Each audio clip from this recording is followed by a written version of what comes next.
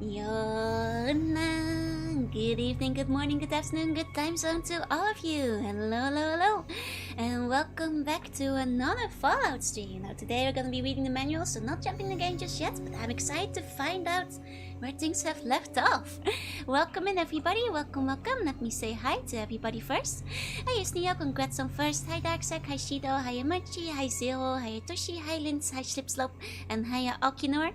Sorry about the bomb machine being off, I'll fix that later. Hi Nimby, hi Splint, hi, here we go, oh boy. Hi Benjamin, hi Niels, hi. Hi Pressfree, hi Future, hi hello. Welcome in, and Disaster, thank you so much for the resub. What, 3 months? 6 months, whoa, thank you so much, please enjoy the emotes. Hi Blaze, hi Cruncher, hi.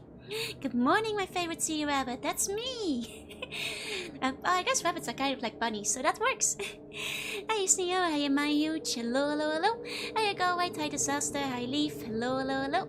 Hi Chit, hi Falcor, hi DJ, hi Phoenix, hi Fox, hi Ratio, hi TMIG, hi. Good morning.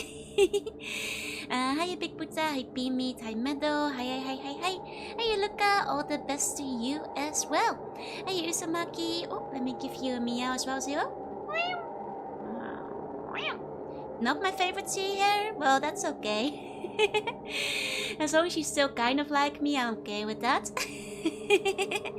Hi R2, hi Cerno. And despite being this ominous, the background song kind of fits the palace. It kind of does, doesn't it? Like, you know, even though I haven't started my villain arc yet. As you guys might be able to tell, I already have like the OST playing for Fallout. Because we're gonna be doing some reading today, so a little bit of background music I think will be appropriate. Hi Cerno, hi Uber, hello. Aloha DJ, welcome in. Your book opens left to right, is the Fallout manga book? Yes. I didn't think about it when I like put it together, but now you mention it. Oh, you're my favorite sea bunny. Ah, you nearly got me. Thank you so much. It's definitely appropriate, yeah. Hi Amory, hi Luca, hi did it. Welcome in. Like a boy with the Fallout 2 book. Thank you. I put the I thought like, you know, I'd added like a little hand assets with the Fallout book, but now I'm thinking like, oh, I definitely put the cover on the wrong side. It's okay. It's Japanese order. Where's the restaurant? The restaurant is currently undergoing renovations. Because, well, don't worry about it. I'm sure none of the rats exploded and blew up the kitchen. It just needs a bit of cleaning right now. He also did the music for the horror game Stasis. Ah, he's still on it. Nice. But yeah, no, restaurant, it'll be back for the second game. Today man, honestly, I've been quite unproductive. I was gonna get a lot of stuff done, but in the end, at least I got all the stuff done that needed doing. Hey, sheep. It was the microwave, wasn't it? The rat in the microwave may have exploded. But that's okay. We're gonna rebuild it stronger, better, more radioactive than ever before. Got my license revoked, I need to get recertified. Why did I need a license in the wasteland anyway? Like, who's looking at this? Who cares? You know, like, just let me serve you guys some rats. Hey, sheep, welcome in. Restaurant was shut down by the Brotherhood of Steel Health Department. That's what I get for, like, franchising. You know, it's what I get for opening up a branch inside of the Brotherhood of Steel headquarters. They said that they wanted me to be like the Fallout equivalent of the McDonald's in the Pentagon, and now I'm shut down. Dang. Brotherhood of Steel wants your toys to become their toys. They did ask me a lot to add Happy Meals, and I told them I need to get a more steady rat supply before I can give everybody a free rat with every meal. But they wouldn't listen. And a license? Yeah, I made it myself and they stole it from me. Mark also the music for Stasis Bone Totem. I see. And hey, look, welcome in. But don't worry, the restaurant can't be taken down so quickly, and I'm sure me and the Brotherhood of Steel can negotiate some things. Guess they didn't care for the red core waves, the ones that exploded notwithstanding. They just don't see the vision. They just don't get it. They kept talking about like safety or, you know, radioactive fallout inside of their space. I don't get it. I don't get it. It's silly. Silly if you ask me. Hi, Echo. Hi. I'll be building the RG Eva Zero. Ah, nice. Yeah, it is quite your color. Yellow, white, and black. It's true. Hello, Bonzo Ball. Doing well? I'm doing well. Thank you. Hope you are too. You know, that reminds me, there's like this one Bipla that's like a plastic model that like always... Like, I actually own it. I haven't assembled it yet. But I always keep thinking it looks a lot like me. I wonder if I can find it back real quick. Because, like, it's, you know... It's like a robot girl who's like white, yellow, and black. Like, colored. And, like, it's like astounding, you know? It's like, wow, the resemblance is crazy. Hi, you're doing. Welcome in. The Megalomaria kit. I think that might be the one. Let me double check. If it was... Yep, it is. The Megalomaria kit. I'll show you guys a picture. Oh. The image link. Oh, that's not it. 1 second. Open image. There we go. This one is the one I'm talking about. Here we go. Like, doesn't that just look like me if I was a robot? It even has like, it's got my yellow, it's got my horns and everything. Like, I think the resemblance, it's striking, you know? It's very poseable, yeah, it's very cute. I still need to assemble my own version. But, you know, it even has like the grey hair. It's Sci-Fi Joe, basically, yeah. It's Jobot Runa. It's a cute one though, it's very cute, yeah. It's called the Kotobukiya Infinite Encounter Megalomalia Principle. That's the one. Sounds like a Finnish name. The Fullbuck Joe, no bones, just metal. You know, I have said it before, like if you, you know, replace your skeleton with a metal frame, that's acceptable because the Bone Lord can't get to you. Hey Matthew, welcome in. But today we're gonna, the chat pop-ups look weird today. Oh, did something happen to them? Hold on, I'll take a second to look at them. It's high poly, low poly, Joe. Oh, they lost their outline. That is kind of weird. Huh. And it seems to be the case for both Twitch and YouTube. Guys, say a couple of things so I can like look at the pop-ups real quick, because that is kind of strange. I have a metal, what in my leg, does that count? Oh, look at that! I don't know why it's doing that. It's the Wopco OS is on the fritz. Like, huh. Yeah. No, Why do that?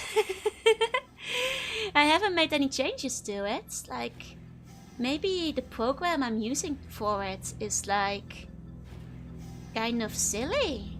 Like, yeah, you guys, you're missing like, you know, the close button and like the window button, like the image word is suddenly strangely cropped. I don't know what went wrong there. I don't know what went wrong. For those pop-ups I use like a separate program, which, you know, like is maintained elsewhere. So maybe they fiddled around with it and broke it. And I'm not sure what happened. It's like, I think I did it through Stream Elements at the time. Maybe it's the Bone Lord trying to disrupt the stream. Maybe it's just the radiation, yeah? Lack of close buttons negatively impacting their ability to Civil War. It's kind of funny because it reminds me of like, you know, those kind of old school pop-ups. Except like in this case, you cannot exit out of them. It's like the worst kind of pop-up. You can't even close it. Hi Luis, welcome in. I do not speak Spanish, I'm afraid, but you're free to join us in English. No hablo español, but I hope you have a good day in Mexico. Doors OS would never do this to us. Hi Imitable, just a warning. I figured that like the canonical version of the main character would probably be a guy. That was like what most of the presets were after all. You know, it kind of reminds me of like, there was like the Neopets game where you have to like close the pop-ups.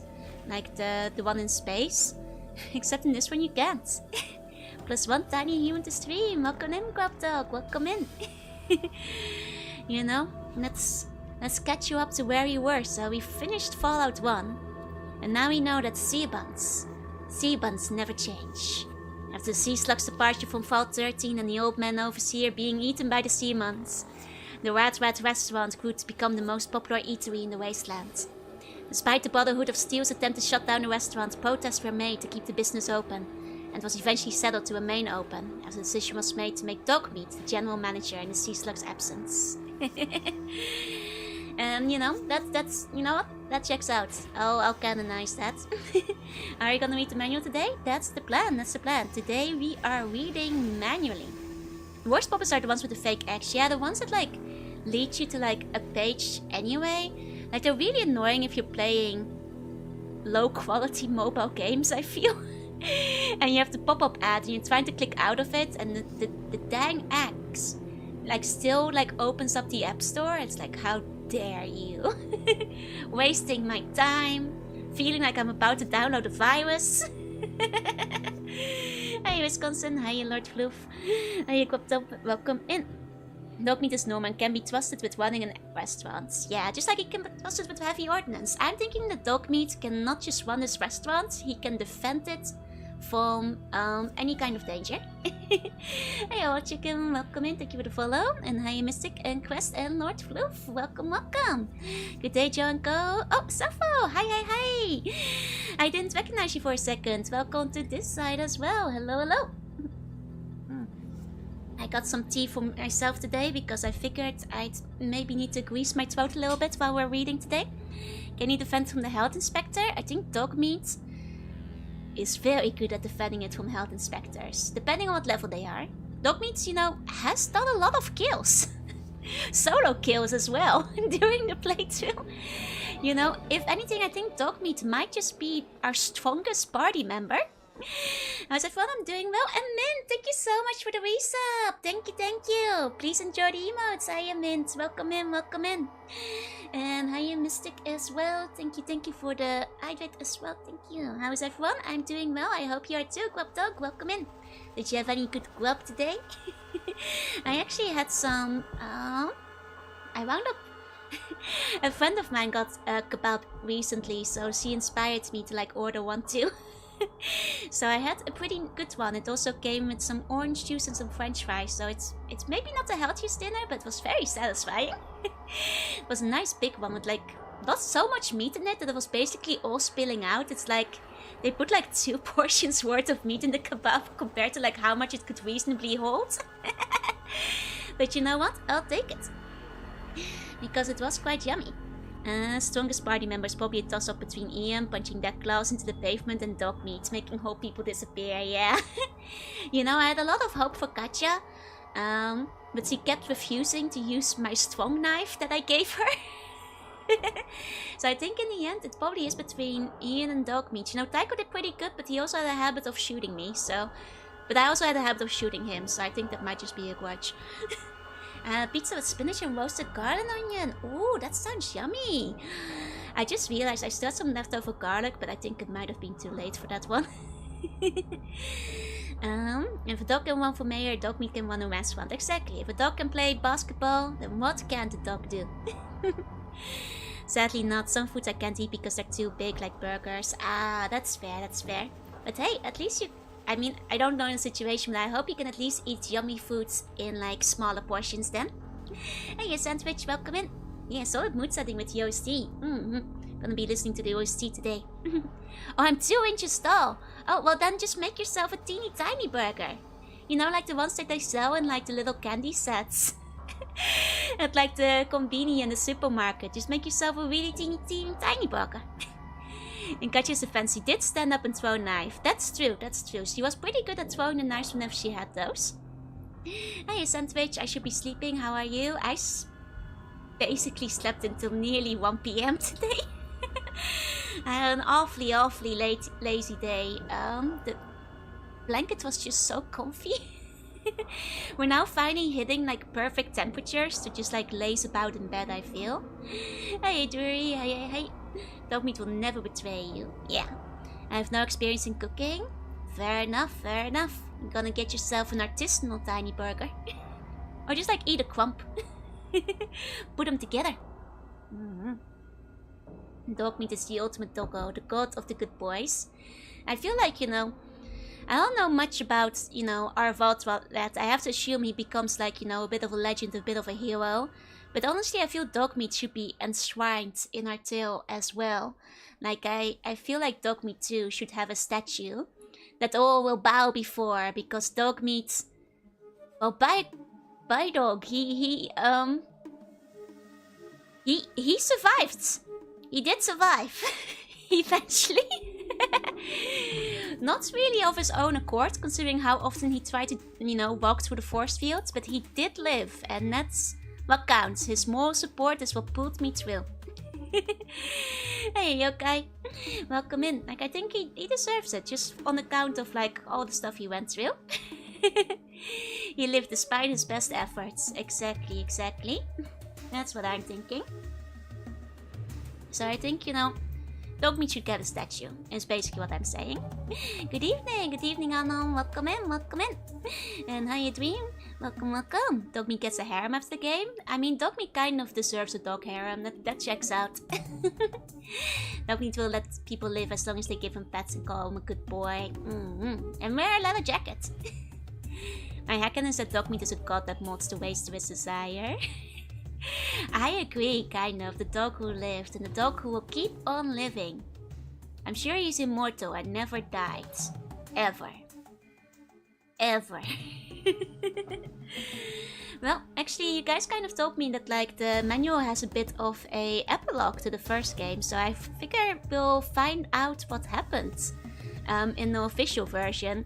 I mean, ours is of course going to be a bit different, because I doubt the canonical hero wound up, you know, starting a restaurant, opening up a branch in the Brotherhood of Steel, and then getting shut down. But then again, we'll never know. Yesterday we be typing, today we be reading, it's true. To type one must read, and to read one must type. It's the balance of streams has been restored. Dog meat has not been honorably discharged against the force field wall. I like our canon. I think, like, you know, just to keep in the mood of the role playing, however it winds up being, we'll figure out a way to, like, continue our own canon in the second game. You know, write our own story attached to it too. Don't tell about the delicious pancake recipe. People actually told me about the delicious pancake recipe in the last manual, and I'm really looking forward to it. It better be a really good pancake recipe, because I want to make it. Hi, here's CG, Ultiplex, NW, and Dying. Welcome in, as well as Deluxon. Let me take a sip of my drink. So, just like last time, I got the manual ready. I'm gonna pull out the projector. Ooh, there you go. And you guys can get a view of, you know, my book. Ignored the fact that it's printed like a manga. That was a mistake on my part. Get to learn the canon and counts for Ian and Dogmeat. Yeah, I'm very excited to figure out, like, you know, what happened to all of them. Oh, no glasses toggle? Oh, wait, I can... I turned it off for yesterday, but I can turn the glasses toggle back on for today, though. 1 second. Oh. 1 second. Here we go. Okay, I will get some popcorn. Get yourself some popcorn. You need a fluffy jaw emote. Like an extra fluffy one. I feel like I'm pretty fluffy every day, but... Well, it depends a little bit on the day, but I think I'm fluffy most days. Okay, so let me open up our source. Wait 1 second. Over here. Okay. Ta-da! There we go, there we go. Did you know that there was a nuclear war and people died? I did know. That's part of the first game. Where did I wake up with 2 pairs this morning? 3 pairs even, yeah. Because I was wearing the different glasses yesterday, I wound up, you know, opened up my eyes and so I was wearing 2 pairs of glasses. Things were getting a bit silly. I missed the flapper. You guys want the flapper on screen? But from this angle you wouldn't be able to see it though. You guys realize that, right? 1 second. I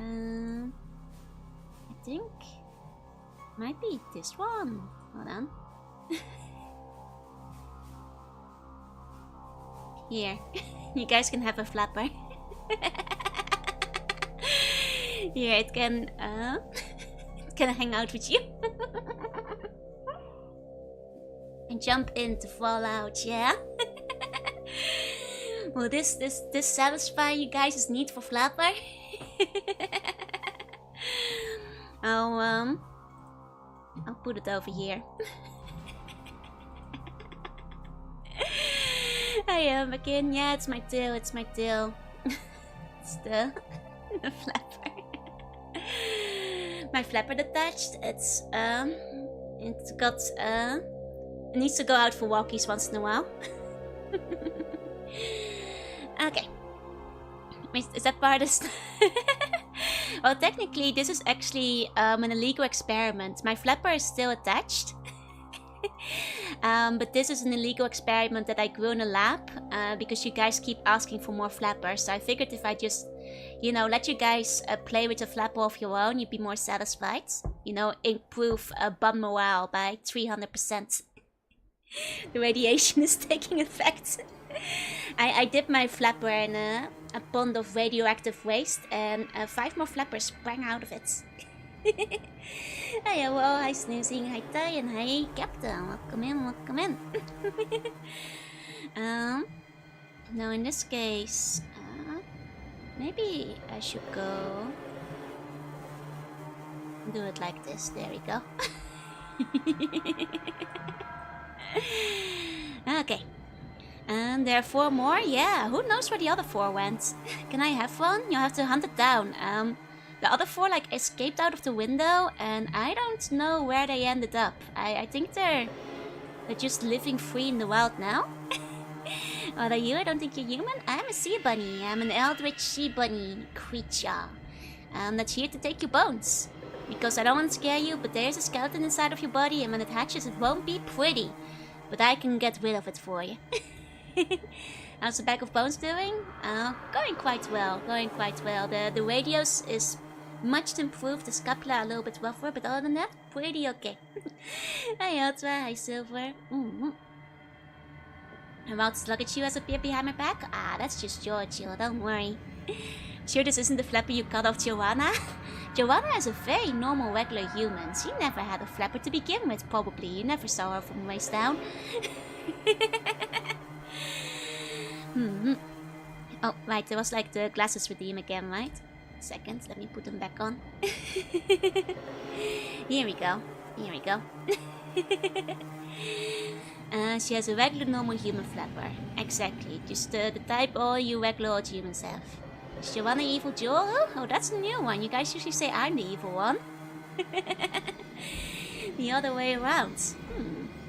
Okay. Let's get to the manual. It has a nice new cover.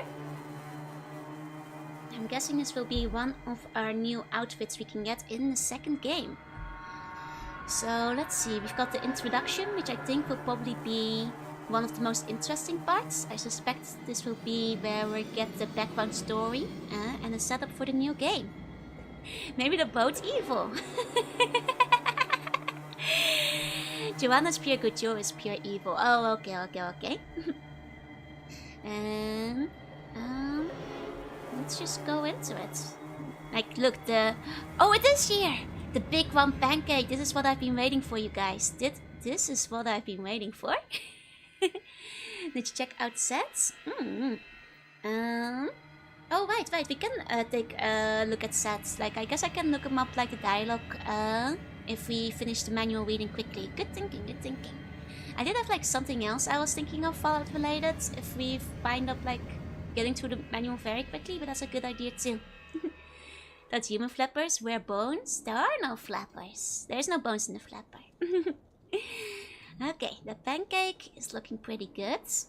Okay, so first of all, thank you for purchasing Fallout 2, a post-nuclear role-playing game from Interplay Productions. You are about to enter a world of mutants, radioactivity, big guns, and vacuum tubes. Ah, nice. And this is then basically just a regular installation procedure, so it's not the most interesting part to read.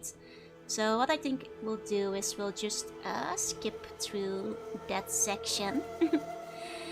Hey guys, what's going on? Hi Squids, we're about to engage, depart on a Fallout 2 journey. And hi Alec, and hi Sigilis, welcome in. Yeah, big reading glasses only when we're reading. Okay, introduction. The one good thing about growing old is that you get your way. The new leaders of the tribe, they refuse to call themselves elders until I have passed on, or should be soon, if I'm lucky. Want me to record my knowledge for future generations. What knowledge they need is to be found with sweat and blood, not some letters on a page. But the future is a great unknown, and they may have a point. To make them happy, I've written down what I feel will be important. Important words being what I feel will be important. You want me to write my memoirs? Fine. I'll do it. As the song goes, I'll do it my way. And I'm old enough that I will get my way. Ah, nice. What about young ones who've never used a CD? Oh, you guys need to know if your PC meets its basic requirements. Oh, that C1 is kind of getting smothered by Flap. I hadn't thought about its positioning, but it's kind of true. Fallout 2 is a pretty good sequel. I hope you enjoyed it. I'm looking forward to it, yeah. Actually, speaking of buns, I realize you guys aren't visible right now. I usually like having one of you guys on screen, so let me quickly grab... yeah, I'll take a tech bun out. Bun that's spec'd into science and repair. There we go. That'll work for the reading. Okay. I mean, if you really want to see if your game is compatible, you guys have Windows 98 and Windows 95, 98 NT or higher. Can you handle it? Do you have a compatible Microsoft mouse? Have you paid the $50 penalty? We'll find out. Okay. Wait, there's a $50 penalty for private use. Wait! That's what you... Oh! There's a $50 penalty for private use. Huh. I guess I'll have to pay the $50 fine, huh? Don't put me by the free floating flapper. You guys want to be close to the free floating flapper? I see. Here, get swapped. Think does mode. You don't need the mouse though. Are you guilty? Hi Polly, welcome in. Not sure if this game can run on my Pentium. I mean, it's pretty demanding. It's a crazy requirements. Windows 95 can't handle it.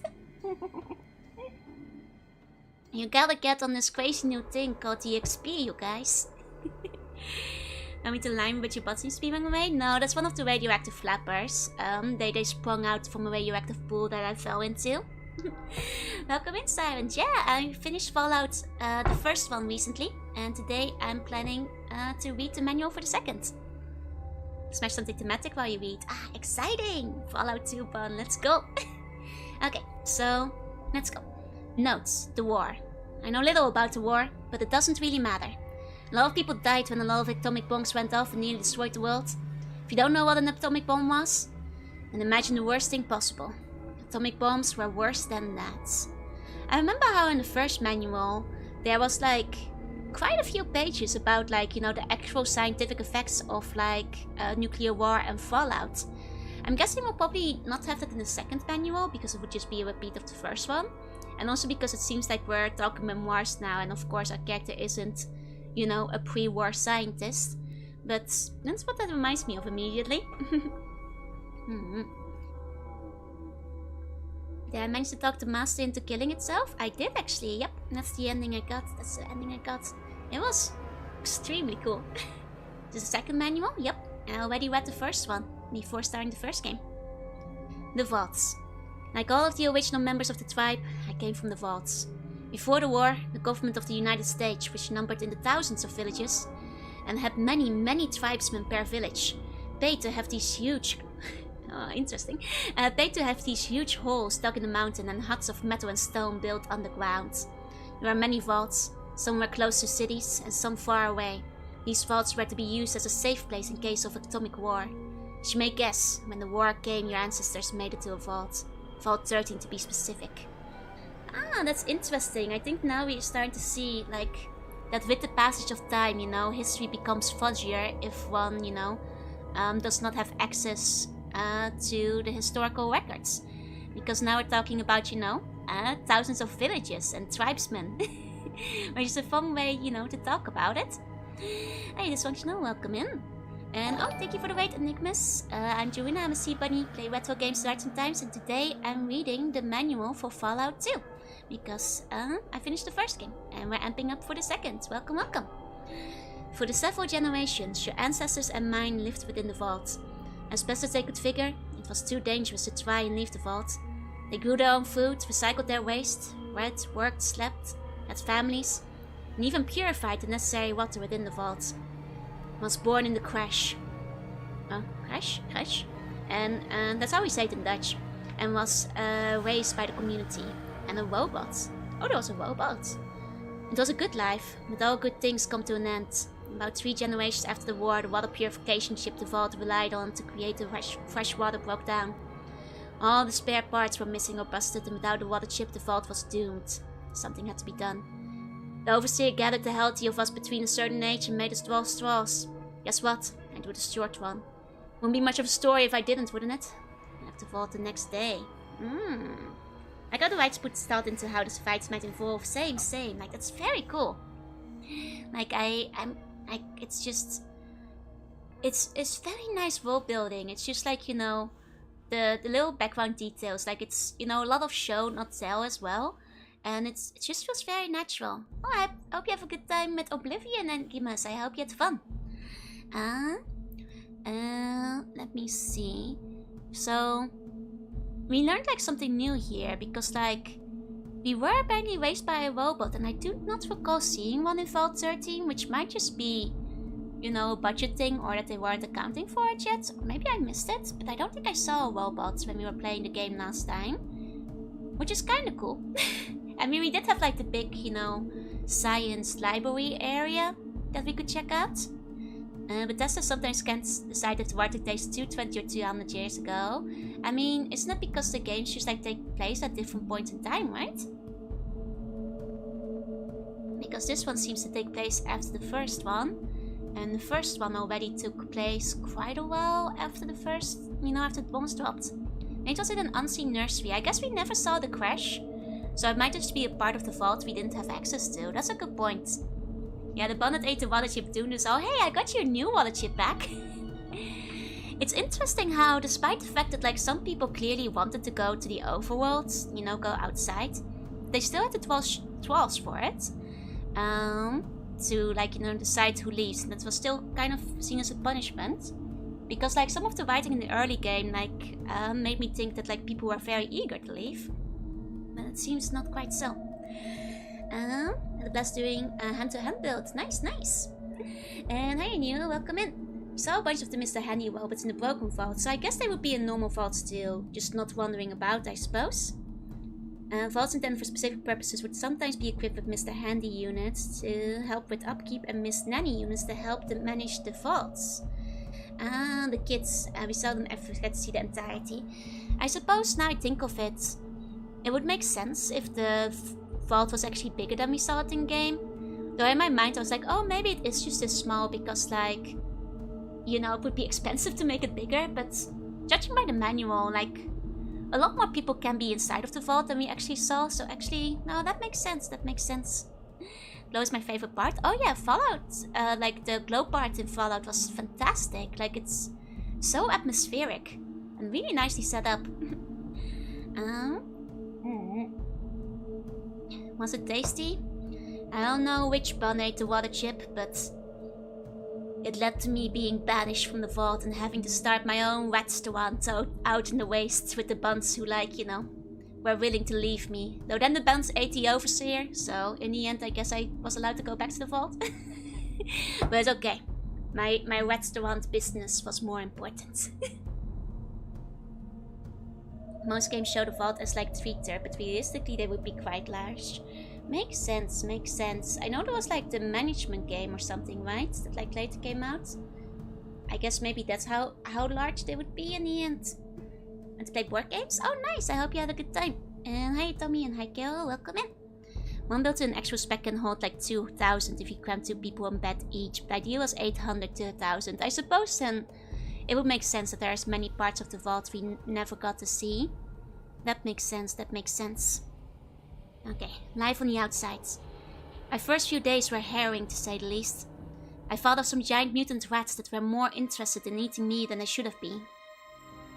My only clue, I mean, by the time we were banished. Oh wait, no, this is, sorry, sorry.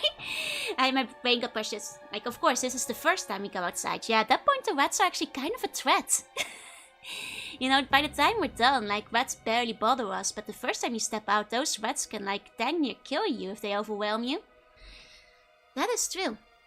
That were more interested in eating me than they should have been. My only clue was the location of another vault, number 15. I spent a couple of days stumbling through the desert before I came upon a small settlement. I stopped there for help and encountered a little town called Shady Sands. I helped them and they helped me.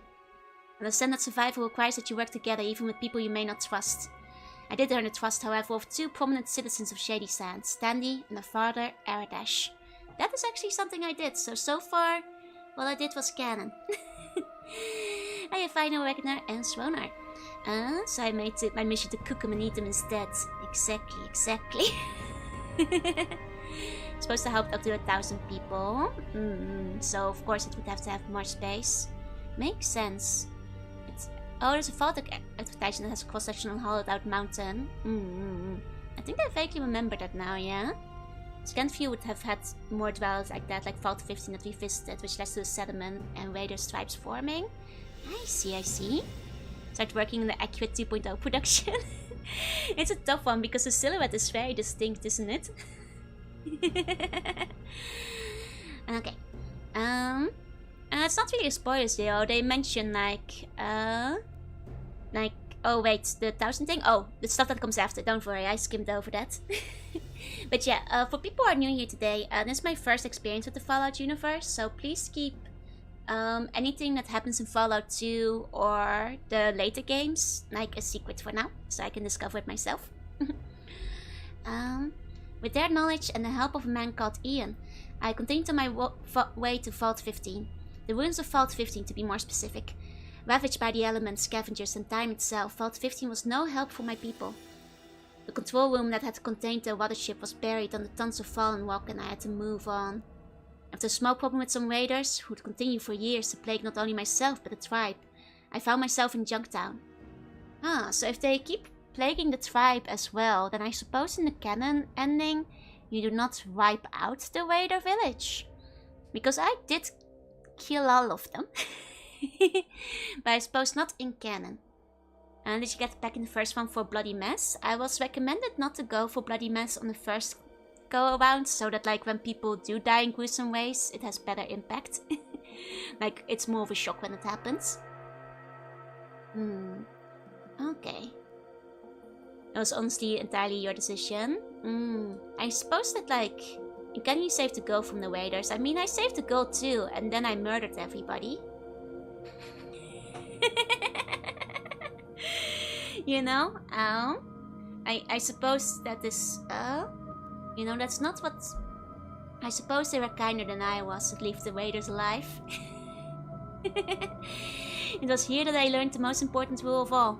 Doing a good thing sometimes means being a very bad person. My memories of Junktown are tainted and I feel no remorse for my action in that place.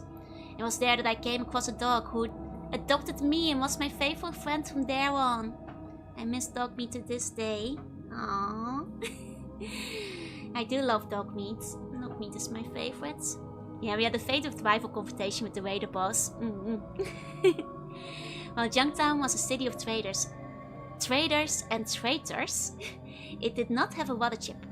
I was not desperate yet, as there was still time for me to recover the chip and return to my home, but I needed to move on. Fortunately, they pointed me in the direction of the Hub, the largest city in the wasteland. The Hub was a larger city than both Junktown and Shady Sands combined. You could drop the vault in there, and you probably would not notice. The people of the Hub had no life, and it was a desolate place just the same. It eased my mind, however, to hire some merchants to bring back what to the vault. Looking back, it was probably a mistake to do so, but I was still innocent of the evils that lurked through the ruins of civilization. Interesting. I had chosen to not hire the merchants, because they mentioned like, well, if you hire us, we might like, you know, alert like bad people to your vault. I was like, yeah, I still have time, but I suppose in canon, we do hire them. Hey, Starpop, welcome in. Happy Saturday. Already in Fallout 2? Yeah. Did you get all the endings? Just one. I got the ending where the master kills himself, basically. Where you talk him out of it. How'd you deal with Junktown? I had a good time at Junktown, I think. Like, you know, I feel like I was friendly with everybody there. I killed, like, the big bad guy and shut down their casino. But other than that, I feel like I was liked in Junktown. But my literally punch holes in people. Yeah, I figured that, like, it's more fun if it happens by chance, you know? One is important to follow around, so all the water-related events are canon. I see. Is the Master Rex Brigade's run? Yeah, I also looked at the Super Mutant ending. I did. Oh yeah, if we're talking like other endings, I suppose I got the Super Mutant one.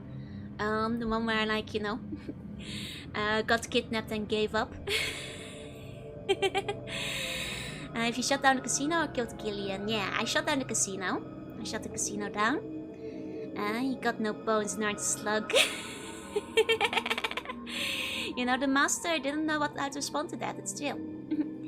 I really pulled it up. Very empathetic. Look, I have speech 100.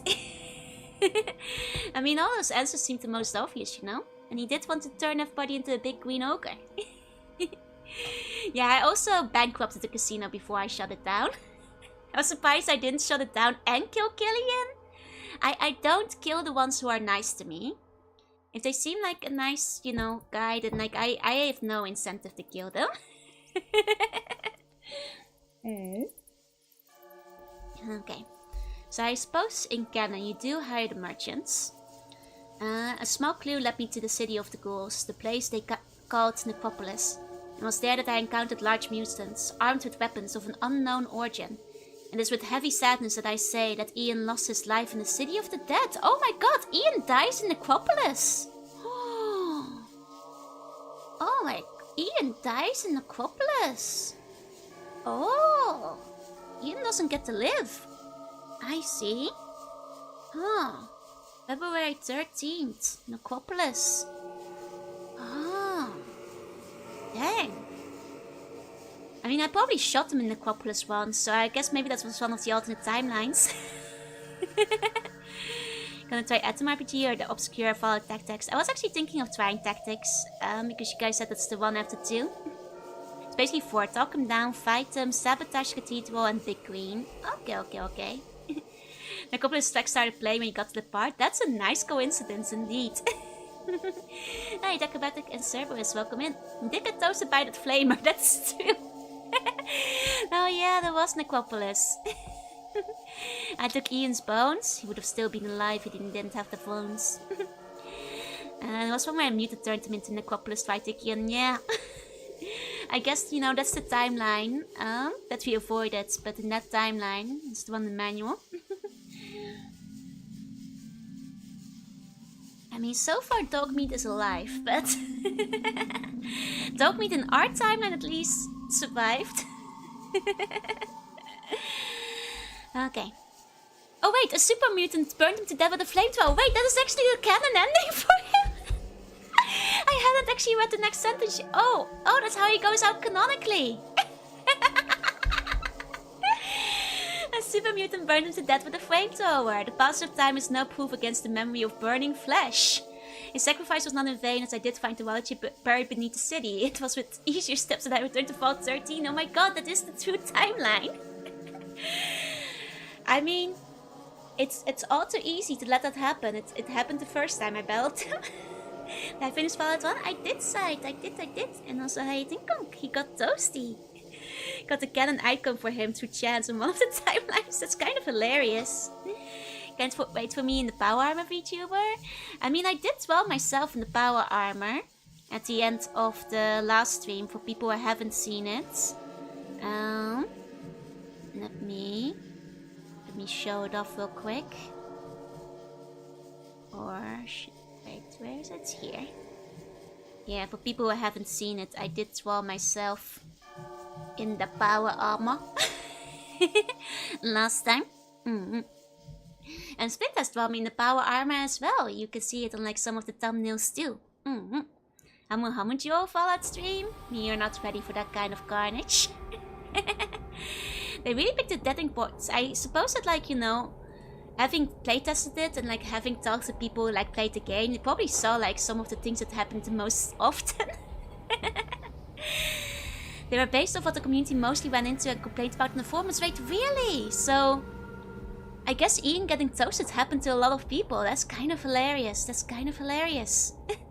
RPG has references to the Eastern Bloc. Oh, okay. So it's like set in Eastern Europe. Trying the combat armor and power armor. One of them is Joe, who didn't spec into pistols. Like one of them is alternate timeline Joe, who didn't drop her bag of bones. I give you guys. Let me find it. The RPG, it's set in the former Soviet Union. The bomb stopped in 1985. Oh, that's kind of an interesting setting. I see. 1 second. Just want to show you guys real quick. Here we go. This is the one in the power armor. Here we go. So here's another Joel in power armor for your enjoyment. This one's won by Splint. Fallout 3 on the other ones. I mean, I do want to like see what happens to some of them though. I'll play one of the time. I kind of want to actually try Stalker at some point. It has been like recommended to me a few times before. Hiya Glitch, welcome in. SMRT takes place 20 years after the bomb drop. Ah, gotcha. Of how bulky it is, right? I mean, a good power armor has to be bulky, right? To keep you safe. This one's very cool. That's also the date on which I completed the game. So this is the cathedral exploding in the background. Very nice touch. Yeah, all the art from the Fallout stream has been great. Yeah, it's also fun to look at. And like, especially all the like specific moments from the stream. I love it. Okay. So, either way, his sacrifice was not in vain, as I did find the water chip buried beneath the city. It was with easier steps that I returned to Vault 13. Enemies of the state. While the Overseer was obviously happy to see me return to the vault, alive and with the necessary water chip, he was distraught at my description of the super mutants. It is here that I realized the mistake I had made with the water merchants. I had pointed them, and others, in the direction of our home. Without the protection of anonymity, the vault could easily have been destroyed. The knowledge of the fate of Vault 15 did not help. Okay, so I guess I did right in not selling out my vault to the water merchants. Did that actually have a quest line? If you had, like, you know, sent water in their direction. Because, like, in the end, I decided against it because I still have plenty of time. But now I'm kind of curious. Hey, Crypto, say hey. But I have the muscle? Pure muscle, baby. I have no bones. Who has the pines and broke guitar? They are skin tight. Yeah, no, that's how you can see it wiggle. But it would have shortened that hidden timeline. Oh, okay, so it doesn't change things, but it does make the hidden timeline more tight. I see. Hey, Peak, welcome in. Cannon Vault Tower just took the ghost water chips. They didn't even fix the source of the water supplies. That's awfully impolite. I guess Cannon Vault Tower does not care about ghouls, which is kind of mean because ghouls are so nice. They're so sweet. You know? If you ever did the Elder Scrolls, I think they're all on Steam. I believe so, yeah. I should use liquid instead of muscle. Cat uses liquid. It's true, I'm actually 200% liquid. Nah, more like a mochi. Liquid is too... It's like too shapeless, you know? More like a marshmallow. Okay. So, the Overseer tasked me with a new mission. Find and destroy the danger of the super mutants. Once again, I left the vault. This time, it was easier on my heart. Looking back now, I realized it was also the first time I should have seen the true hearts of the other vault dwellers and the Overseer. I returned to the hub, looking for clues. Some time was spent there, and I discovered a shady underworld among the hustle and bustle of that large city. They thought they could manipulate me, but I proved them wrong and used the crooks instead. I did rescue a young man who belonged to the Brotherhood of Steel. A few troublemakers tried to stop me, but I learned much about survival since leaving the vault. Okay, that's kind of what I did. That's more or less what I did, you know? I don't think that because I didn't personally meet Seth. Yeah, but all the girls I met were nice. And you sent the mutants would have found Vault 13 faster. Assume it actually works. I don't know if it does, but it seems to be in play. Okay. I see. I mean, ghouls can live off irradiated water, yeah. It's the most lethal dish being not only poisonous, but easy to choke on. Both poisonous and mochi. It's true. That's why it's banned in most countries. It was in my best interest to leave the town for a while. I mean, I guess, like, you know, I did prove them wrong and use the crooks. I still did, like, one job for them, for the money, and then I ratted them out. And I did rescue the young man. I did do that. It was in my best interest to leave the town for a while. I journeyed to this brotherhood, thinking they would have the knowledge I sought. I tried to join them. They required me to go on a quest before they would let me in. Thinking it would be a short and easy quest, I agreed and set off for the place they called the Glow. The horror of atomic war was never so obvious to me until then. The Brotherhood was surprised to see me. Even more surprised to see that I had not only survived their quest, but succeeded. They gave me the information I required and some of their technology. I set off in search of the Boneyard. Okay, so I suppose the things I did with the Brotherhood are all canon, because I also did their quest. I also went to the Glow. I also took the stuff back and like took their technology. Though not that much because I was using pistol builds, but she's showing the Slug Bunny Republic. Their goal is to gather the bones. I am the Slug Bunny Republic. I'm the leader. Oh, some with lyrics would maybe be a problem. Good thinking. 1 second. Let me skip a little bit over that one. Wait, are these? Hold on.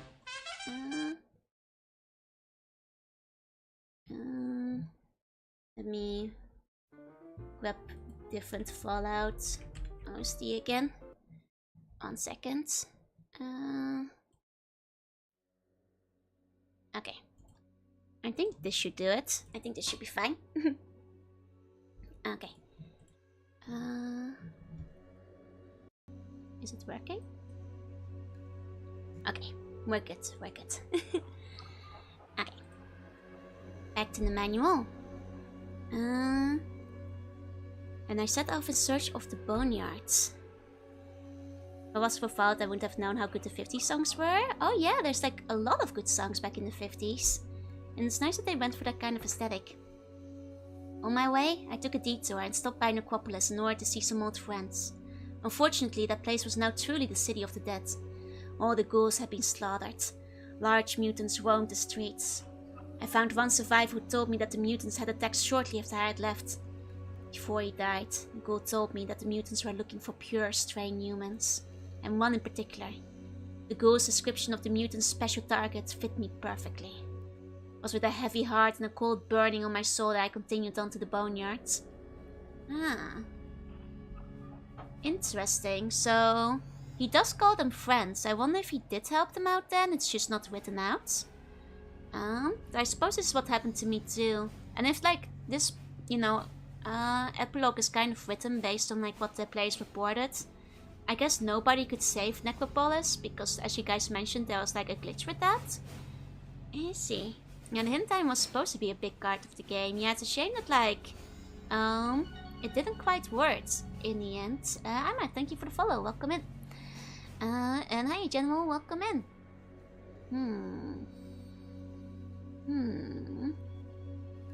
Poor ghouls. I like the ghouls. It's a shame you can't actually save them. It's a shame they cannot be saved. Hey, Swoggy. Okay. So, yeah, as we know, we actually found out about the mutants looking for pure strain humans on our first visit. But I suppose that's a non-canonical timeline, because that's if you get caught. Can I have an order of water chips? No, we're all out. I think the mutant army was originally supposed to conquer other towns like the Necropolis, but it was never fully implemented, yeah? Necropolis was the only one that seemed to have that issue. The mutant army was supposed to spread outwards over time. I mean, it makes sense. And it would have been very cool if they had made it work. It kind of brings back to mind like Star Control. Where like, you know, over time, you know, the influence of the main bad guy does spread through the universe and can even wipe out some of the friendly aliens you meet.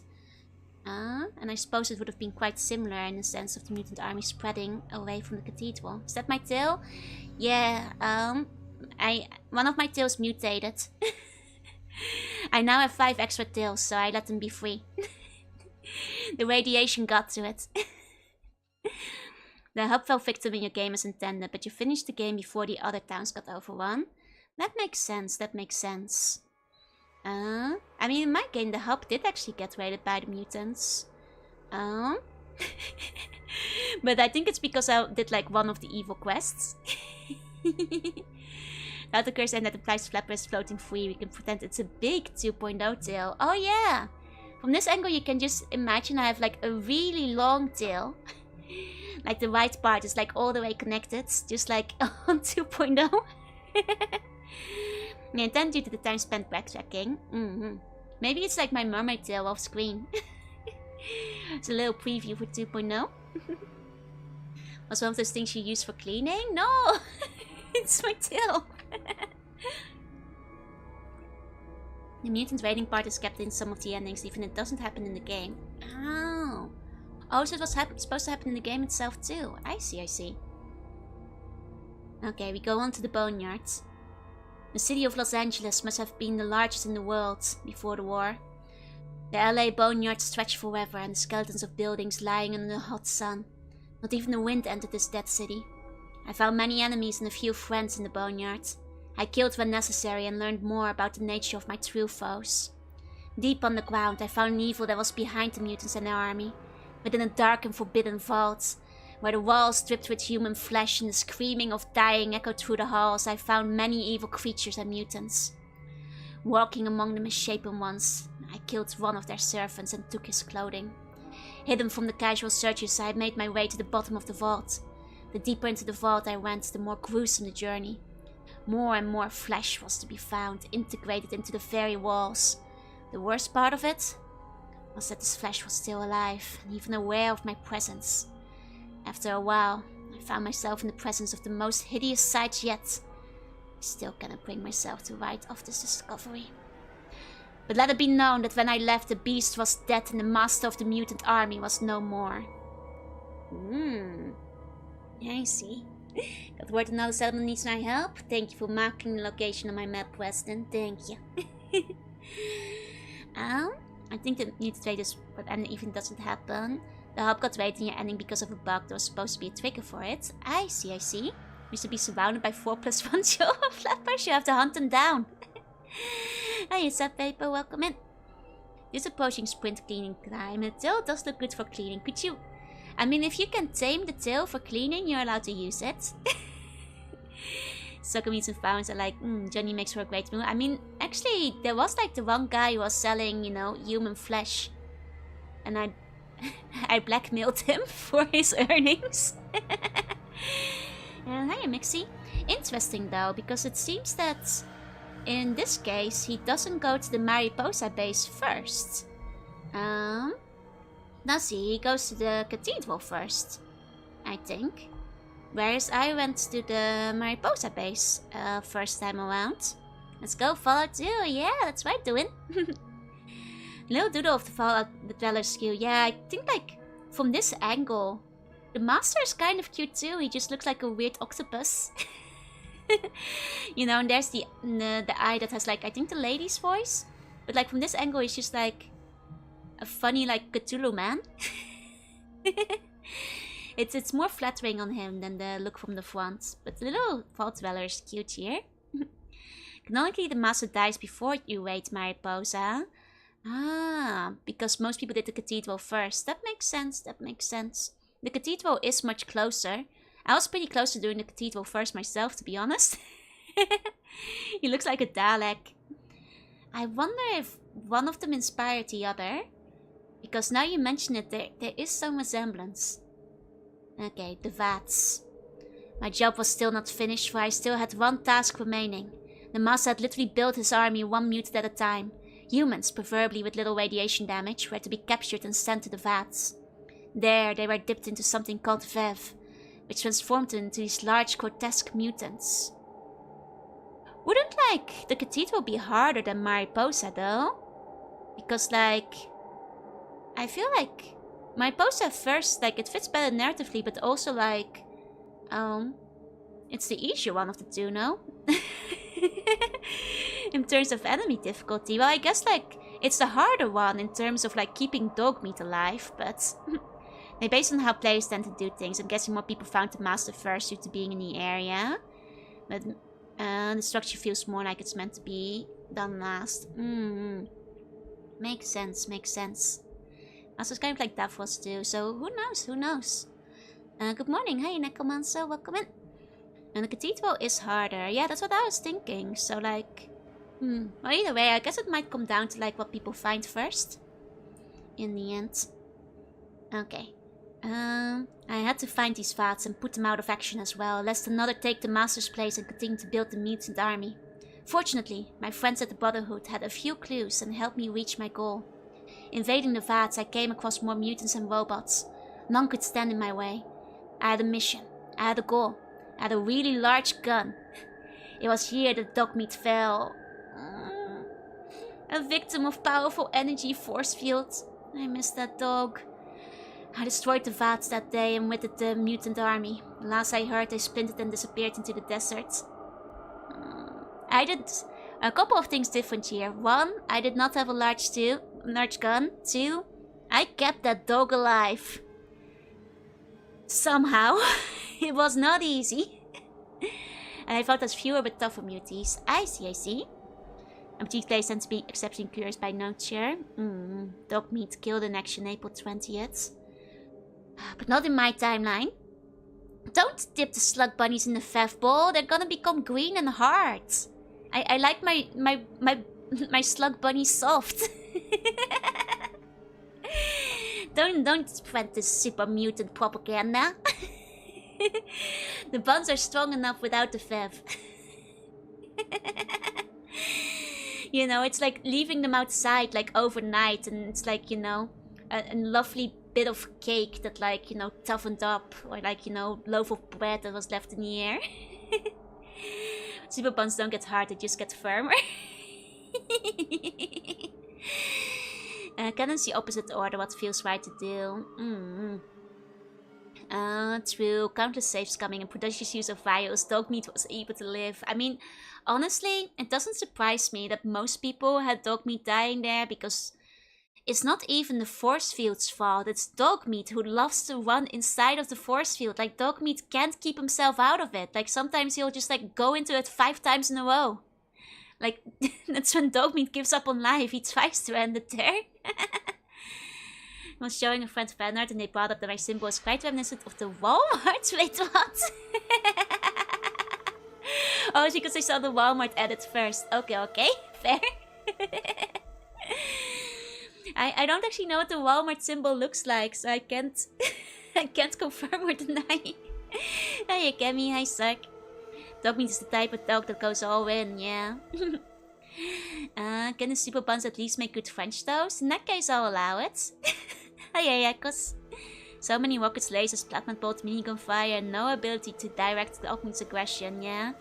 You know, if we're like not counting game ability, but like just general difficulty, I guess Mariposa base was the hardest part, hinging entirely on how hard it was to keep Dogmeat alive. Out of all the areas where I had to keep reloading, it was 100% Mariposa because, like, it is definitely those doors. Like, those energy force fields get you. You know, it's one thing to keep dog meat outside of, like, you know, enemy fire. It's very hard to keep them out of the force fields, especially when they're right outside of the elevator. You know, the cathedral was much easier by comparison because I could just try to quick kill all the enemies before dog meat would get to them. Yeah, if it wasn't dog meat, it was Katja eating a rocket face first. Exactly. When you think about it, Vault-Tec and IKEA have uncanny similar color schemes. Will IKEA make vaults across the world? I think it's time IKEA makes some vaults. Oh yeah, Kakos and Wolf, welcome in. You know, as soon as someone was in the force with a neighboring hex's dog meat, so yeah, I made the batting check, yep.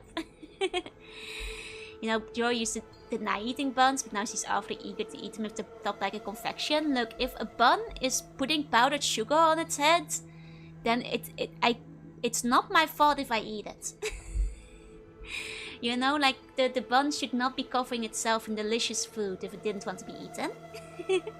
Hey, Punisher, what's up with the tail? Radiation.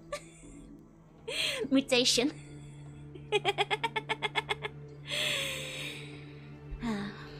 Man, dog meat. I guess in canon he'd had to die. I destroyed the vats that day and with it the mutant army. The last I heard, they splintered and disappeared into the desert. I returned to Vault 13. I was not treated to a hero's welcome when I returned to Vault 13. The Overseer met me outside the massive vault door and told me point blank that while my services to the vault will always be remembered, he could no longer trust me or what I had become. He said something along the lines that I had saved the vault, and now I must leave. Bastard. See, my reaction of, like, calling him a bastard is canon, actually. Despite thinking he was correct, me thinking he is a bit of a bastard, it's canon, baby. Doomer ending. That bun being smiled by a free-floating flapper also does kind of look like a chocolate chip ice cream scoop. Exactly. They should have made dog meat be hard to hit. I mean, you guys have told me that dog meat is harder to kill in the later games. I think it makes sense that a dog dies easily, you know? It is realistic, but really sad. Don't look like you're about to whack us. I did earlier, you know, just...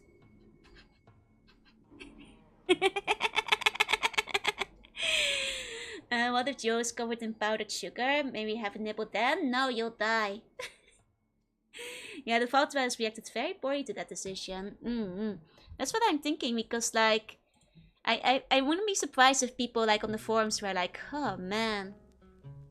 But I imagine that, like, a lot of people would have been straight up annoyed. Like, I'm sure some people didn't see his side at all. Like, I'm very much like, I get why he did it. But it still made me sad. Uh-oh. Song. You have to skip this one. Okay. Hey, bestie. How you Snow? Welcome in. Okay. So I left. The days and weeks that followed were hard on me. I had met few true friends outside the vault and they had died following me. Now my family had kicked me out and said I could never return.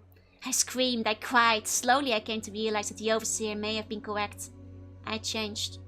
Life outside the vault was different and now I too was different. But I have never forgiven him for doing what he did to me. I wandered the desert but never moved far from the mountains that shielded the vault from the rest of the world. Perhaps I wanted to return and force my way in or plead for them to take me back. Fortunately, it did not come to that. I found a few wretched souls, a small group of vault dwellers who upon hearing what happened to me had decided to leave the vault and join my side. They knew nothing of the outside world and would have died if it were not for my assistance. Together our little group moved north, away from the vault and away from that old life. Slowly I taught them what experience had taught me, and together we learned to thrive. I think if you have a negative reputation, your character shoots the Overseer in an ending. It's true. It's true. I saw that one. I was suggested I look it up and it's quite brutal. But yeah, now the Vault Dweller doesn't say blasting him. It doesn't mention blasting him. Yeah. My head against human stain in large spherical capsules. Oh. Oh? Wait, no, I don't think it's a gotcha. Hiya, bestie. Welcome in, welcome in.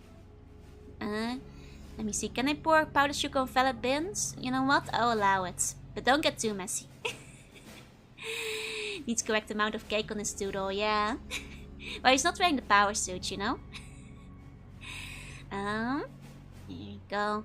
I was also surprised that the overseer just let the others leave. I mean, what's he gonna do? Like, you know, put them down by force? I think it was always more of a...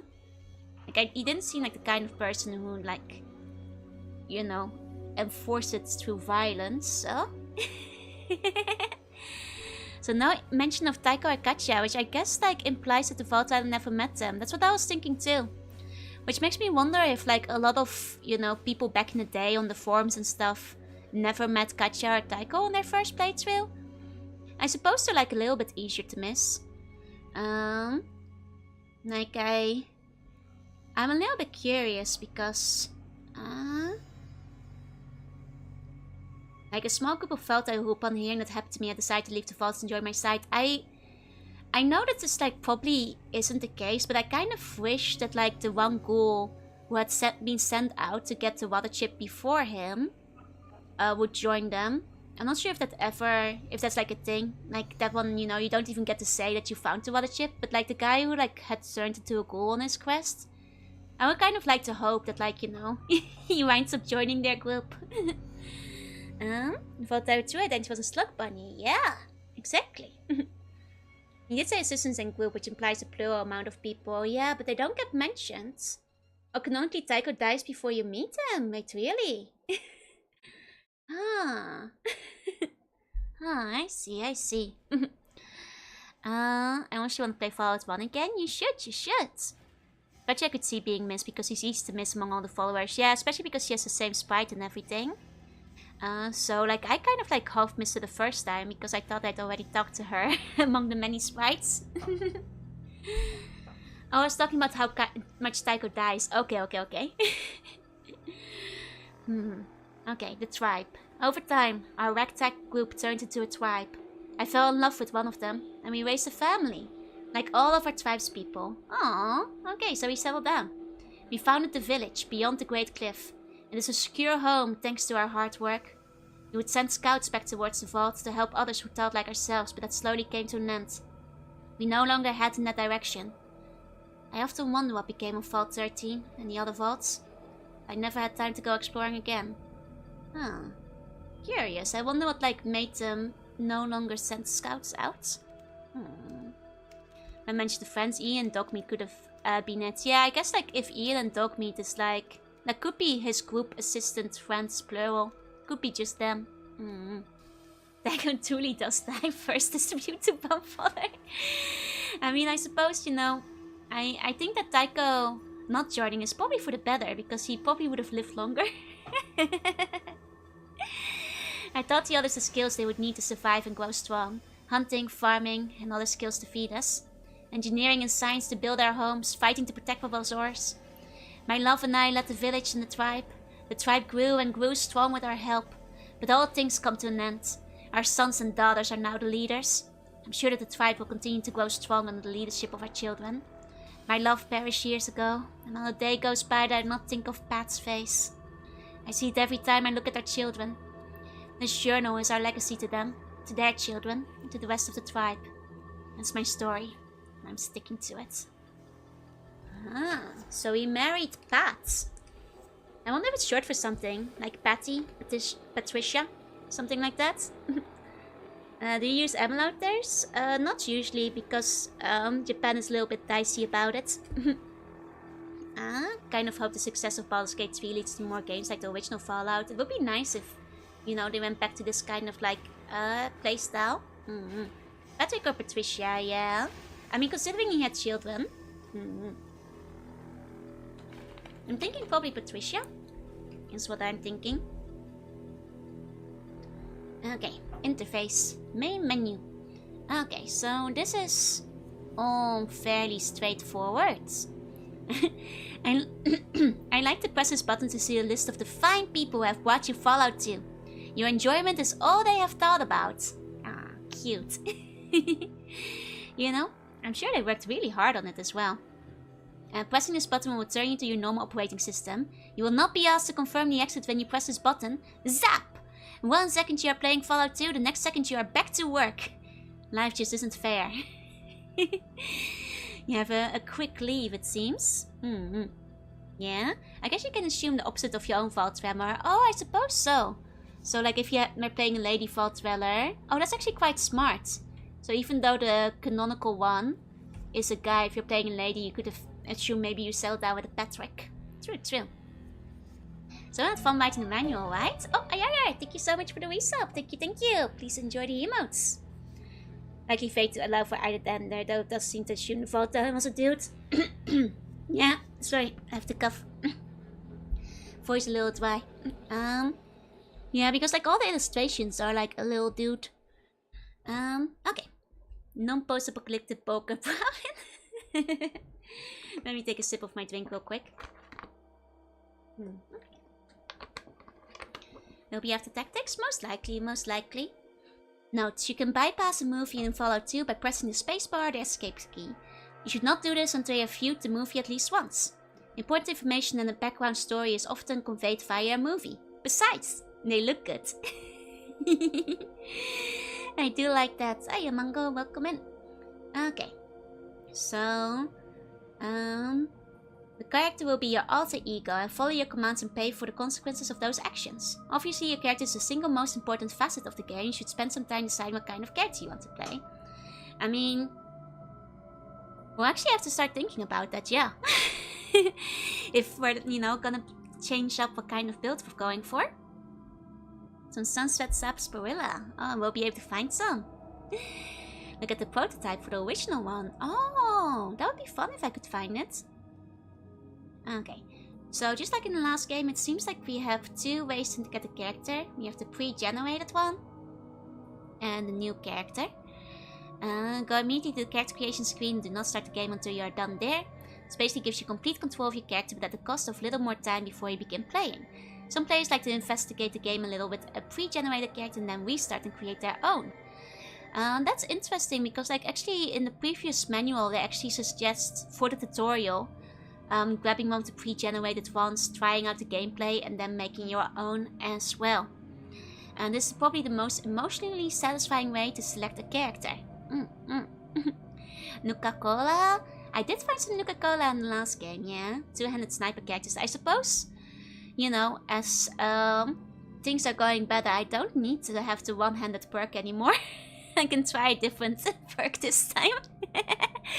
And maybe go for some rifles. Maybe I can be like more of a rifle character this time around.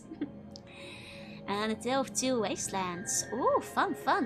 I'm not sure if I heard of that, but I'm guessing it's like another one of the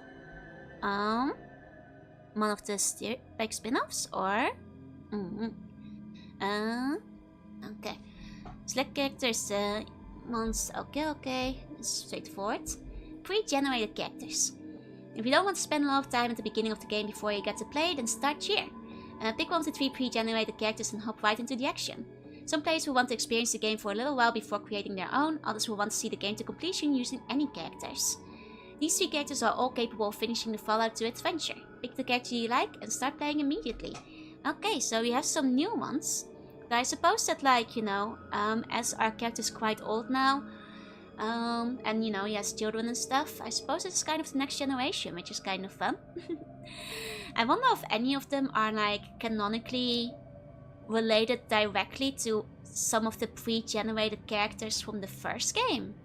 Because remember, like, the first game has some pre-generated characters which would, by extension, be the Vault Dweller.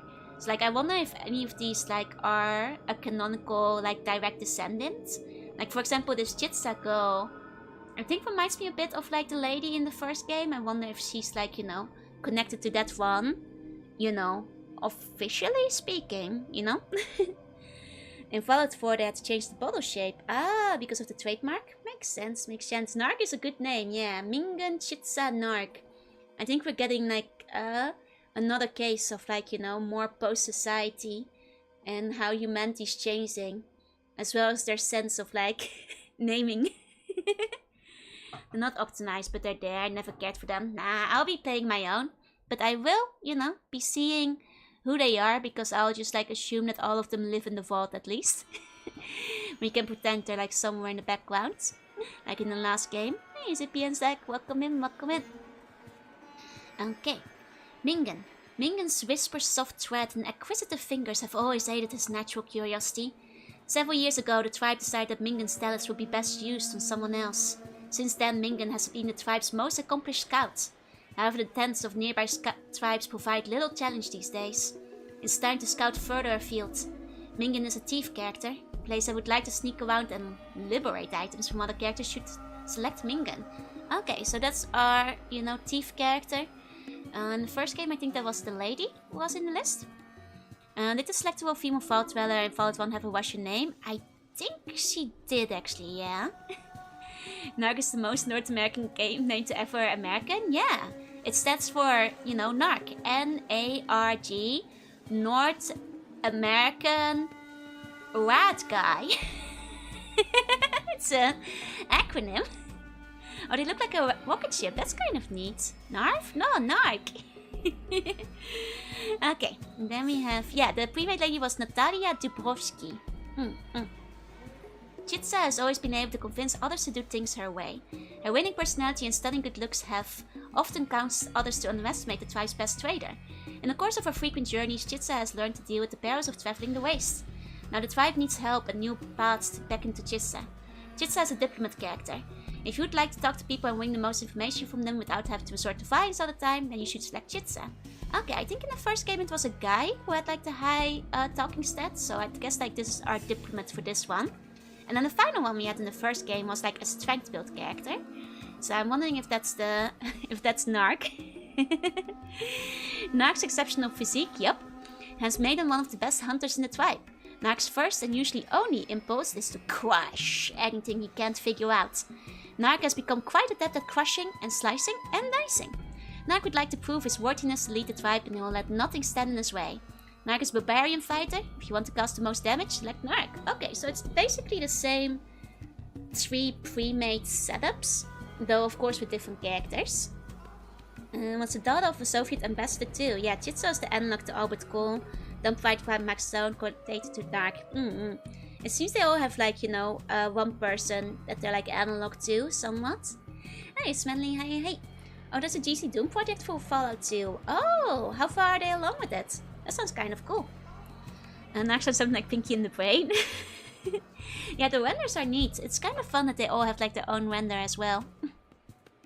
Okay, so of course we'll be making our own character. So I suppose like we'll have to think of our character concepts. Start with a brief idea of the character you be. Determine what kind of character you would like to play. Male or female, strong or weak, smart or dumb, good with ranged weapons, melee weapons or martial arts. Answer these questions and others will determine your character concept. Some characters are very specialized, others will be good in different skills and be generalists. Yeah, the good old 80s computer tech in 2077. It's always fun to see. Oh yeah, Han, hey. Got in 1, 2, 3 or 4. It's confirmed the US never shared their technology. Oh, which cost the research for? I see. I wonder how the other countries are doing after everything happened. Now, I'm thinking, because like, things are going a bit better these days, I probably won't take one-handed trade again. And considering, we're another generation along, we're not playing the same character, maybe I'll go with like a sniper rifle lady. Though I suppose, like, canonically, if we're talking our own roleplay story, like, I suppose it will probably be like, we set up the restaurant, and instead of the tribe, we are a big cooking family, expanding our, restaurant business. Or something along that. I'll figure it out once we know more about the plot. I go with whatever would let you use the widest range of weapons. That makes sense. Yeah, all in on cooking perks. I'm not sure if there's cooking in this game. You shouldn't go low int for the first reason as first games. That's what I figured, yeah. Sniper wolf, but it's a ballistic one, yeah. I'll definitely probably go sniper rifle just because I like rifles and I think that will be fun. Though I'll probably do like a broad thing so I can give different weapons a try. And then like probably like high intelligence again, just so we can get like fun conversations going. And you know, that kind of stuff. Australia is literally just Mad Max. Wait, really? Nice. Kind of like Jump Down. Okay, so we have strength, which looks to be the same. Perception, which we'll have to have more of if we want to do, you know, rifles and long range things. Endurance, charisma, agility. Seems to be roughly the same. Intelligence, how bright and smart. And then luck. Once again, I want to go high luck. Luck is nice. I like rifle, feel more like big guns. So funny. I mean, I think, you know, mini guns and like big guns are a lot of fun, but I have a particular fondness for rifles because I'm actually quite good at using them. Like I can hit targets up to 2,000 feet, so like, you know, even though I haven't had a chance much in Japan to use one, like I'm actually quite good with a rifle, so that's where my fondness lies. Wonder if gifted sets OP. I didn't use gifted in the first one actually, now I think of it. Outdoorsman is significantly more useful in this one. And a charisma now affects your party size. Oh, so they're no longer junk. Okay, so we can't just like dunk on charisma too much. I see, I see. There's how many companions you can have. Then again, too many companions will block the door. Measures of the one-handed slug who walks around like a cool samurai has already been told, yeah? You know, that tale has been covered. We are starting a new story. It's just two-handed sniper bolt that goes into small guns and energy weapons. Oh, yeah, well, hey. It's still in development. I've seen 1 to 2 locations. I see, and I have ISO. Gifted icon is bad due to it pushing your perks by the level. Oh, so it's not very good? Yeah, well, I'm gonna pay all the Fallout gates. I'll keep going. You know, one at a time. Joe got experience with rifles. I do. It's not technically new lore. I've mentioned it a couple of times, but I used to do competitions. Long time ago now. It's not really much for that in Japan, but I'm actually quite good with them, yeah. Now, so click the small buttons to adjust the statistics. Okay, so this is all pretty straightforward. You get 5 free character points you can spend. You must spend all the free points before you can start the game. You can spread them out in any combination. You may want to increase 1 or 2 statistics to a higher level. Okay, this is all the same as in the last game. Right now I tell you, I'm sorry. I guess it doesn't come up super often. It's been a little while since I've played like any FPS games. We talked about it a little bit more back then. Hi, super fan Melt, hey. Hopefully those gun knives are sent. They were very useful. I already sent a couple of requests out, so you know. Now we wait and cross our fingers. Hi, welcome in. See, the gifted or skilled that moves the perk level. Okay, gotcha. Lowering your statistics is a drastic measure, however. Should be considered with care. Lowering your intelligence below 4, for example, can have serious consequences on what your character can say to other people in the Fallout world. Adjusting your primary statistics is the single most controllable thing you can do. The initial level of your skills derived from statistics and what you excel at during the beginning of the game are based on primary statistics. Choose wisely, that is very difficult, if not impossible, to permanently modify your primary statistics after you finish creating your character. Your skills will increase and you will gain equipment that will allow your character to do different things, but your primary statistics will rarely change in a meaningful way. That's kind of similar to the first game as well. I think the main part where we could like raise it was through surgery, so you know, they don't make it easy. We did a lot of illegal surgery over in the Brotherhood. Give penalties -10 to all skills and -5, but it's offset by having higher int. I see. Okay, the derived statistics are based on 1 or more primary statistics. Cannot directly adjust the derived ones. Okay, so this is all roughly the same as last time, I think. Now I'm thinking about it, did we ever have to deal with poison in the first game? Like I guess maybe the red scorpion had poisons? Yeah, no, the red scorpions had poison, didn't they? Yeah. Other than that, like, yeah. It wasn't usually a problem. Just the red scorpions. I guess like in the cave it was kind of an issue. The red is arachnids. Before I had Ian, that was kind of annoying. I'm the best scorpion I can remove the bones with ease. It's true. Okay, sequence. Oh, okay, so now we have a sequence stat as well. So essentially it didn't turn out to be cyborgs and or ghouls. I still say we should have like taken the ghoul in, like the other one from Vault 13. I hope he found his way to the tribe eventually. Yeah, it was basically a non-issue, like, because after the Red Scorpion, we barely encounter it again.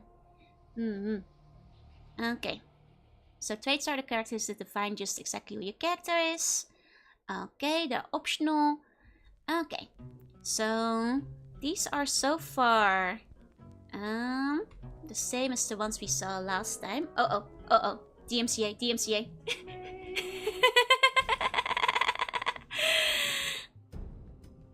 Okay. We're safe. That's why you took the mentats to make yourself move faster. I don't think it was visible last time. I think it was there, just not visible. Maybe? Okay, so one-hander is what we did last time. But probably okay without it this time. Okay. Oh wait, sex appeal is a new one, I think. This trait increases your chance of having a good reaction with members of the opposite sex, but it tends to annoy the members of your sex. Jealous twits. Yeah, you got the tribal music now. Gotta go, have a good rest of your day. Thank you. I'll look for the mythical Brahmin burger next time for the restaurant. Indeed it is. I think, is that the only new one?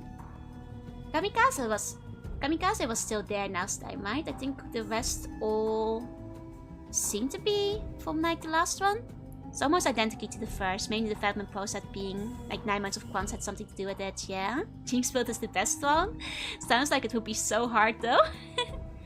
Do we go all in on the sex appeal? Maybe.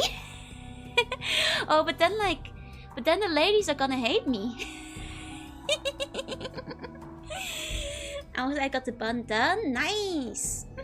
How about the Woody Mouse burger? Well, we'll have to go out for it. I hope we find a good Woody Mouse.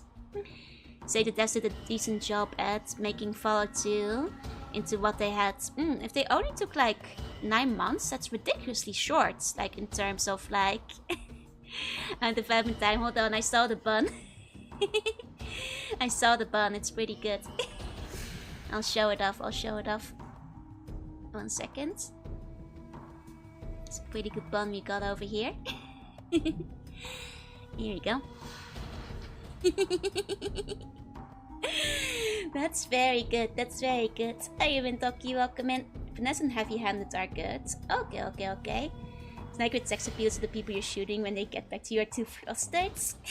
Why is it on the other side? Radioactive mutation. Oh, I love that even the bung gets to have the heart and the power armor, you know? That's how you guys see. That's how you guys know that you're still, you know, part of the team. You're still part of the crew. You know, you're all part of the restaurant empire I'm building across the waste. We will spread our word. We will keep franchising. Well, the Brotherhood of Steel likes it a lot. The punk lane. Will the restaurant be opening a sister location celebration? Technically, we did a McDonald's in the Pentagon and opened one in the Brotherhood, but they kicked us out. So we're gonna have to find a different place for the sister restaurants. Most of the work was already done. I basically just improved version of the Fallout 1 engine with limited new art assets. Makes sense. They mostly had to write the story. The Brotherhood of Steel. Hey, you deep freeze. Welcome in. Oh, drop that over there. Self-pick a quok and pay. It's cash or credit. Exactly. Okay.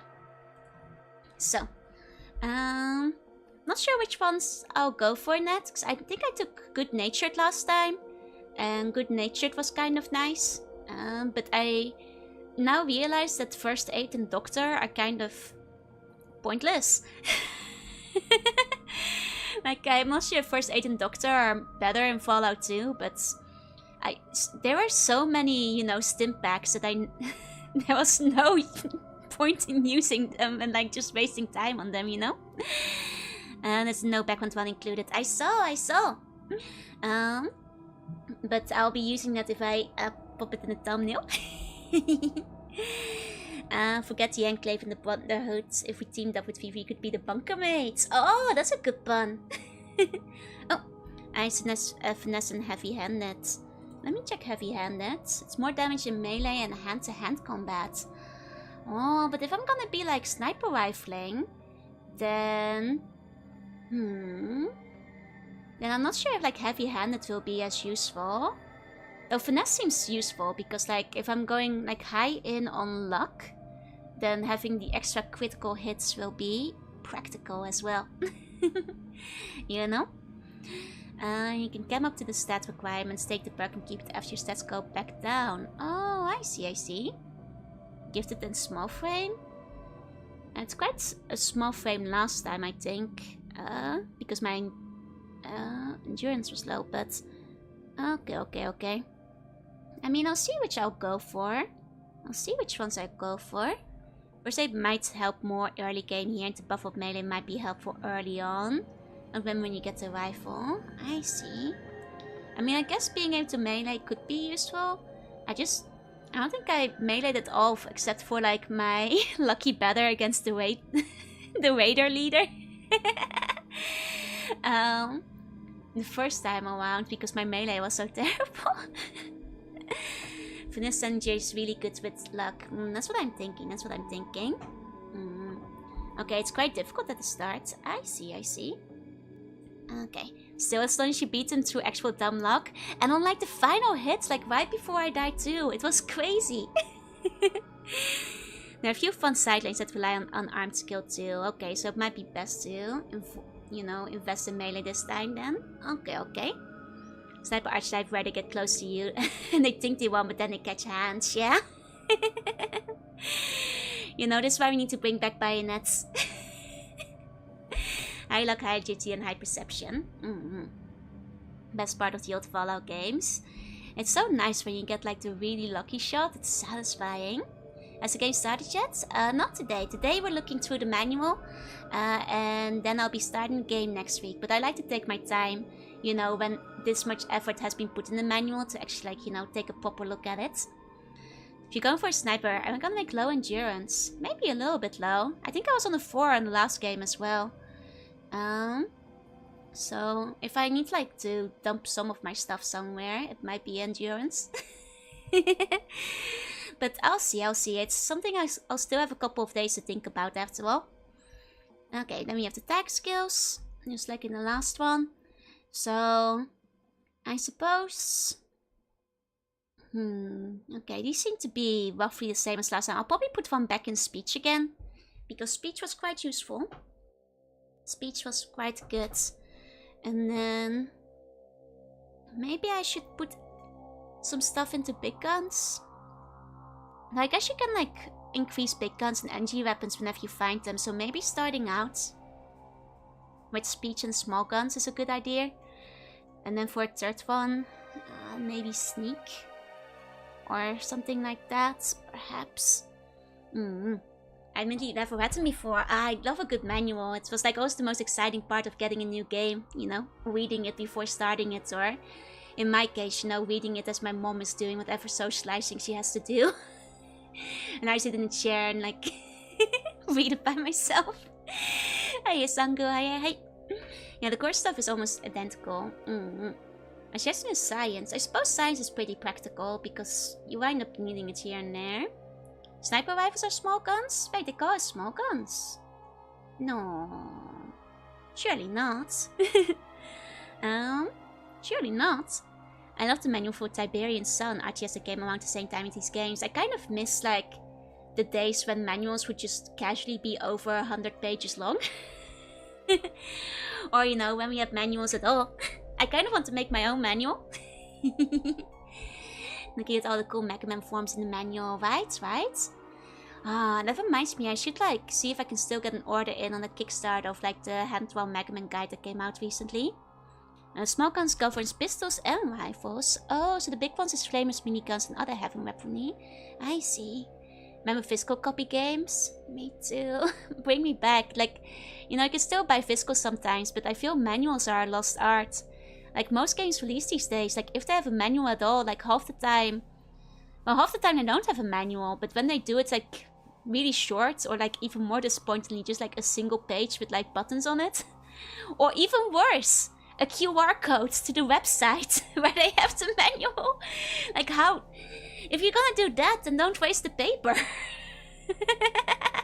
Like at that point, it's just insulting. You know, like if you're gonna put a paper in, then well, I'd rather you just write down the basic controls and give me a QR code. Okay, the big guns are more Gatling guns, rocket launchers and stuff. Okay. Yeah, I like the fire handling classes. It's like 98% of the time. Yeah, no, I miss manuals. I miss a good manual. It's like company information, yeah. Really miss spiral-bound instruction manuals, right? Like, it's just... You know, you get it in this one too, you know? You get like these cute little asides, but you also get like pieces of art and stuff. And like, you miss that these days, when you don't have, you know, bits and pieces like that anymore. Except 3 at 1, nice! I think the last menu I saw was for the infamous Second Son. I mean, I can't talk about this yet. Meanwhile, Halo 2 has some different versions of the manual. Sent one was the UNSC perspective, including weapon flavor boards, and the collector one was Covenants. Oh, from the 2 different sides? That's cool. I've been meaning to play Halo at some point. Oh, that's fun. I love when people do like, you know... My favorite kind of manual is when it's like in-game. Which is like the Fallout manuals fall under. Like the first one being, you know, an in-game, you know, manual on how to like run a vault. And the second one being like, you know, we have the vault dwellers like anecdotes. I love like having an in-game peek at the world. So like having perspectives on both collectors and covenants. That's fun. How's the falling out going? It's going well. And hiya, Gamer Boy, welcome in. Lectors has the last one, the good manual. Ah, shame. So of all my physical Ace Attorney ones. Nice. Yeah, the Sonic ones having doodles of stage hazard. I love like, especially older games sometimes you get like doodles for both stage hazards and power-ups and like enemies as well. And especially in the 8-bit and 16-bit era, you know, sometimes it wasn't immediately clear what you were fighting. And like the manuals added so much to like the imagination and fantasy, you know? I love a good manual doodle. And my copy came from the pawn shop and had to be the collector's case. Nice. I got my ODST manual signed by the actress. Ooh, very cool. Very cool. Got what game it was, but I distinctly remember having a manual and entire novella. See, that's the good stuff. I love when, like, you know, they just have, like, a bunch of stuff about the universe. That's my favorite kind of manual. You know, things that just really go into, like, especially if it's, like, I know there's, like, a specific word for it, where it's like specifically in universe, like letters, documents, etc. I know there's like an all-compassing word for this genre of writing, but I forgot about it. But I love that specific genre of writing. It's one of my favorite ways for, like, you know, people to build their world out. And like, I love it when it's in books, I love when it's in games, and I wish it was done more often. I wish that it was done more often, yeah? Rather than just like, you know, only the controls. Yeah, the ludonarrative. The ludonarrative kind of stuff. Okay. So, wait. You cannot change your name once you start the game, so pick something other than None, the character with no name. Notes, that's an old joke, but it's still pretty funny. Can you actually pick None in the first one? I think that's like the standard name. Does it actually let you? Diegesis, is that the word? That might have been the word I was thinking of. I know that it has like fancy words for it, but I always forget it. Okay. Some characters would react differently to your character if they're male instead of female. Age and elements will rarely affect your character, and there's no difference between older or younger. There's no penalty for growing too old either in the game world. Okay, so roughly it's the same as in the first game. Though in this case, does that mean you have like free reign? Is there like no limit on age anymore? Or does it still cap at 35? That's what I'm curious about. Bobby, thank you for the follow. Welcome in. I've made so many characters named None. Oh, so okay, many players were None. To be fair, it's easy to miss that part of the screen. I nearly missed it myself. It's the Jane Doe of the post-apocalypse. Those good Game Boy manuals, they give you the start of the story because the games didn't have enough space or time. Exactly. 35 in a week, let's go! Happy early birthday. Could make an ancient hack character, age 19. Oh boy, well, I don't know. Age 1 day younger than the Big Bang. I'm not sure if they'll let me go that old, but... Not when the song seems non-diegetic, but as a guy that's revealed to diegetic anyway. Always good too, yeah. Okay, so finishing your character is all pretty straightforward. I still like that you can make a text file version if you want to, like, share your character with other people. It's a fun little, like, you know... And the fact that you can just make your own little character sheet print. It was neat in the first game, it's neat in this one too. Okay, so... Let me kind of skim this, because I assume this will be mostly the same between the first and second game. And we see... Yeah, we've got the action cursor, movement, targeting. Okay, this seems all to be the same. John Nunn, the fastest gun in the waste. Some cringe in the workspace and the boys be typing. Oh my god, I can't wait. Hi, generic, welcome in. Now we have to do Texas types, walking. Okay, if the sort of spark looks dangerous to you, use small steps and walk carefully around that ticking box lying in the center of the corridor with the large red bomb letters on it. Hey, cheeky, cheeky. Okay. It seems that in this game, running is set to the default move type. Interesting. Because in the first game you had to change it over yourself. Yeah, for today, the buns be reading. Okay, so we've got running, we've got shift and left quick. Okay, things that affect movement. If you have a crippled leg. Actually, now I think about it, there's like a bunch of like special injury types. And I don't think I ever broke an arm, leg, or like anything else in the first game. I lost an eye. Because I once messed up with the doctor. But now I think of it, like I never had to like splint the character or fix a broken bone or anything. Though I know it was possible. Do you actually, like, what kind of, like, what causes it? Like, it's not from getting shot at, right? Because I've gotten shot a lot of time. Is it just like blunt force damage if you're in the fisticuffs? Didn't break any of yours, but I did cripple a few enemies. That's true. Is it just like a crit chance thing?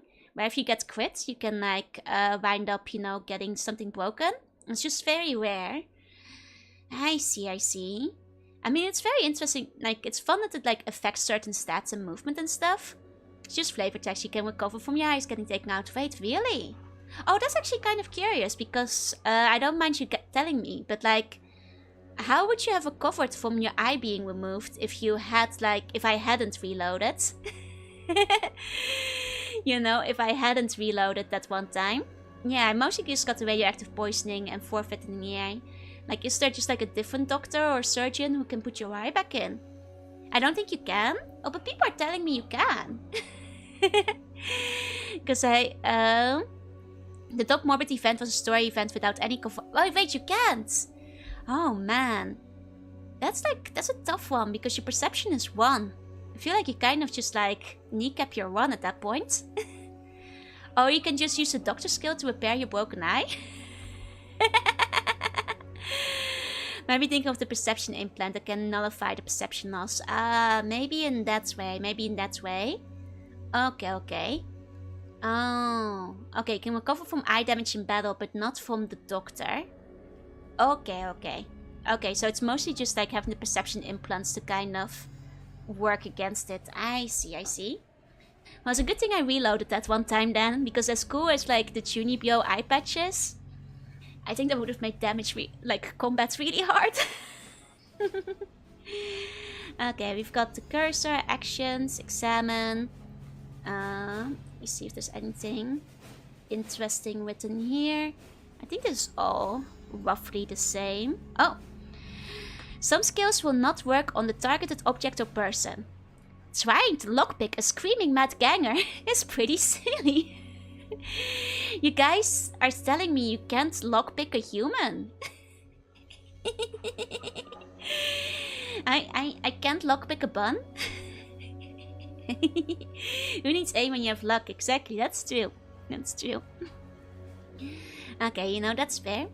Hey, boss, welcome in. Sure you can, just involves a sharp object. I guess you can still pick a human, but so what Kingdom Hearts taught me, that's true. You know, Kingdom Hearts taught me you can lockpick a human. A therapist can lockpick a human's heart, and so can a surgeon with a scalpel. Buns have no locks. Reverse stealing is a thing, it's true. It's true, I've done it several times to like load items onto my allies. Okay. So this is all similar. Talk. It also works on some computers, but not all. If a person has little to say, it will appear over their head in the main game view. If they want to actually listen to you have to say, it will open the dialogue screen. This actually works on people, intelligent creatures, and some computers. I mean, we did talk to the computer in the first game, so that makes sense. When you lockpick a human, a lot of the time they end up meeting Jesus. Yeah, it doesn't end well for them, huh? You never let us lockpick other buns, you never let us have fun. Hey, this is the one time I didn't stop you guys yet. No, you probably shouldn't be lockpicking other buns. We have, you know, we have a restaurant to run. Got to use traps on them first to find a chesty belt to lockpick. So can the 3-foot-long 40-pound magic key. Exactly. Oh yeah, Tim Kaine. I figured like I probably should hold off on like, you know, watching the development stories till I finish the game, so I like don't get spoiled. But I'm kind of curious to see what he has to say. Hey Zach, welcome in. Okay, so we've got inventory items. Obviously the item must be appropriate. Using a stim pack on the door isn't going to do much, while those lockpicks have a little chance when used on a dog. Unless it is a really weird dog. I do like the cheekiness, you know, of the manual. Like all these little asides. Like they make the manual, they make sure it's still fun to read. They had a lot of fun writing it, obviously. I hope we come across a very weird dog we can lockpick later. Okay. Oh, you only made the first game mostly. I see. Okay, unloading animal. Push, cancel. Okay. Push is new actually. Select this action icon when the screen is crowded and your path is blocked. It will ask all nearby critters to move out of your way. Some will respond, but others, especially guards, will not follow your directions. The door is blocked by Ivan. Ivan? In Dutch we say Ivan. In English it's Ivan, right? And the slow with it, then this is your command. Only available in your characters and only affects some nearby people. Ivan. Okay. It's kind of similar to the Dutch one, Ivan. Ivan? Oh, now I have to add two different ones. I don't know which one to go for. Hi Zach, hi Star Fox, welcome in. You lockpicked a dog with your weak away bullets? I would never, with a lockpick. Your streams are always full of weird dogs? Yeah, you see in the bottom left. Far right. Russians pronounce it Ivan. Okay, Ivan. You guys! Mixed information. Hey, Casey. It's more like Ivan. That doesn't seem right. Probably add that because of this with the party members, which is nice because that means we don't have to be Kabadont all the time. Hey, Casey. Okay, so but if the Russians say Ivan, Ivan. Wait, Ivan, right? Ivan. Americans say Ivan. Yeah, Russians absolutely say Ivan. Okay. Ivan is the way we say it in Dutch as well, so I'll probably just stick with that. It's the easiest way for me to remember. Okay. Interface bar. The Ivan line. Hey, Plumbopo. Hey. Okay, the interface, like the last time, the display monitor. And these little messages are important, so try not to miss any. Rocks. Everywhere you look, rocks. You can scroll back to messages. Okay. Switch active item button, inventory button. Okay, it's all the same as before. The action points. Okay. Only the first 10 action points are actually displayed, even if you have more than done. Okay, interesting. Ninjas. Evangelion. I'm losing my American points from the first match stream. Oh no! Ivan! That's right, we're playing the American game. We're in the US. Should be saying Ivan instead of Ivan. Buddy! Hi! Thank you so much for the resub. 18 months. Never trust a guy who wants you to take take you to his eye van. Thank you so much. Please enjoy the emotes. I've lost my American points. I'll get them back. Did I not save California last time? Oh, we claimed them.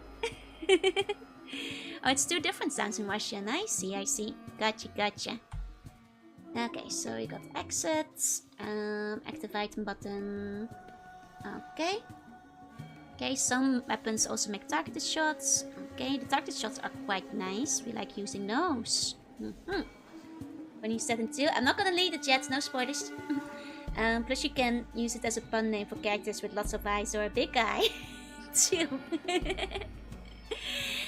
If the bar is full, stretching from the top to the bottom, and the max ammo are maxed out. Okay. Hit point character, if you die, new game ends. You should save often and in different game slots. Okay. Armor class counter. Counter will go up and down. Okay. And then character button, Pip-Boy button. Okay, this is all more or less the same so far. Now the stains on the paper start looking like Wasatch tags. Ah, what are you guys seeing in it? I see... I kind of see some hips. You guys see them too? It's like a lady hip. Though the upper body gets a bit confusing from that point on though. I saw the Spear of Longinus. Ah. You can also press 1 through 8 to access the skills quickly without having to sort through the skill decks. Can save you valuable time. I guess I could actually try using some of the shortcuts this time if I need to.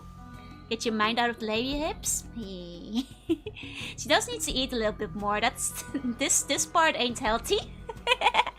She needs a couple of burgers. Okay, some skills are used automatically. When you shoot a gun in combat, the proper gun skill will be automatically used. Okay. Wait, doesn't that mean that... Wait, are these like not aligned properly actually? Like, shouldn't those be in the middle? 1 second.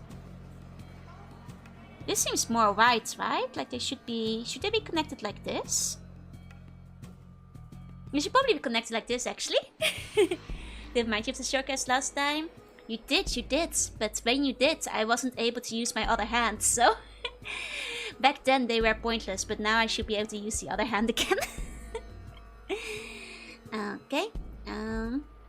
Let's see. Sneak skill does not require a target since you can be the only target. Instead, the sneak skill works like a toggle. Okay, if you're not using, you can use sneak skill to start sneaking around. It feels weird, like having them inverted now. Kind of want to put them back together again, so you have to like stains. Yeah, I was wondering about the effect. I thought they were just like individually like chart pages, but when you guys pointed out what it looked like, it's something dawned on me. Oh, Winway, thank you for the wait. Welcome in, welcome in. I hope you guys had a good stream. I'm Juina, I'm a sea bunny. I play retro games and do art sometimes. And today, I'm reading the Fallout 2 manual. Hello, hello. I hope you had a good time playing... let's see. Playing art. Hey, I hope you had a good time drawing stuff. I hope you had fun. What were you drawing? And I hope it was nice. I'm getting into the waste again. Get this Wasatch tag to a snake. Yeah, nice of them to include the printing area for that authentic experience, right? Oh, drawing Pia! I love Pia! Pia is a good slime. I hope you had a good time with drawing Pia. She's fun to draw. Either way, welcome in, get comfy. We're looking at a manual. So next up we're looking at the inventory, which I think will be roughly the same as last time again. So I think we can kind of skim over this without looking too closely. Notes. Remember that you must right click to change between the hand and cursor item. Okay, this seems to be roughly the same. Hello there, ladies and gentlemen. Hello there, hello. Okay. And then hit points is also roughly the same. Armor class seems to be more or less the same as before. The 2 areas at the bottom of the display one. Okay, nothing really new here. Nothing really new here. Yeah, welcome, Manus. Be sure to donate your bones so we can combat the Bone Lords. Exactly, exactly. Then I think none of this is all that new, so we can kind of skim through this. Look at this there and tell me his name is Ivan. What? I guess it would be I for Ivan. That makes sense. That makes sense. You have to pronounce it that way. Oh, let me give you Meow Zero. Okay, so now about how the character screen works. The primary information is to give status. Am I critically hurt? If so, where poisoned? How many experience points, etc. When do I go up a level? What are my skill levels, etc, etc. So I suspect this will all be like nearly identical to what we were looking at before as well. So we've got HP information. Hi Cubo, welcome in, welcome in. Let's see, in a perfect world this should be dull green. In this case, bright is back. If a line is in bright green, like the rest of the screen, you have been inflicted by something horrible and potentially life-threatening. Okay, so that's something we should probably, you know, keep an eye out for. Can we start pronouncing the pronunciation of Jaruna V? I mean, it's just the way I pronounce it. I'll honestly listen to like whatever anybody wants to say it as.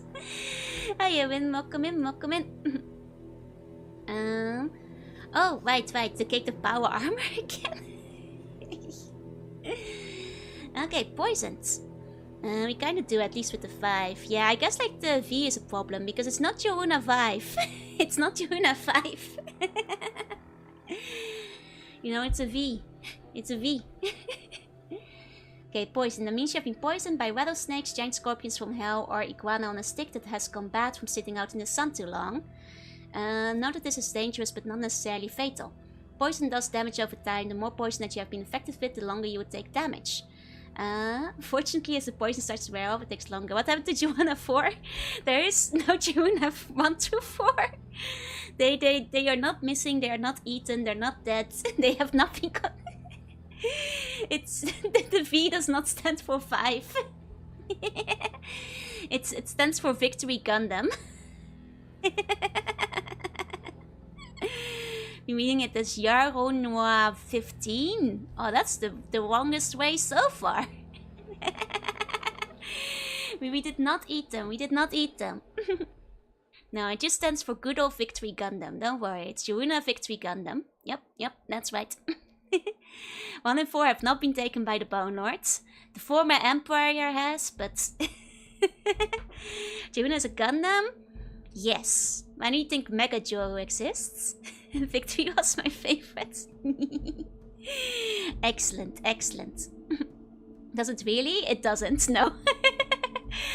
I mean, the non-joke answer is, I always make up something else, but when I first made my account name, I added, Jaruna was taken, so I added the V for Vtuber, not realizing that most people do VT instead of V, and ever since then people have asked me what the V stands for. One day it will actually stand for something else, maybe.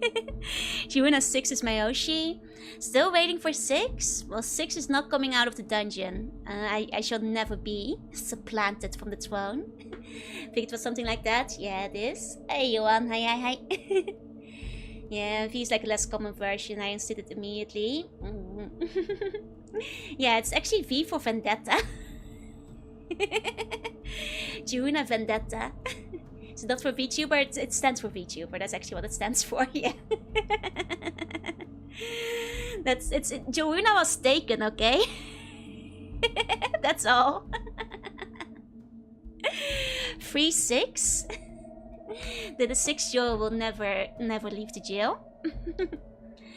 Radiated. Everyone in the post-nuclear world has some amount of radiation. Heck, if you live on a tall mountain, you absorb some rats every year. And don't use those newfangled microwaves, as they can be very bad for your health. When you start the game, you will have very little to no measurable radiation. You'll still encounter freak areas of radiation, but you are more likely to run into radiation-affected creatures that mean you no harm. Zep, thank you for the follow. The more accumulated radiation damage you have, the worse the effect of additional radiation on your body. Since radiation damage takes a while to truly affect you, it will be wise to monitor the characteristic. Last time, we didn't really struggle with radiation. was only really an issue in the glow when we had like a long chess match against sex. So like that was the only time I think we had issues with radiation, but I think it looks better than doing a VT. I agree. I'm biased, but I agree. Hey General, welcome in. Yeah, it's that for virtual. Juna virtual. Irradiated rats are better than microwaves anyway. What we should be doing is putting those rats on top of the microwaves to heat up our burgers. Jaruna TV. Okay, and then we have the specific type of damage. Crippled limbs have a detrimental effect. They can be healed with the doctor skill. Eye damage, if you take a blood blow to the eyes, you can heal it as well. Crippled right and left arm. Could be the arm or the wrist. Or the hand that is seriously hurt. You know, I bet that would hurt really bad if I had bones. Your character cannot use two-handed weapons. If both arms are crippled, your character is in serious hurt and cannot use any weapons at all. Note, if you see messages in the display window telling you that you have been exposed to radiation, you would be a wise player to use another safe stop until you discover what a foul thing has been done to you. Radiation damage can be permanently lower your statistics. Oh, do HP damage or kill you outright. It all depends on the amount of radiation. Note that the most lethal amount of radiation still takes a small amount of time before the really bad effects take effect. Save often and use those different shots. Interesting. So permanently lower your stats. That is rough. The V is short for very much so. Juna, very much so. Yeah. Break your hands, use your exposed bones for stabbing. DMCA, DMCA. Dang it. Whenever you think you're safe. Okay. Hey, welcome on. Hey. Okay. Then crippled right and left leg. With both legs are crippled, the AP cost to move is increased even more. Most characters with average amounts of AP will barely be able to move with two crippled legs. Naturally, having both legs crippled means you still cannot run. Non-combat walking speed is not effective, but this is pretty much a sham to protect your character from ruffians and other no-good doers. Get to a doctor right away. Well, as quick as your crippled character can. V stands for veering towards perfect. I'll take a little bit of the ego stroking now and then. Then Pippo Ray were always playing the wrong holotape, right? Still banking on Thunders, eh? Well, I think you're putting your eggs in the right basket. Is all I'll say. I died in radiation for Fallout 1. I watched my special deteriorate and then die. Oh no. Oh no. I mean, I'll try to keep alive. I've been okay. Like, the glow was like the one time I died from radiation. Like, the only time. It was mostly because I was playing chess. And putting got them in the right genes, as they say. Exactly. I think you could use it for any game that you're playing. Change the V word accordingly. Skills. Okay, all your skills. Perks, karma kills. I think this is all similar to the last game again. Okay. Karma, your choices will have ramifications. The results of your choice will be found in this display. For good or bad, your actions will change your character. Okay, your character's karma score is kind of a one-shot indicator of the results of all the actions you have taken up till now. I was a pretty good girl last time. I had decent karma. A positive number means you have basically acted as a good guy. A negative number means you have been the bad guy. Imagine it as a skill. Every good deal and bad deal that you do, regardless if it is noticed by the outside world, is recorded. Bad deeds will lower your karma, while good deeds will raise your karma. Karma hovers around 0 means you are basically neutral, or you are like a newborn child. a deer fresh out of... You haven't had a chance to prove yourself one way or the other. Oh, you forgot your Rad X bills. Oh, that would have been tough, yeah.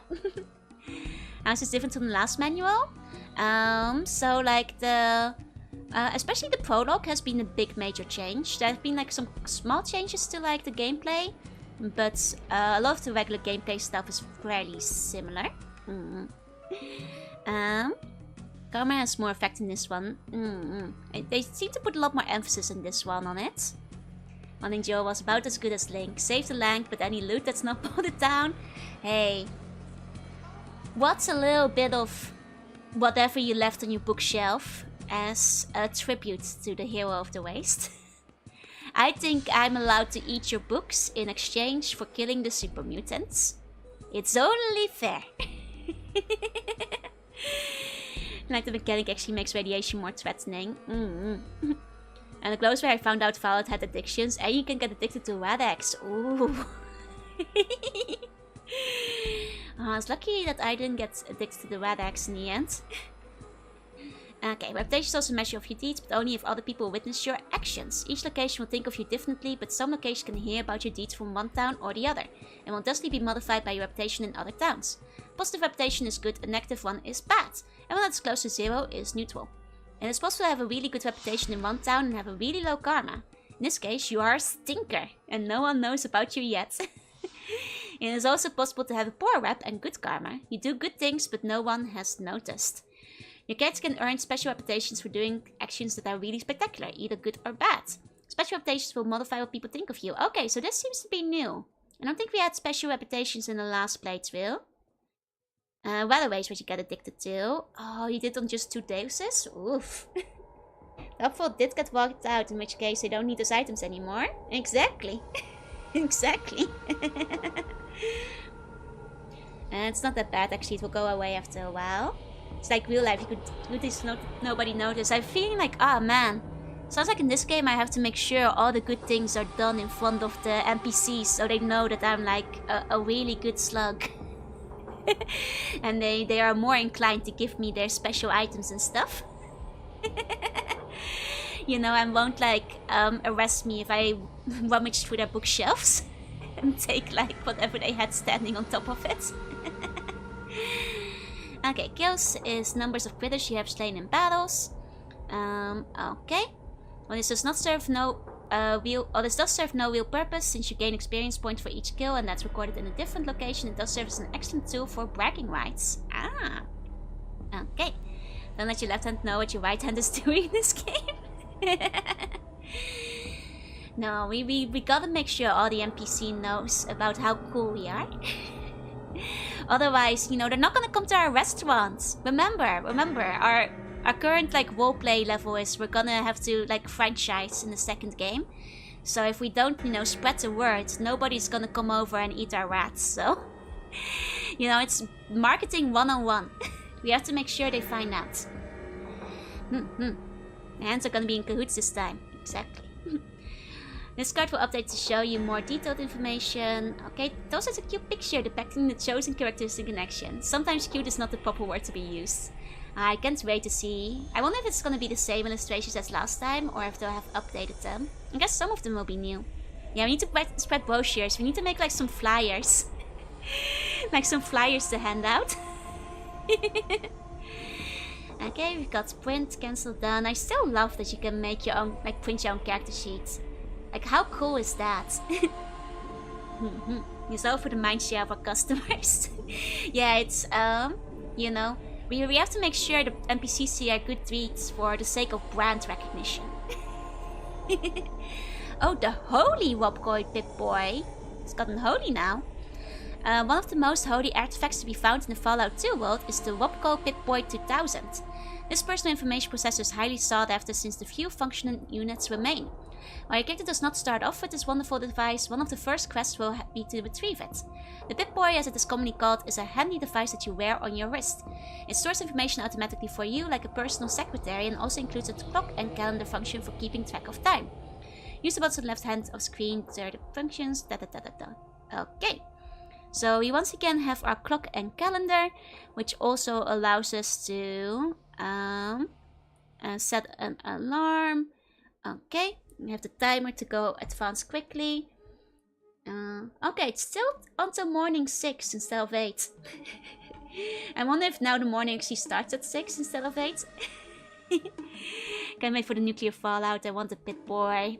You could have a Pip-Boy right now, I think. I think they make them. Use the 10 minutes to 6 hour timers if you need to perform specific actions at a particular time. Like some ships are only open during daylight. Okay. Until mornings are a little bit more powerful, they'll advance the clock until a condition is met. You can use the healing one. Okay, that's all roughly the same. We have the quest entered into the section. Okay, okay. That is all relatively straightforward. I don't think anything has been changed that. Okay, including the outer map. Okay, notes. Leaving the map via an exit grid is a great way to end combat. That's true. You can run away. So, cool Fallout cosplayer to come with a light up Pip Boy. Nice! Wonder if they made it themselves. Needs to be appropriate. Gotta wear what to match what times you want. Well, it sounds like you're gonna have to start a nuclear Fallout then, Mongo. Okay, so we've got the maps, the world map. Okay. This is the green gates, the brown exit gates. Okay, can escape a hostile location but don't expect a pleasant welcome when you return. That's all roughly the same. Nuclear Civil War finally. Looks homemade. Nice. Are we right back? I'll be waiting then.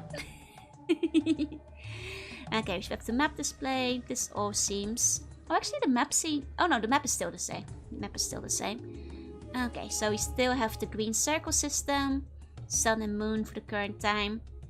Okay, movement, this is all roughly the same. Your accent is whimsical. It is, hi Texas. We have the terrain. Okay, the mountains are slow to move through. Desert is hot and dry, movement is normal. City is the fastest way to travel. Okay, so even with the ruined cities are the easiest to travel through. And similar to desert, movement is normal. I'm not sure if I remember, like, did this get mentioned in the manual last time? Because we discovered it in the game, and this was the case in the last game. I'm just trying to remember if I remember reading it. Then we have the random encounters. Depending on your outdoorsmanship skill, some perks, and whether or not you have the motion sensor, you may be able to detect a random encounter before it detects you. So then you can bypass it or continue your duty. Okay, so that's what you guys meant by outdoorsman skill being more useful now. Only if it's on the map front is there's gonna be more locations and a scrolling thing for the location list. That's gonna be fun. Even more stuff to do and see. Nice, nice. Okay, so town maps are the important locations around the town. So that's basically like last time. Okay, okay. Interesting thing that got from the first one was a village of woodland creatures. Oh yeah, you guys mentioned. I think like tonally it wouldn't really fit in with like the somewhat realistic world they were going for. But yeah, you guys mentioned like the raccoon guys, right? Auto map seems roughly the same as before. Oh, if you have the motion sensor, you can press scanner to reveal other critters. I mean, I guess like in the last game, but you can just scroll on the map to see them usually. I guess unless they're inside the house. NPCs are people besides your character that inhabit the Fallout 2 world. Much of your time will be spent interacting with them on some level or another. Even if it is with the blade of your dagger or a couple of rounds of 44 milliliters. Millimeters, by the way, I keep saying milliliters. You must be prepared to do so. There are two types of NPCs, those that are party members and those that are not. Party member NPCs are your friends. Or at least they are pretending to be your friends. Or people tagging along with you for a while. Those that are not are everyone else in the world. Hiya Silver, welcome in. Okay, so talking makes the world go around. So does sex. And while you may not be able to go to bed with every person in the game, at least you can talk to them. Wait, is this a new mechanic in the game? Is this... This is new, I don't remember that from the first one. Oh, okay. Okay. Most of the time they will be able to talk back. Talk to people is an important part of your job as an explorer, since it's one of the primary ways of getting information and quests. Okay, can you like Fire Emblem it and get a bunch of offspring? Fallout 2 invented sex. Hey Ishido, hello. You'll find out where it's relevant with good charisma and endure. Oh wait, endure has factors into it. God, oh wait.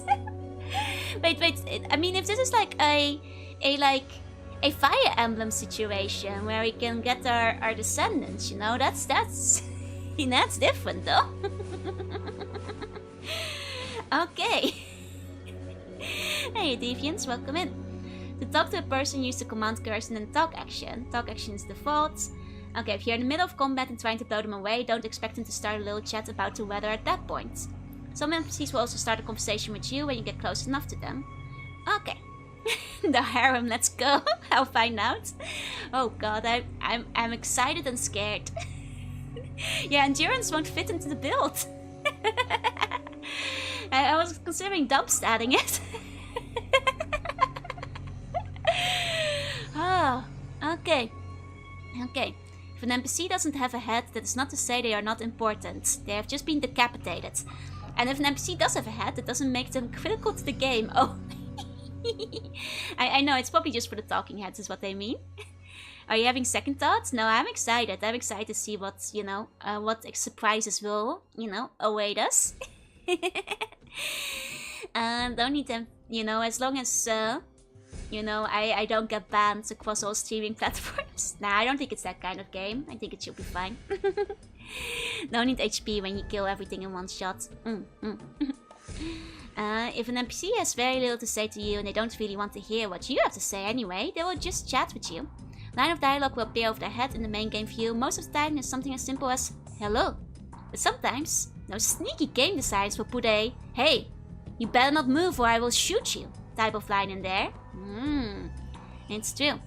Now in the first game it was mostly like you better not go in this door, you better not lockpick my vault, you better not open this locker and steal my stuff. And I would often try to do so anyway. You know, you could see, okay. In other words, most of the time don't worry what that person has to say to you. Sometimes an important clue or order could be given to you via the chatting dialogue line. NPCs will also chat during combat. Few combat towns are pleasant. Interesting. There was like a relatively minimal amount of combat talking in the first game, though there was some here and there. Fortunately, you can turn them off via the preferences screen. Your character will never use combat towns. We fully expect you to scream those out loud and frighten your neighbors. Joe, my notebook is full. You'll have to grab yourself another notebook. Oh, that's kind of hilarious. Okay, interesting. I wonder if, like, are those combat towns so bad that you can turn them off? Oh my. I'm guessing that I'm going all out on them in this game. I'll have to get into my combat towns, you know, practice, so I can, like, shout them out and frighten my neighbors. Say if I am them, but I should think what an Awakening playthrough would look like if multiple S supports per character were allowed. That's a good point. Hi Ishio, welcome in. Okay, notes.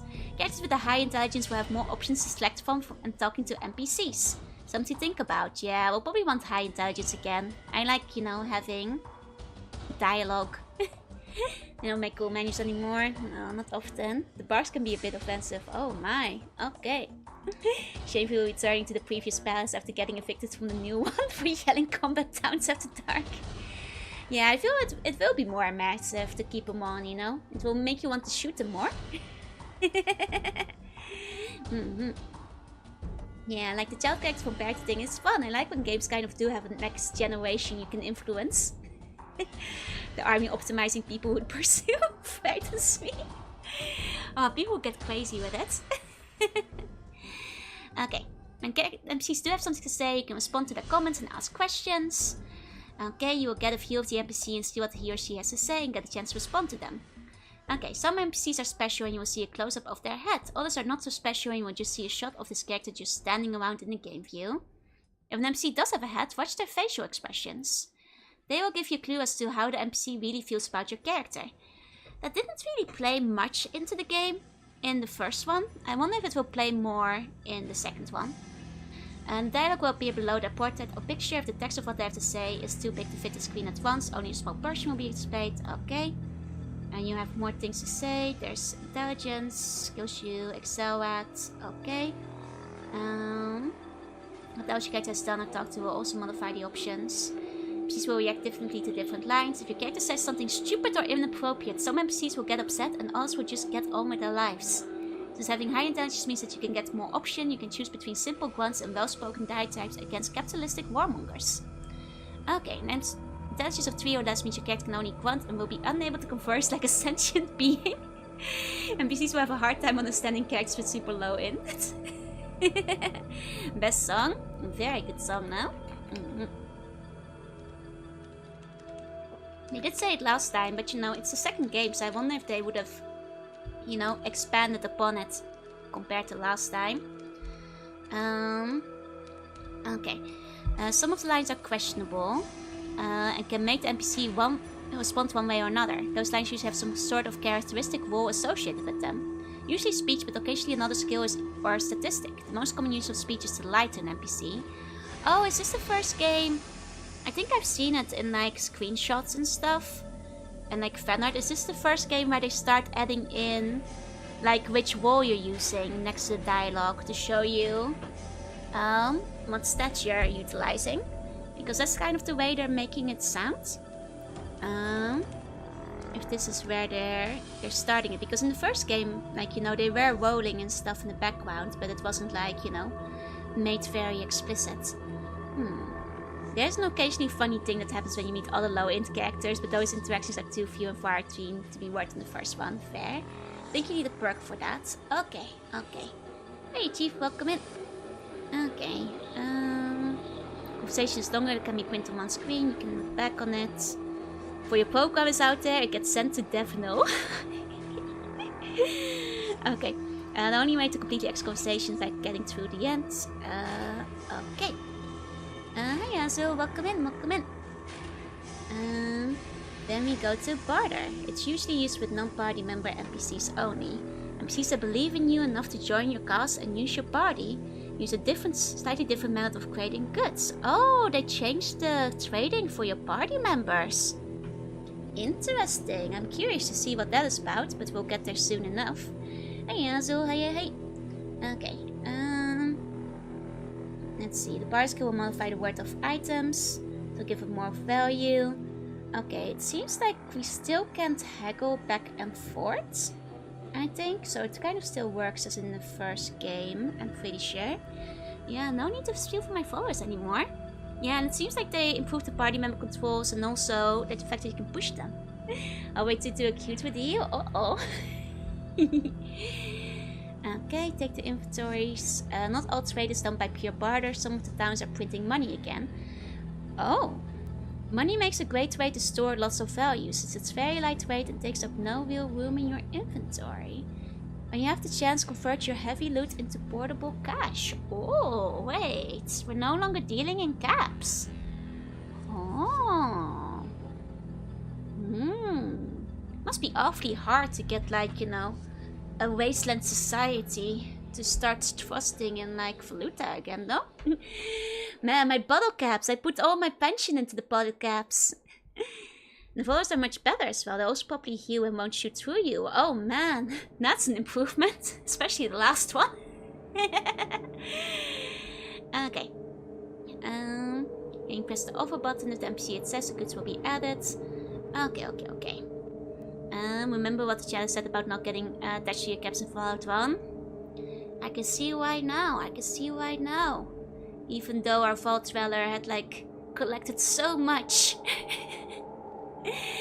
Was general work progression. I see. It's the word is tied to clean water. Makes sense. They are inherently less valuable than coins, but hard to reproduce.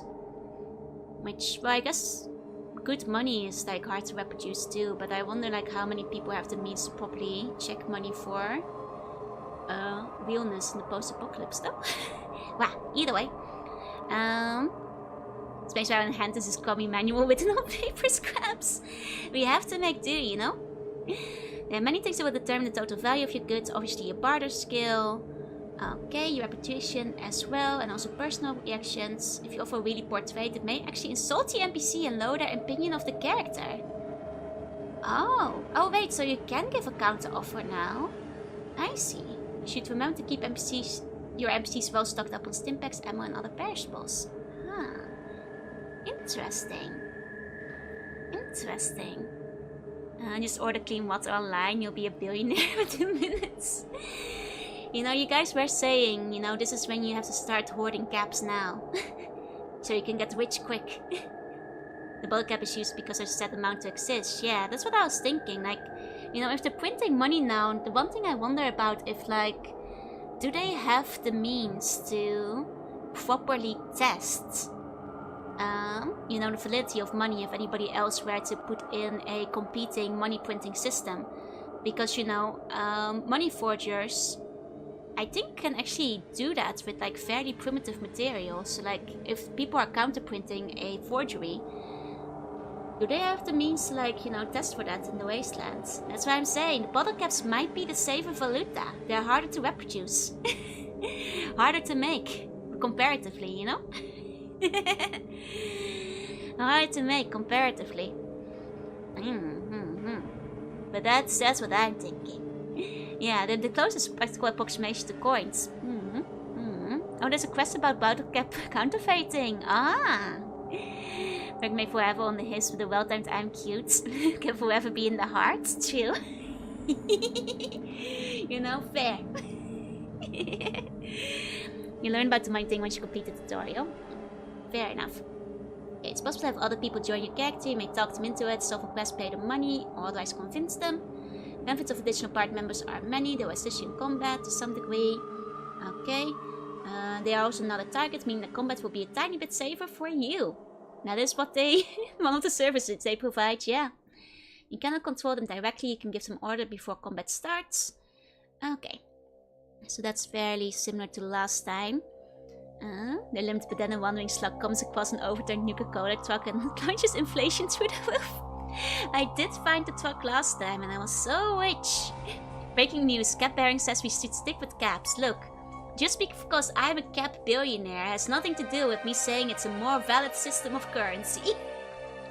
I don't have invested bias into the cap system. Okay, trading similar to barter with several important differences. The values show the total inventory weight of the characters involved. The trades do not have to be equal. So each character is a leader, you have to complete control on who gets what. Okay, so we don't have to steal stuff from people's pockets and put them back in there again. Nice. So which immediately invest those caps into cybernetics. Exactly. Oh, what are you guys looking at me for? Like, of course I'm completely safe and invested in and impartial. Party member combat control. On the extended dialogue screen, your party members combat control. Okay. HP, skill, carrying, melee down, AP, best weapon. This will force the NPC to stop using their current weapon and use the best weapon in their inventory. Choice of weapon depends on the weapon parenthesis, something that's part of the disposition. Unlike the player, NPCs cannot use all the weapon types. Okay. Oh, we can also make them use best armor now. Oh, nice. Now they won't be so squishy in the late game anymore. Unlike the player character, their image will not change when they wear new armor. Trust us, they are wearing the new dots, but you just can't see it. Some Emperor the Nuke's clothes like stuff going on there. Display will show what armor the NPC is wearing. Okay, nice. That's a big improvement. I'm not sure if I'll play 76 just because it's not the kind of game I usually enjoy. Like live service stuff, it's not usually my thing. Disposition controls the way the party member acts in combat. Some NPCs do not allow particular dispositions to be set. If a really butch combat guy joins your party, he may just say no if you try and set him to coward disposition. Okay, so we got Berserk, Aggressive, Defensive, and Coward. Interesting. Can I set my dog to Coward so it doesn't kill itself in the final dungeon? I wonder how this will be for the dog, you know? Yeah, the Civil War. No! Hey, Mora. Hey. We can force our team to be stylish, yeah? 67 lets you make a cool character. Oh, that's kind of fun, though. The first disposition custom allows you to play to individually set the components. Okay. And if you're asking just exactly what those components are, here you go. Bursts, controls. Oh my god, you can turn burst weapon. Oh my god, that's a big improvement. Basically controls whether or not the NPC will shoot more than one round at a time. Always, sometimes, don't worry about hitting me. Be careful not to hit me. Be sure you won't hit me. Be absolutely sure you won't hit me. I see they listened to what people had to say about the about the party members. And that's hilarious. I wonder what might have caused this. In turns where the party member will decide to flee from combat, the less hit points remaining, the more likely it is for the NPC to stop attacking and start looking for a backdoor to run out of or a bush to hide under. Okay, abject coward, your finger hurts. You're bleeding a bit, not feeling good, you need a tourniquet, and never. Fireball companion busting, that's nice. That's very nice. Okay, weapon preference is the kind of preference they have. Melee, then range, melee, unarmed. Okay, distance, how close. Some will not be available or work properly depending on weapon preference. Stay close, charge, snipe on your own, stay where you are. Oh, this is nice,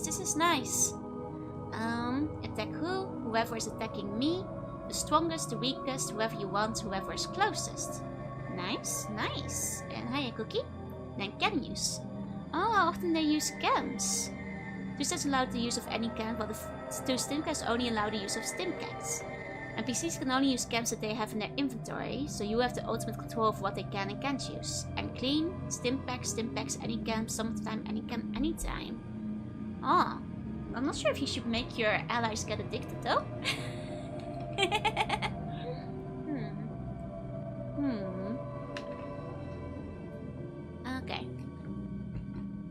Okay. So we've got options, save game.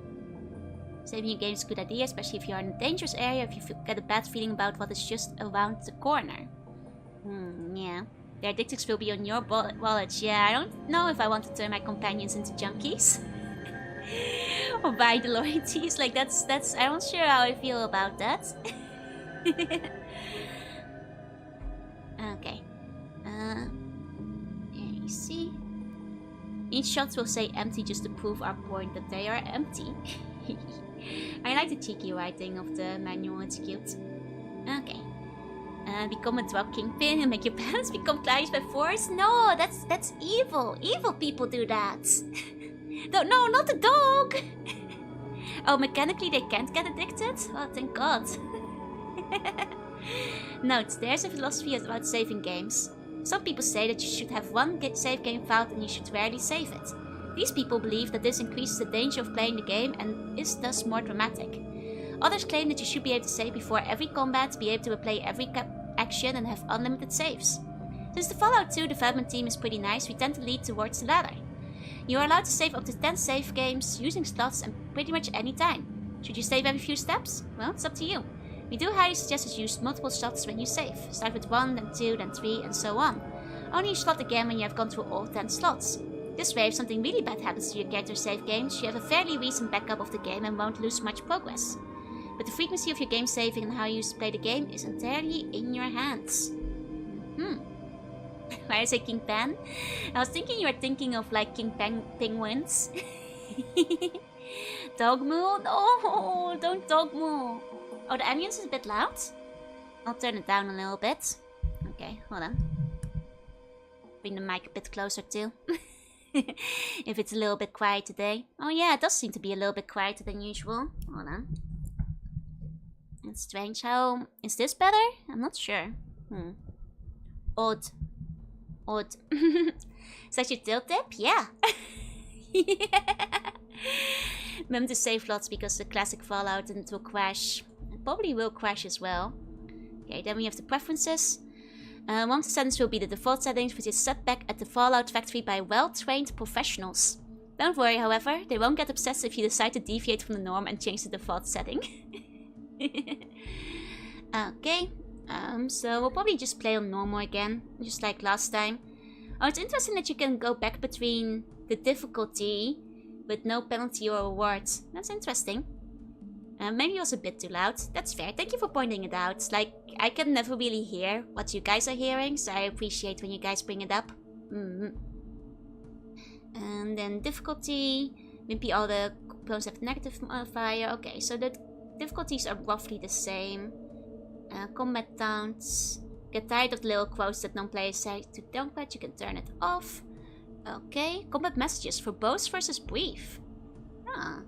So when set to verbose, combat messages will be more detailed with flavor text. Okay. Well, I think that's more fun. I think we had flavor text in the first game. Olive, not free flapper, not mermaid jar, but lamia jaw. Oh, maybe this is the tip of the lamia tail. Lamia jaw is my favorite. Such a good design. I agree, I agree. When set to on, this preference will always highlight characters during combat. When set to off, you will never get a highlight. Okay. When set to target R, the highlights will only appear when you're actually using it. Okay. Violence level. On maximum blood, you will see the most violent, gruesome deaths possible. Normal shows most of the death, but doesn't show a couple of the really bloody ones. Okay. There's no practical difference, except that it's a little bit more difficult to tell dead characters from unconscious characters with a non-setting. You can set it to whatever you like. Though if you completely blast them apart, it's a little bit hard to pick up the items too. Maximum blood is the default setting, and normal is not. It should be a scary indicator of what the development team considers normal. Cheeky, cheeky. Okay, so text delay. Note. Oh, a note to our younger players. If you are under the age of 17, you should look at the little black rating on the box of this game. It says mature. We mean it. There are some really adult situations that occur in this game. There are a couple of preferences that you can set to make it more likely that your parents will not kick you out of the house if they discover you playing this game. Click the language filter to on, click the violence level to normal or minimum. A note to parents. If you discover your child playing the game with all the settings set to the normal mature levels, we don't actually suggest that you kick your kid out of the house. That would be really rude. I kind of like, you know, this little cheeky note towards the younger players. You know, acknowledging the fact that, like, you know, kids are going to be playing mature games regardless of age.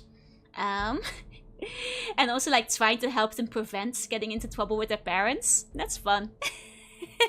Yeah, age bar, like 80% true. It's fun. Hey, Dennis. Hey. It's all relative. Okay, we got the language filter.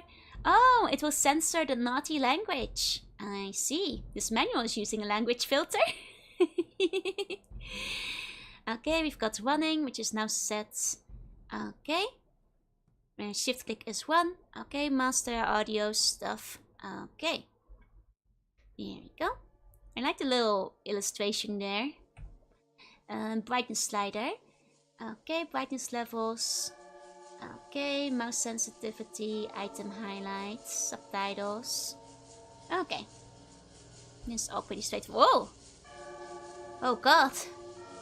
They're tearing him apart! Parents didn't care about how violent they were. Same. I was playing GTA. You know, didn't really blink twice at it. Hey, Taniki, hey. I will have the ties? Don't you just take my ties away! Now people that worked on it went on to create Obsidian. Ah, I see. Okay, so type of characters. Player character. It's your alter ego that exists within the Fallout world. It's the single most important character in the game. If the player character is skilled, it's game over. PCs are also the most detailed of all the characters, having access to all the fun stuff. And grouped together, those things are called characteristics. It is kind of fun, you know, being back, you know, in the past in an era where you actually had to explain what an NPC was in your manual.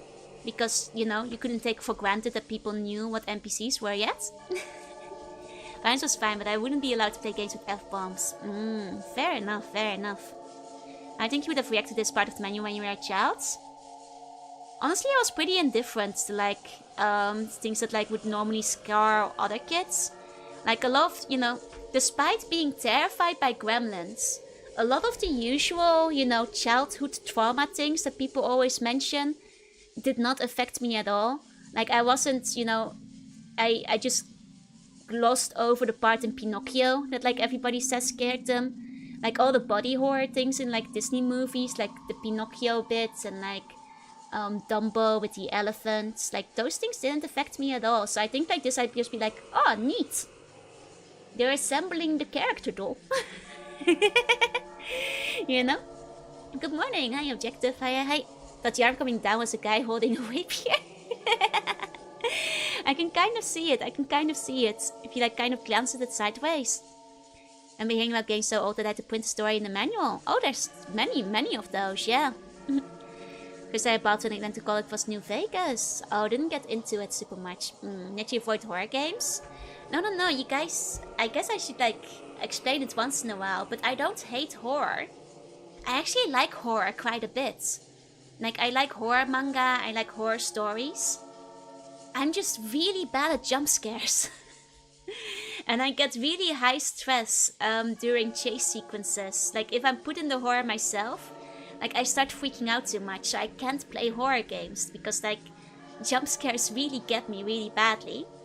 Yeah, jump scares are freak. It's also why, like, you know, I have played some horror games for stream before, and those were the ones that were, you guys reassured me, were really low on jump scares. Like, if it's pure atmospheric horror, that's different. If it's like, the main issue is, like, you know, I can handle horror games if they fall in the category of point and click. If they're like top-down pixel horror, is usually okay. But, you know, the more it falls into any of these categories, first person, over the shoulder, many chase sequences, having to constantly run around and lose your pursuer, as well as jump scares, the more of these it has, the more likely I'm unable to play them. Because then I start getting too scared and freaked out. Have I played Silent Hill? I have tried playing Silent Hill, not on stream, but in the past, and that was one of the games that was too scary for me, yeah? That was one of the ones that was too scary. So much fairly jump scare free. Like, it's, you know, yeah, I played Eternal Darkness on stream. Eternal Darkness only has one jump scare in the whole game, and that one got me good. But other than that, Eternal Darkness was fine. Like, I didn't have troubles with Eternal Darkness overall. And it's a very good game. Yeah. Have I played Siren? I haven't. So I need Fatal Frame. Fatal Frame, I think, falls within, like, the scary parts. But no, like, I actually played the Doom House mods. If you go to, like, my VOD archive, you can find it. That was a good one. And kind of scary. No, Bloodborne would be. Not that you like to play it, but the lore about slugs is good. I am kind of curious, but I will admit there's so many games I still have to play.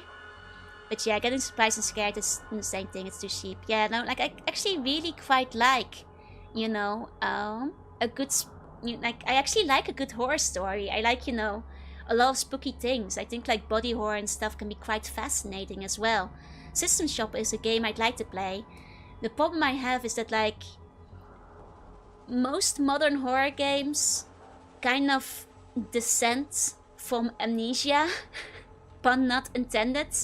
Like the Amnesia, you know, philosophy of, you know, not to say Amnesia is a bad game. It's, you know, it has its fame for a reason, but, you know, it's jump scares and chase sequences, and, like, that's, I cannot play that. It's too scary for me. Silent Hill 1 is scary, and the game's not even trying to jump scare you. And that's not to say, like, you know, anything that isn't like that is fine, but, like I've said before, I've tried playing Silent Hill in the past, I've tried playing Resident Evil, and those were both a bit too spooky for me as well. So it's all a bit subjective. I have played, you know, things like, you know, indie RPG maker horror games, like stuff like Ib and, like, Witch's House, like that kind of stuff I can play just fine. It's not too bad. I could probably, you know, play Aoni, you know, Corpse Party, like that kind of stuff. I've played Eternal Darkness, I played Clock Tower. You know, things that are, like, more in the point and click, you know, adventure solving category is, like, a little bit easier for me to handle. Like, look, don't get me wrong, Clock Tower has jump scares and they got me the first few times.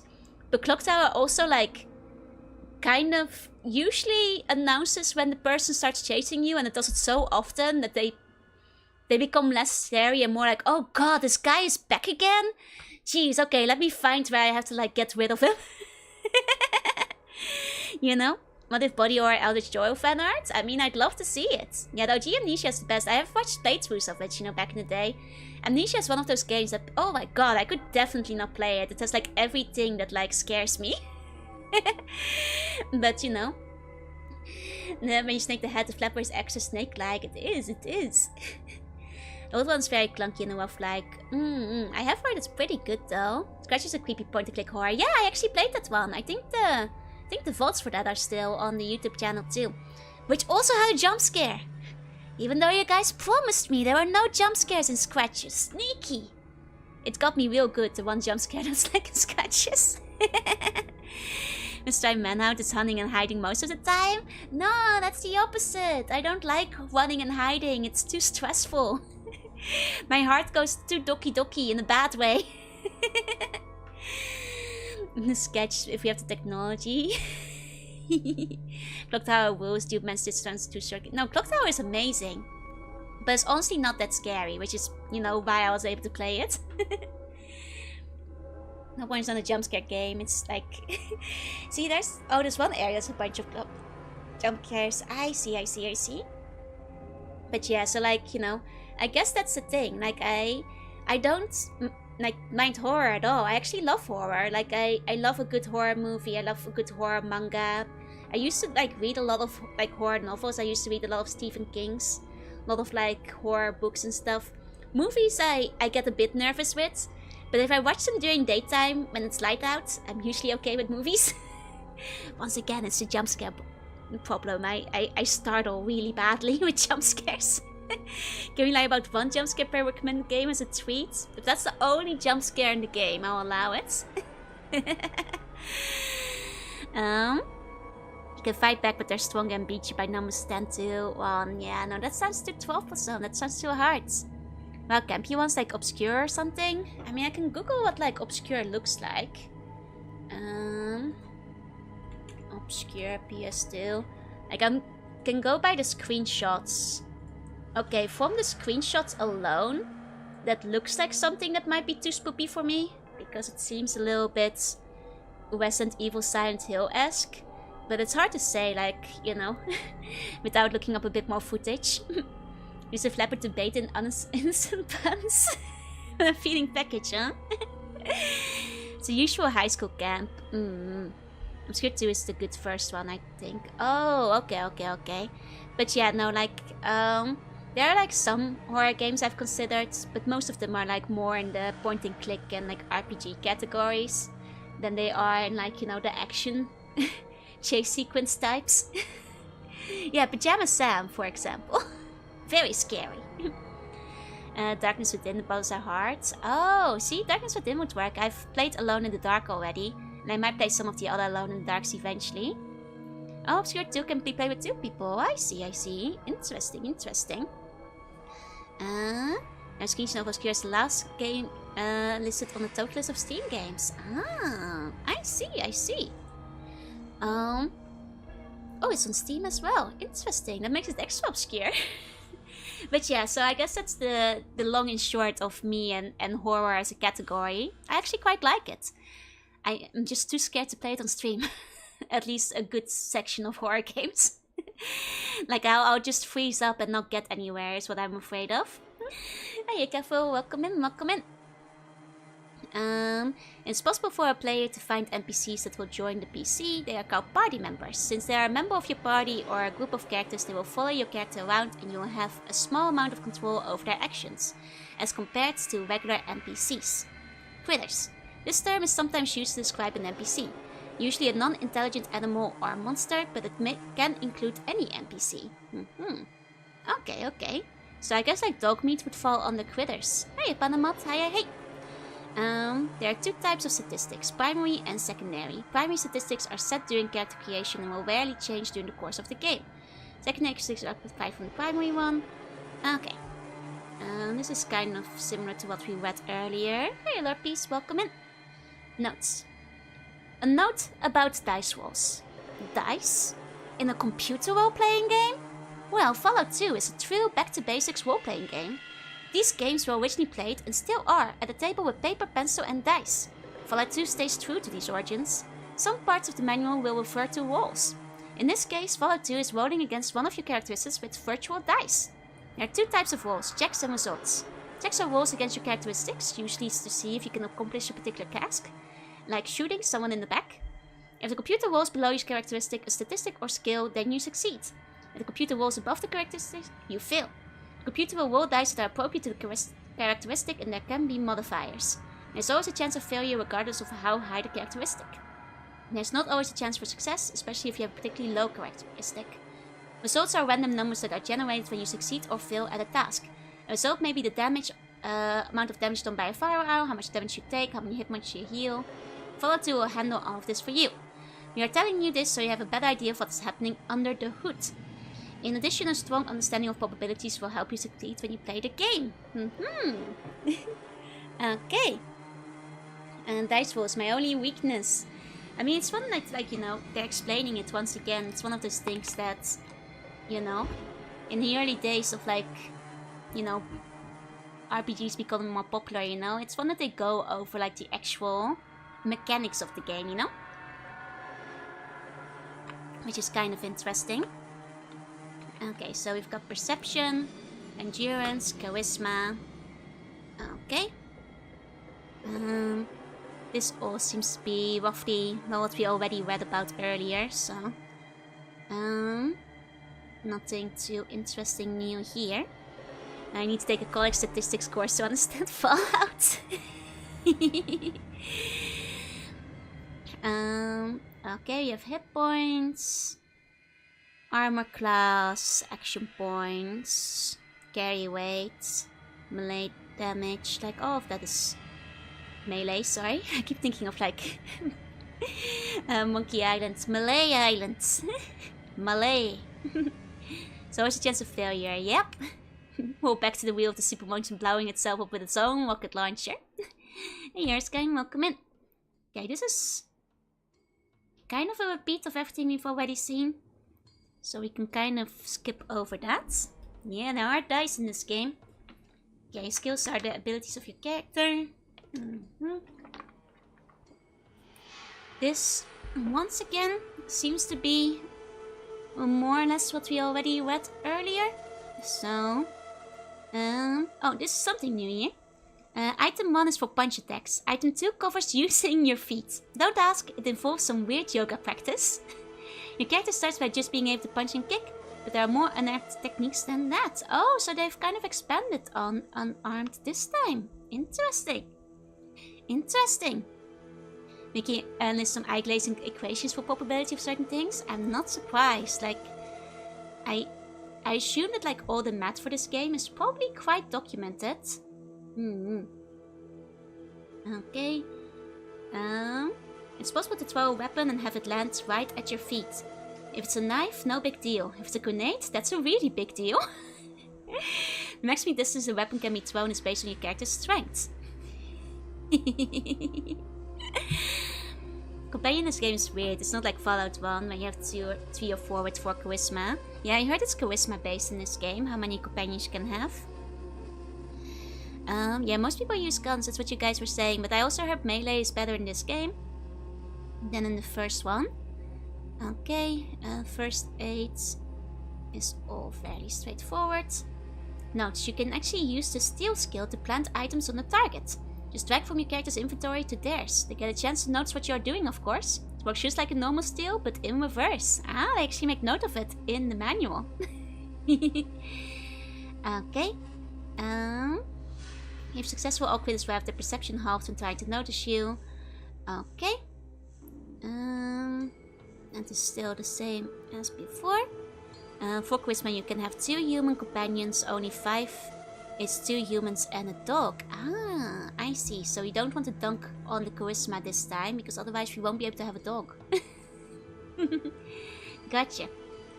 Okay, so lockpick, straightforward enough. Steal.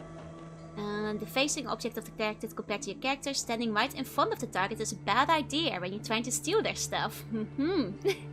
As well as smaller objects are easier to steal than larger ones, as well as the number. Okay, interesting. So they've kind of made it more in-depth, unless that was the case in the first game too, but I didn't do a lot of stealing.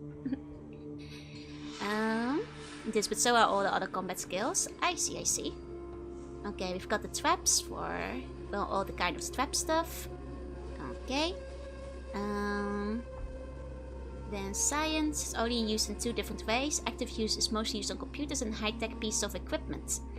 This skill is also used specifically to determine whether or not your character can understand or notice something scientific. Okay, the skill covers all different fields of science. Using the skill generally takes no game time. It often needs to be used before the repair skill. It will give you a general idea of what is wrong. Interesting. Sorry, my throat is getting a bit dry. Melee is good in 2. They saw how much people used in 1 and added more. Ah, I see. For other builds. Gotcha. Okay. So repairs for fixing things that are broken. Speech is used in extended dialogues. Okay, it is used to present a convincing lie and getting the NPC to agree with you. Difference between an argument and a lie is not that if you blow the argument, the NPC generally will not want to slit your throat. You never get to use the skill actively while talking, as the lines that speech rolls are used on are not marked. A higher speech skill is useful for getting your way. You can use the speech skill actively to start a conversation, but just clicking on the person is usually easier to do. Okay, so they're not marked. I was wondering about that. By being better melee, the enemies will use guns to kill you close range, so no problem. I mean, I am thinking of like doing a sniper build this time around, so... Oh, hi Baumeister, thank you for the wait. I'm Juna, I'm a sea bunny, play retro games and do art sometimes. And today, I am reading the Fallout 2 manual. I hope you had a good time with Borderlands. We're digging into Fallout 2. Okay, so next up we have Barter. That's roughly the same as before. Gambling. Okay, also roughly the same. And Outmarship, which you guys haven't mentioned, improved quite a bunch. Nice meeting you all. Welcome in, welcome in. Okay, then next up we have Karma, which I feel this part of the manual is repeating quite a bit. But mainly you're more likely to get hexed. Oh, burst at 1 hex away. Oh, like, oh, is that when you like have the burst gun shooting at you? I see. Gotcha. Okay. Okay, so I think this Karma bit, it's... I feel like some of the page in the manual could have probably been trimmed a little bit, because some of it repeats a little bit. Like, well, it takes a lot for your character's inner personality to shine through, and in the case of bad karma, ooze through. Okay, reputation is what we heard earlier as well. You perform deeds in front of people, you will eventually earn a reputation. Most reputations are based on the town, since that's where people live and tend to watch each other do things. Okay, it is roughly the same. Good non-player characters like good raps, bad NPCs like bad raps. Good NPCs do not like bad raps, bad NPCs do not like good raps. So I guess like if you want to be a criminal, you want to have like a worse reputation to do more criminal acts.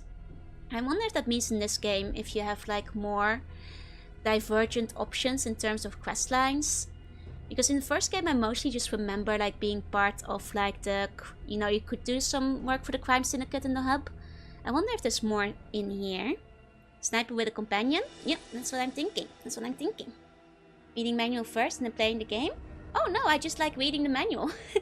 You know, a good manual is quite nice to go through before you jump into the game. You know, the creators put their effort into 158 pages of a manual, so it feels like a bit... you know, of a shame to not go through them. Oh, Deet, let me give you a meow. Are you a mermaid right now? We'll never know, because you guys can't see what's going on off screen. I might just be. But yeah, I'm reading the manual before I start on Fallout 2. I was curious how it would work in Fallout 1 and 2. I started with 3. Yeah, so like... I know that like 1 and 2 are quite different from the third one. Oh, I guess I should make a note for anybody who is new here. This is my first experience with the Fallout series. I played the first game. I'm gonna play the second. I haven't played any of the others. Please no spoilers about the later games. I'd like to experience them myself. Let me take a sip of my drink. Thank you, Zero. Here you go. Okay. So, perks. Perks are special abilities your character can select. Once again, pretty sure we already read a bunch of this. Oh no, these are the other perks. Right. Hey Toro, welcome in. Last time we had a bunch of Action Boy. I'll just like scan through them to see if there's like any new perks we didn't have in the first game. These seem to be mostly the same as last time. And this work doesn't push you to be good like the first game. I mean, I do want to have a good rep to like get more people to go to our restaurant, you know? You know? Demolition experts. Earlier sequence. Okay. Most of these seem to be quite similar to the perks we had last time, from what I can tell. So... oh wait, here and now you character gains 1 experience level immediately? Wait, you just level up again? That's kind of crazy, but I feel like there's probably better perks than just like a early level up when it comes down to it. So it's probably better not to go for that. Probably better not to go to that. But this is Ambience. It's the Fallout OST. It's the pop of Fallout OST has some background music here. Subjectively the worst perk. That's what I'm thinking. It just seems like very, you know, short gain kind of situation where you're probably better off like thinking long term. The first Fallout I tried was New Vegas. Couldn't get into it at the time. Fair enough, fair enough. Kamasutra mark. Oh, that one's new. I hadn't thought of... Oh, wait, that was... Confers great stamina and skill when doing the dirty. Well, you guys... The manual did mention that that's a thing in this game, then. To such a degree that apparently there's a perk for it. Okay. Okay, Karma Beacon. Your karma went over someone's dogma. Karma is doubled for the purpose of dialogue and reactions. Okay. I think that one's new too. I think that one's new too. Okay. Okay. Light step. You don't set up as many straps. Living anatomy. Gives more doctor. Okay. Magnetic personality.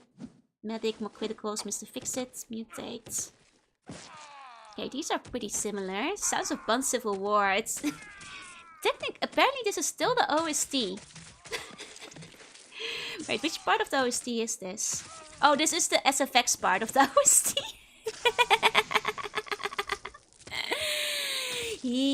Okay, maybe I should go back to the OST part of the OST. Here we go. Are the sounds of things being attacked because the OST was playing the sound effects now. It is a good fit though, it's a good thought, but you know, it's a bit distracting to have people dying in the background while we're reading about pack rats. Doom is a good readable manual. Me too, me too. It's my 8 character will make some people drooling. Oh my god. We'll see then, we'll see. Okay, so this seems to be once again quite similar to before. Okay, we do have the sound, we do have the sound. It's better than DMCA, true. I might already have a couple of parts that I might have to mute out because I kept like accidentally starting the one song with vocals. Silent Dead, Silent Running, Slayer, Smooth Talker, Snake Eater. This is all, I think, similar to the first time. Notes, it is rumored that there are special perks. You may be awarded one of these perks for completing special quests. Keep your eye out for special awards. Looking forward to those. Okay, tag, you're it. I can get an extra tag skill. Yeah, that doesn't seem that useful. I managed to like level up my tags pretty well without... feels like you probably want to spend it on something else. Okay, experience. The more experience, the higher you go. Okay. Oh, every level doesn't have like a funny title with it this time. Like last time it was like Wasteland Hero and that kind of stuff. Like, you know, the interesting things. I'm a bit sad they don't like give a title to each level. Gotta get ready to go for the rest of? No worries. Have a good day out for dinner. Thank you for coming by today.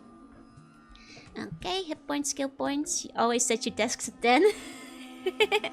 I'll keep a high dex. I'll keep a high dex. I'm so close to learning the secret of the pancakes. Ooh. Okay, skill points. Okay, matters of life and death. As you explore the post-nuclear world, you will eventually come into conflict with other characters or creatures. Sometimes you can solve these problems with diplomacy or stealth, depending on what your character is good at.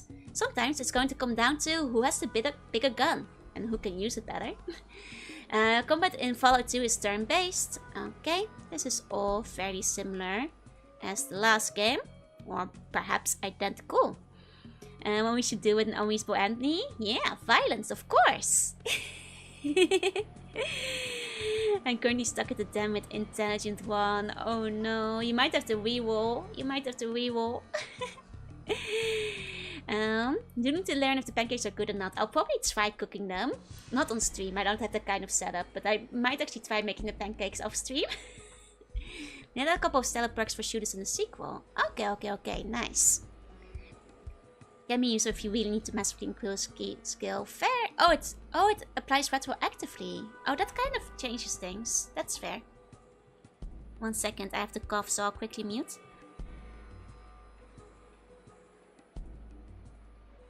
Okay. All good again. There we go. Should set it up for stream. I know that would be fun, but I don't have that kind of space. Might be good for switching from small guns to energy. Makes sense, makes sense. Okay, so targets. Okay. Green is a friendly critter. Oh, so you guys did mention our friends are now highlighted green by default, so I won't be shooting Tycho again by accident. My intelligence is 1. Beat the red scorpions and people to death with the spike claws. Hey, if it works, it works. Okay. Line of sight, action points, actions in combat, movement. Is all. Very straightforward. You are in Japan. I am. The kitchens aren't very big. Notes. If you want to reload and use a healing item on the same turn, it is cheaper to open inventory and do everything there. If you go to inventory to use a healing item, you should remember to reload any ranged weapons at the same time. That's true, because you do get infinite inventory usage once you're inside of it. That's fair, that's fair. Gonna lurk? Have a good lurk. Get yourself some good food. Okay. Probabilities. Okay. All straightforward. 95% should rarely miss. That's what they all say. Then why does it miss sometimes? Main character with strength 1 and int 1 named Vinny McMahon. Oh, that's like the guy who's like the wrestling guy, right? I don't know much about wrestlers, I'm sorry. At some point I'll play like Wumbo Roses or something, but as it is, my knowledge is quite limited. 120 is more frequent than rare, I'd say. Exactly. It's awfully often. Okay, ranged weapons, burst, well... This is all fairly straightforward. Just like scanning if burst says anything about... Yeah, here we go. Most of the bullets are aimed at the primary target. The rest of the bullets can strike anybody within the cone. Friends, enemies, helpless sheep. Whatever is in the cone that is centered around your targets. They do point it out. They do point it out. Mahon is pronounced as man. Oh, so Vinny McMahon? It sounds a little silly. Dodge sheepies, dodge! Sheepies, get out of the way! Sheepies, get out of the way! When you start XCOM, you will learn there's no things as 95%, there's 0, 50 and 100. No matter what they tell you. Exactly, exactly. Okay, hand-to-hand combat. It's all pretty straightforward. We already heard about that too. Made in 10 characters, called hurdy-gurdy. I feel like I've heard that before too. Isn't it like an instrument? Perception helps the game for ranged weapons, so keep them 6 or 8. If I want to go rifling. Makes sense, makes sense. Most attacks are done just trying to hit the opponent. Okay. Targeted. Okay. It's interesting they don't go into the different body parts. Okay. Yeah, weird crank instrument. That's what I thought, yeah. And it's a food? I've never seen a sheep in Fallout. Well, maybe in the second game we'll have some sheep. We've only seen Brahmin, like the cows, but... hit points, critical hits, crippled limbs. Okay. This all... basically repeats of what we already read earlier. Oh, George! Thank you so much for the super chat! Thank you so much! Love your streams! Thank you so much for coming by! Thank you, thank you, thank you! XCOM is a game I want to try as well. At some point I might give it a try, but XCOM intimidates me a lot. Okay, ending comments. If there's no hostile critters, and combat will end immediately. You get to see way more creatures in this one, most of which want to peel your off your skin, even the sheep! That's okay, we can use the sheep as a rogue too. It's not about range per se, you will know once you play. I mean, to be fair, in the first game, like, I kind of struggled with keeping enemies at range because they all just run at you and like close the distance immediately. Don't worry, disaster. I think people forget all the time. It's all good. Okay, victorious in battle and looting the dead. Your character will gain a number of experience points based on the toughness of the critters faced. Maybe enough XP to increase your character's level, or you may need to explore some more and face additional challenges. Appendices. Oh! Wait. Have we hit the appendices? Okay. Okay. Old XCOM is good atmospheric worldware. Fair enough. Okay, tutorial. Okay, so I'm assuming this will just like walk you through. Yeah, this is just like in the first game where it walks you through like the first area of the game again, I think. I won't look too closely at this because it will be like mild spoilers and stuff. Why does XCOM intimidate me? I mean, the classic XCOMs intimidate me because like I've heard they're really difficult. And I've seen Nimi play them and they look very difficult. Yeah, I was usually using the shortest range weapon too. That's true. I had to keep enemies in range near the end. What I misquit? Not that much. We're just reading. Okay. Then, let's go to the hints and tips. Okay, so, first, save often. Use the save game feature often and use it well. Do not save over your previous game slots. Use all 10 slots, alternating between them. Examine everything. Keep a close eye on the screen. Examine everyone and everything until you get the hang of the world. The dirt, as it were, is in the details. Concentrate on your character. At the beginning of the game, when every level counts, spend your skill points in what your character does well. This means that you should improve your tag skills until they are very useful. Master a few skills first and then improve the rest of your character. All characters should have at least one combat tag skill. Okay. Appendix 1 set dressing for the tutorial when you start the game. Makes sense. You will meet some incredible characters at this one, like the mysterious, charismatic Angaat. Oh, can't wait. And yeah, let me play the old XCOMs. She finished them. Miss old days when menus were 546 page thick? Me too. So fun. If an NPC says something, they probably mean it. It may be a lie or a trap, but your character should always pay attention to what someone has to say. Save? We did manage to save your game, right? Combat hints, move around, don't stand still. Action points are better spent on moving further away from an attacker than the AC bonus. Especially if you have a ranged weapon and they do not. Moving around also allows you to use cover. Pick your targets carefully and then follow through on the attack. Always use inventory wisely for reloading and healing your character. Ammo can be scarce. Really? Conserve it if possible. Melee weapons and hand-to-hand attacks on small pitiful creatures can save you some expensive ammo. Don't be afraid to spend your ammo if it means less danger. So is the ammo like actually scarce or like not scarce? Because, you know, the ammo was not scarce in the first game. And if you were looting properly and grabbing stuff, like ammo was not particularly scarce at all.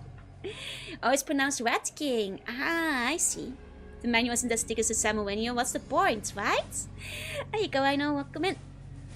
Like, yeah, fill with use of buffs, like shoot them before they shoot you. Okay, get some friends. NPCs, that is. Having additional NPC party members is great. Not only can they offer additional information, but they do the following. Split enemy attacks in combat. More targets for the enemy means less people actively trying to kill your character. Carry goods. More NPCs means that you can lug more stuff around. Some NPCs are very skilled and will effectively mean that your character gains a lot of experience as long as you have these skilled NPCs around. Ammo isn't scarce enough for a roleplay queue. That's what I was thinking, because like it certainly wasn't very scarce the first time around. It's scarce early on, the only problem if you aren't hoovering everything up that isn't bolted down like a deranged radioactive Roomba. Ah, so no problem for me then. Because I'm a bit of a deranged radioactive Roomba who's hoarding everything. Okay, but it's scarce at the beginning. Gotcha. I feel like in Fallout it was never particularly scarce, like ever. Hey, Zylox, say hey. Okay. But that's good to know, I'll try to be a little bit more careful early on. Okay, credits. Thanks to... Oh, they actually mentioned the Fallout 2 message boards. That's cute. Oh, Here it is, guys. I've been waiting.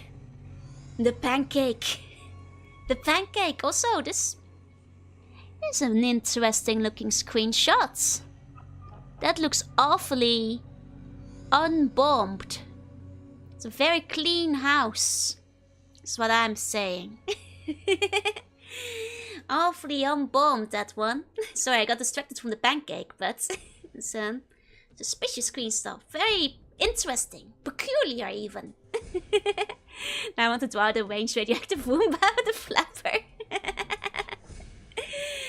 If you attacked energy weapons, sex would have been precious initially since you start with the Watts pistol. Don't start with laser pistol and one unless you play with fixed though.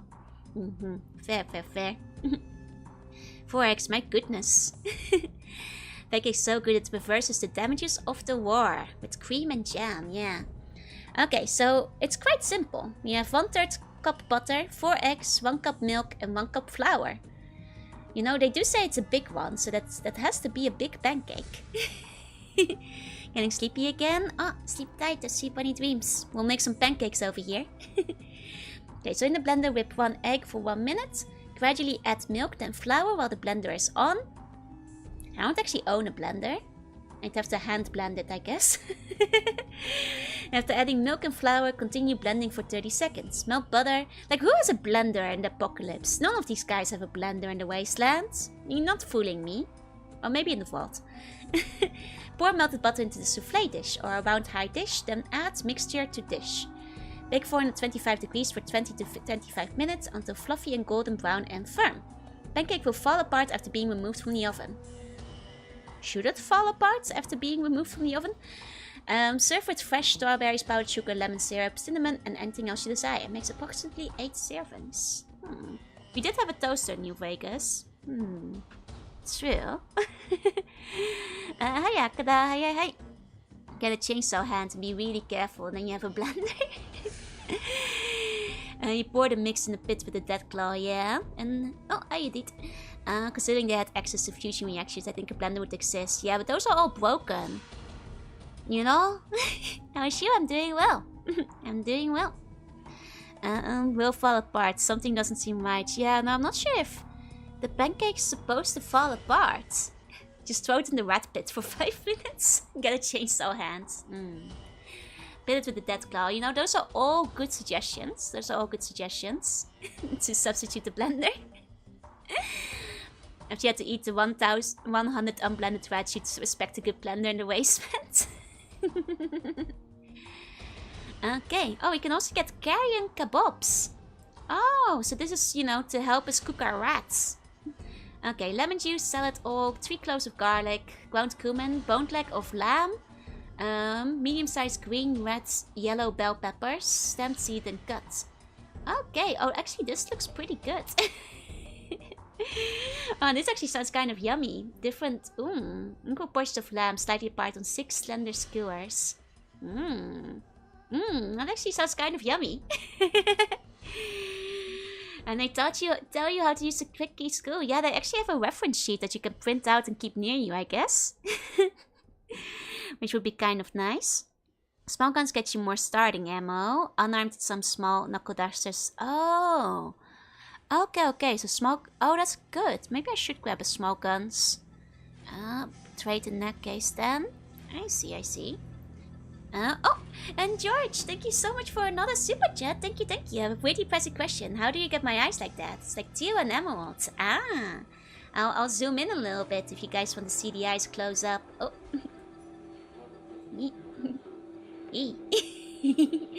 How do I get them like that? I was born with a baby. All natural. Yeah, you can get a bit more of a better look at them. They're pretty though, right? Eyes are one of my favorite parts of my design. They're very pretty. You know? They have like the green and the red combined. I prefer my red sliced dice than roasted. We got some in the restaurant, don't worry. Very strange I didn't include a civilian grade energy weapon if you tagged energy. Oh, but I didn't have energy tagged in mine though. Not the mice. Thank you. It's like a shower of sparks. They're really shiny. It's one of my favorite parts, as well as like the red shading coming in from above. Don't buy your meat from Iguana Bob. They've now to properly incorporate it. It's tough, it's tough. Like, I sometimes like make the pupil red, but depending on the art style, it doesn't always look good. But they are technically, you know, the pupils are actually red. Maybe I was born with it. Maybe it's Maybelline. I don't think Maybelline has a line of contacts yet, though. But they're nice, right? They're nice. I am quite fond of my eyes. You know, like something that, like, you know, in addition to the eyes, that's often overlooked is the, like, little white dots in the eyelashes, which have been a part of my design since my very first Vvoids. That's where I put them in. They'll be on 2.0 as well. Please don't put Maybelline in your eyes, yeah? You know, some people are born with fascinating eyes like that, yeah. Always have had green eyes. You know, the sunlight when it hits them just right, extra sparkly. Didn't take a sheet, I didn't realize was hurt. To be fair, it's a bit hard to tell from a distance. I'll get a little bit closer, so you can see slightly better, but yeah, there's red stuff in the eyes. Such tiny pupils is a pretty good design. Let's call it compound glitter. Thank you, thank you. Well, I didn't draw the model myself, the design is entirely my own. I did my own design and then made my first Vvoid, and then went to like a model artist with it later. You say someone wanted to buy restaurants, as that's something I cannot pronounce. Oh no, I'd ask them to repeat that again, or maybe use a translation app. Maybe do some gestures so I can figure out what they mean. Looking forward to 2.0's eyes, yeah. You can kind of see a preview, like I actually have some like tease images of them. But I'm like nervous about posting them, like I'm conflicted on whether I want to keep it a surprise entirely. Fascinating how they follow the tracking, yeah. You can look all the way around. Shines brightly with radioactive beauty. Very Fallout, yeah. That right there is the first attempt at adding the eyelash decor. I mean, to be fair, it's not like a super necessary detail, it's just like a little part that I love a lot. And that's why George said to the kebab seller in Syria. Oh, that's what he's... Oh, I remember now. Right. Is this reading only stream? Yes, today is a Fallout manual reading stream. Playing the game will be next week. Okay, there we go. Let me get back over here. Back to the normal one. You can see her look to the side when it's shy. Oi, hey, acceptable. Welcome in. Been working on the eyes is one of my favorite parts when doing full shading. Eyes are fun to draw. Eyes are really fun to draw. Like, I often do like more simple drawings, so I can't go all out with them, but when I do, it's fun. Yeah, there's just 1 week left. It's true. You guys will get to see, you know, the eyes will be a bit different, of course, because it's a different artist and a different art style. But I hope you guys will still like it. I think, what I really like about the 2.0 is that it really looks... Like, it feels like from every angle and every shot, it looks like it's straight from an anime. Like somebody took a screenshot. Like the manual pop, thank you, eh? Thank you. I did make it myself, yep. I figured it would be fun to have it on screen while reading. The windows to the soul, yep. I'm gonna play Fallout Brotherhood of Steel. It was brought up earlier, but honestly I know very little about it. If it's particularly bad, it's not gonna be super high on the list. Yeah, the PS2 one. Just like making them at least somewhat pretty. You draw very nice eyes though, the ones you've like, I see you render. I would strongly recommend not playing it. In that case, yeah, I agree with Klest. If I do play it, might just be a silly one-off to like, you know, look at it without a commitment to, you know, beating it. Kind of like the way I played Mega Man DOS. Will you be bringing your Kako helmet to the Dark Ages? I want to. To switch from Watson to Brady? No. Maybe a little. Hello too, hey. Something I really like to do is tell someone to start with 3 that you know there's Fallout in the PS2. Oh no. Please make them play the good ones. Everyone's really negative about it. That's a shame because I do like the Brotherhood of Steel, or at least the bits I saw of it. Oh my god, we have a multiplication table? Guys? Do I have to do math in this game? Guys? Does this game need me to do math as conversion cables? Guys?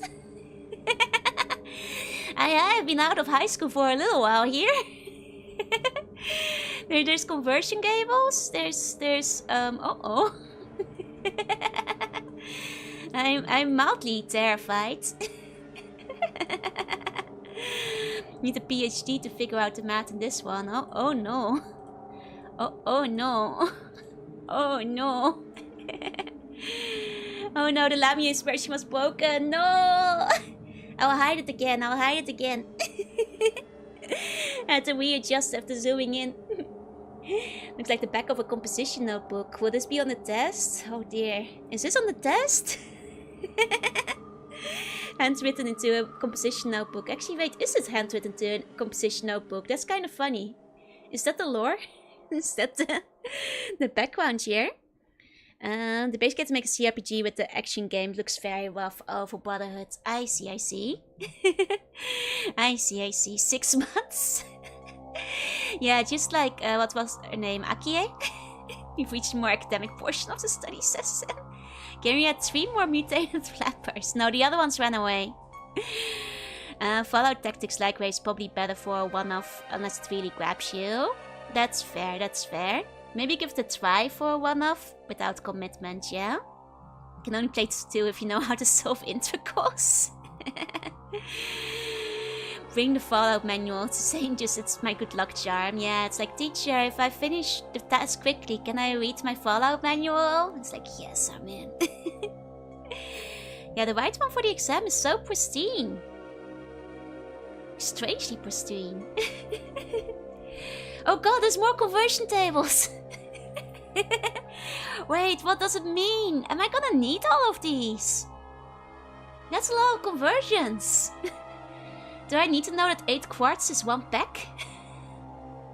4 gills is 1 pint? This will be on the test? Oh no. Oh no. I doubt it. Oh, thank god. What does it mean? Oh no. Oh, a hogshead is 2 barrels. I never knew that. Okay. I mean, there must be a reason they included this, right? Is it just to, like, you know, translate the units in the game if you don't know what they mean? Never had meat. 10 reams is 1 bill. 24 sheets is 1 quire. Oh man. I didn't even know you could measure paper like in bills. How many foot is in a meter? A couple. It's a few. You know? Yeah, it's feet is like, yeah, it's those ones. Yeah. 3 feet is 1 meter. Yeah. As many feet as you can squeeze in there. How big is the foot? Like 3 and some change. Yeah, that makes sense. Then 3 gills of water. What is this recipe written for? Fish, right? Okay, well that's the end of the manual. What a scary note to end the manual on. Oh, let me give you a meow.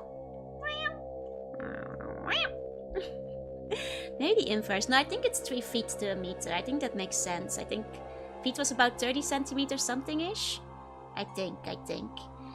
But, you know, I actually was thinking, there's one more thing we can look at tonight.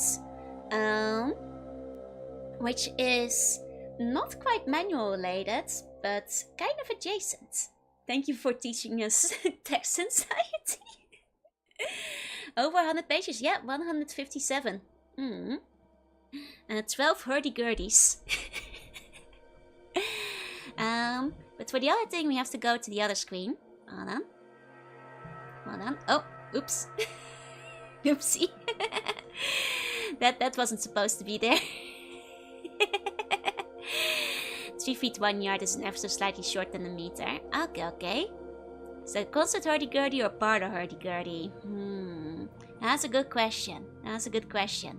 And we're not gonna make a character yet tonight. It will be when we start playing. But there was one more thing that I thought might be fun to do today. And I've got it loaded up. I've got it ready to go. And that is, I went through all the internet archive and found the old Fallout website. And I thought it might be quite fun to see how the game, you know, how the old website used to look like back in the day. You know? I thought that would be kind of neat. Let me just make myself a little bit bigger first, and then we can kind of go on a little exploration over here. Here we go. Is it Luna the Silver Star Story? Yes, it is. One of my favorite all-time games. It is. Web 1.0, my beloved. I know, right? Nostalgia. Looks scuffed as hell. It's great. I want to go back to when websites used to look like this. Like, I think like websites kind of peaked design-wise when they still look like this. It may be like partially nostalgia, but yeah, no, thank God for the Internet Archive for like having, you know, the ability to actually go back and see what things used to look like. But it's so good, Yeah, there's nothing scuffed at all. It's beautiful. Early 2000s, 90s design, so people had fun with the websites, you know. Back in the day when I'd make my own websites, like you know, it just doesn't feel the same with sites these days. The way they look now. Such it bites me hard sometimes. I wound up downloading all my old digital backgrounds and stuff. Yeah. Like I saw some like Windows Media Player like archive for like the different skins, and like that was so fun to look at. Discover it's got character. Barely have websites anymore in general, it's true. Like I kind of hate the fact that like modern internet is all concentrated on the same few sites. Like I feel like, you know, back in the day there was a real sense of exploration, you know.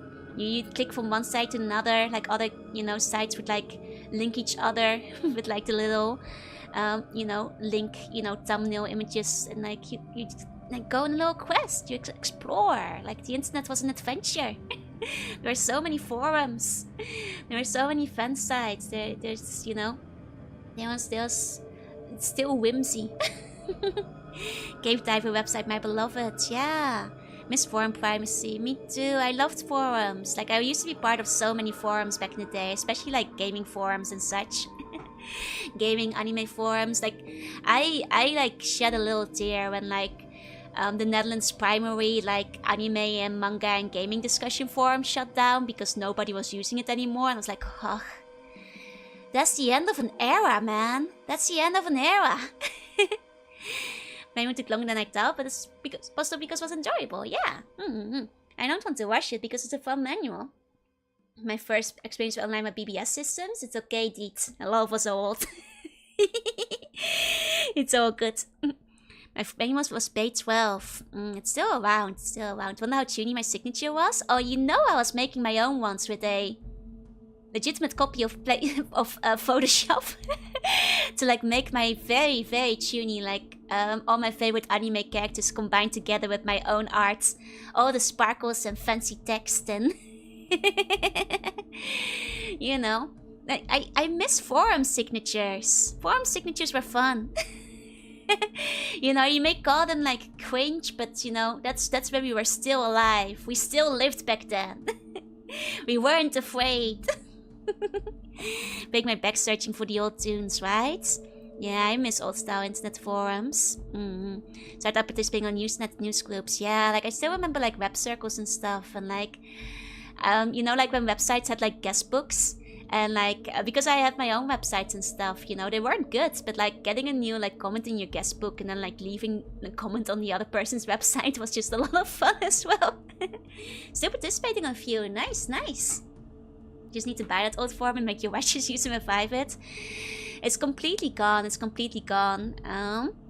think if there's any Dutch or perhaps even Belgians around, because it was pretty big in Belgium too. It was called Anyway, and it was because it was a Dutch anime, manga, gaming magazine, and basically the only one that existed. It meant that like their forum was for a long time the one Dutch hub for all of it. You know? It's also like where I like wound up buying like a lot of like secondhand games and manga, because people would also use it as a place to like resell stuff, and I'd ask my mom to pick it up for me.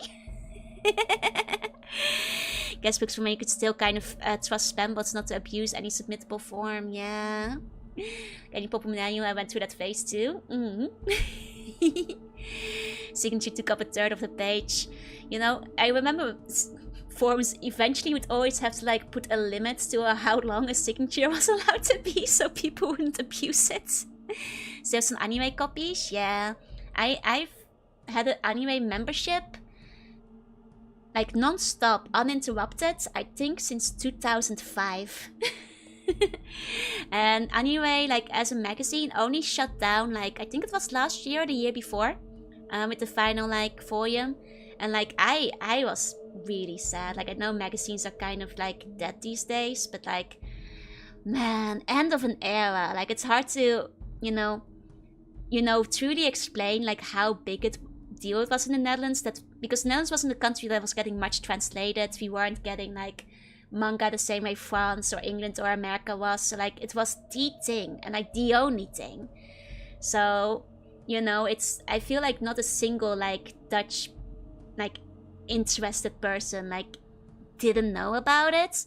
So like when they said because like fun fact, they were so cool because it was like a completely volunteer run organization as well. When I moved to Japan, I sent them like an email asking them asking them if like they could you know, still send the anime to Japan, like if I could like continue my subscription. And they like responded to my email and they were so nice, and they said like, oh yeah, we have like 4 people living abroad, and they said they do it, and they didn't even ask extra for the shipping. Like the subscription cost just continued to be like normal. I was like, man. It made me so sad when they like went out of business, because that's amazing, you know. That's like, you can kind of tell it's people who are doing it like for pure passion for like anime and manga, and like, you know, the fact that like I could not just receive it in Japan, but they weren't even gonna charge me extra for it. So sweet. Sweet to make me feel like I should be coming to dust. It's okay, we all crumble to dust together. Because we're all old around here. At least I think most of us are actually quite close to the same same general oldish age, so don't worry, don't worry.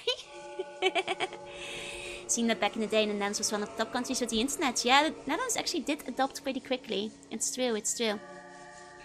But yeah, no, that's a little side tangent. Like unironically, when they announced that Anyway like didn't just close the forum, but they were canceling the magazine, because I was looking forward to it, you know, 2 to 4 times a year, I actually cried. Because it was such an end of an era where it felt like, wow, now we've truly transitioned to like, you know, it's not the same. Like everything's just on Twitter and YouTube now. Like it's, you know, it's a different kind of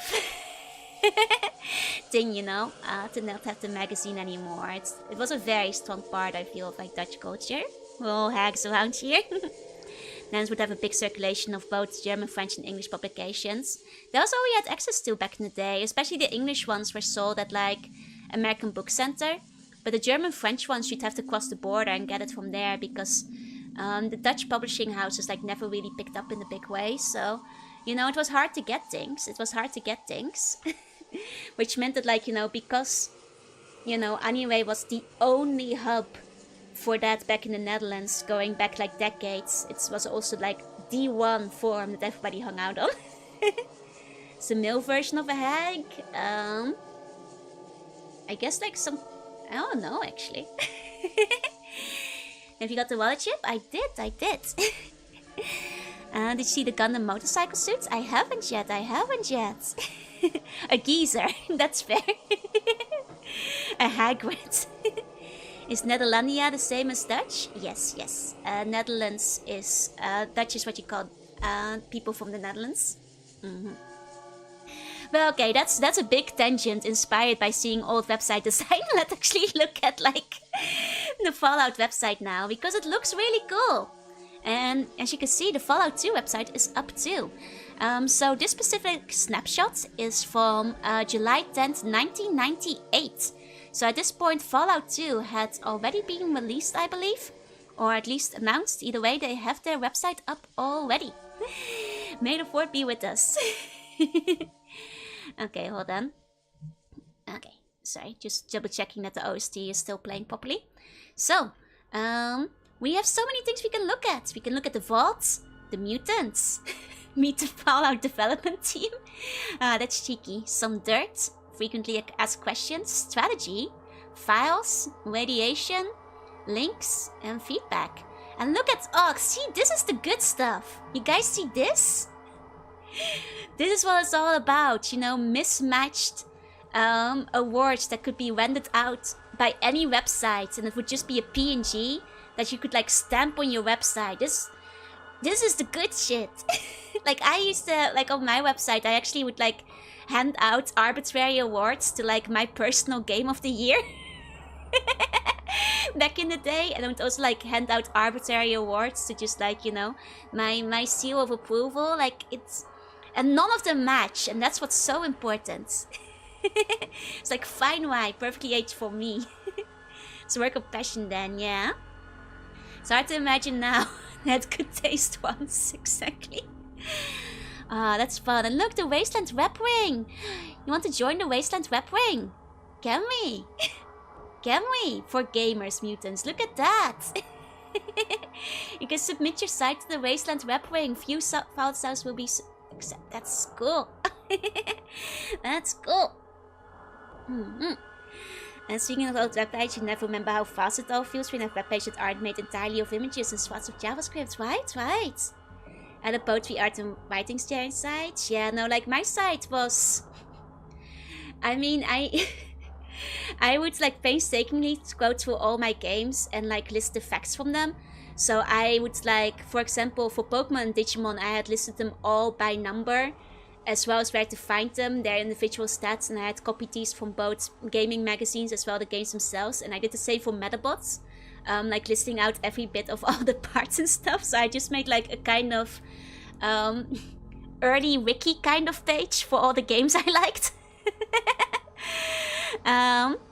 That's, yeah, it's, the thing is, you might think this is useless, but people would tell me they thought it was really useful that I listed out every single part you could get in the Metabots games. So, you know, jokes on you if you think that sounds useless. It was very practical. It's missing a Vista counting saying X people are roaming the wasteland, but it does have by mutants for mutants, which I think is very cute. That's very cute. Yeah, writing FAQs for games is a good honorable pastime. Like, that's the thing, like I was not even writing the walkthroughs, I was like writing my FAQ, just like pure raw data and stats from the games, because that's what I figured the world really needed. Nobody else was documenting all of those things, so it came down to me. Gotta get ready to sleep tight, to sleep any dreams. Thank you for coming by. Okay, but let's look around, let's see the vault. Yeah, those website sharing ring things, right? Bot documenting one cute. Okay, from the creators of Wasteland comes a new breed of role-playing games. Fallout, a post-nuclear role-playing game. Set in the afterworld of a worldwide nuclear war, Fallout will challenge you to survive in an unknown, dangerous world. You will take the role of Vault Dweller, a person who has grown up in a secluded underground survival vault. Circumstances arise that force you to go outside, to a strange world 80 years after the end of the modern civilization. A world of mutants, radiations, gangs, and violence. Your immediate task is to find the replacements for the broken water purifier controller chip. Without a chip, your fellow vault dwellers are doomed to dehydration and be forced to leave the safety of the vault for the outside. Now, I must point out the immediate best part: these PNGs of the in-game sprites. Like that, this kind of crunch on it, that really brings me back to my own websites back in the day.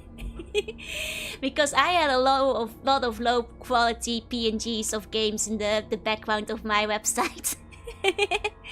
Even better if they were GIFs, even better if they like wiggled and animated.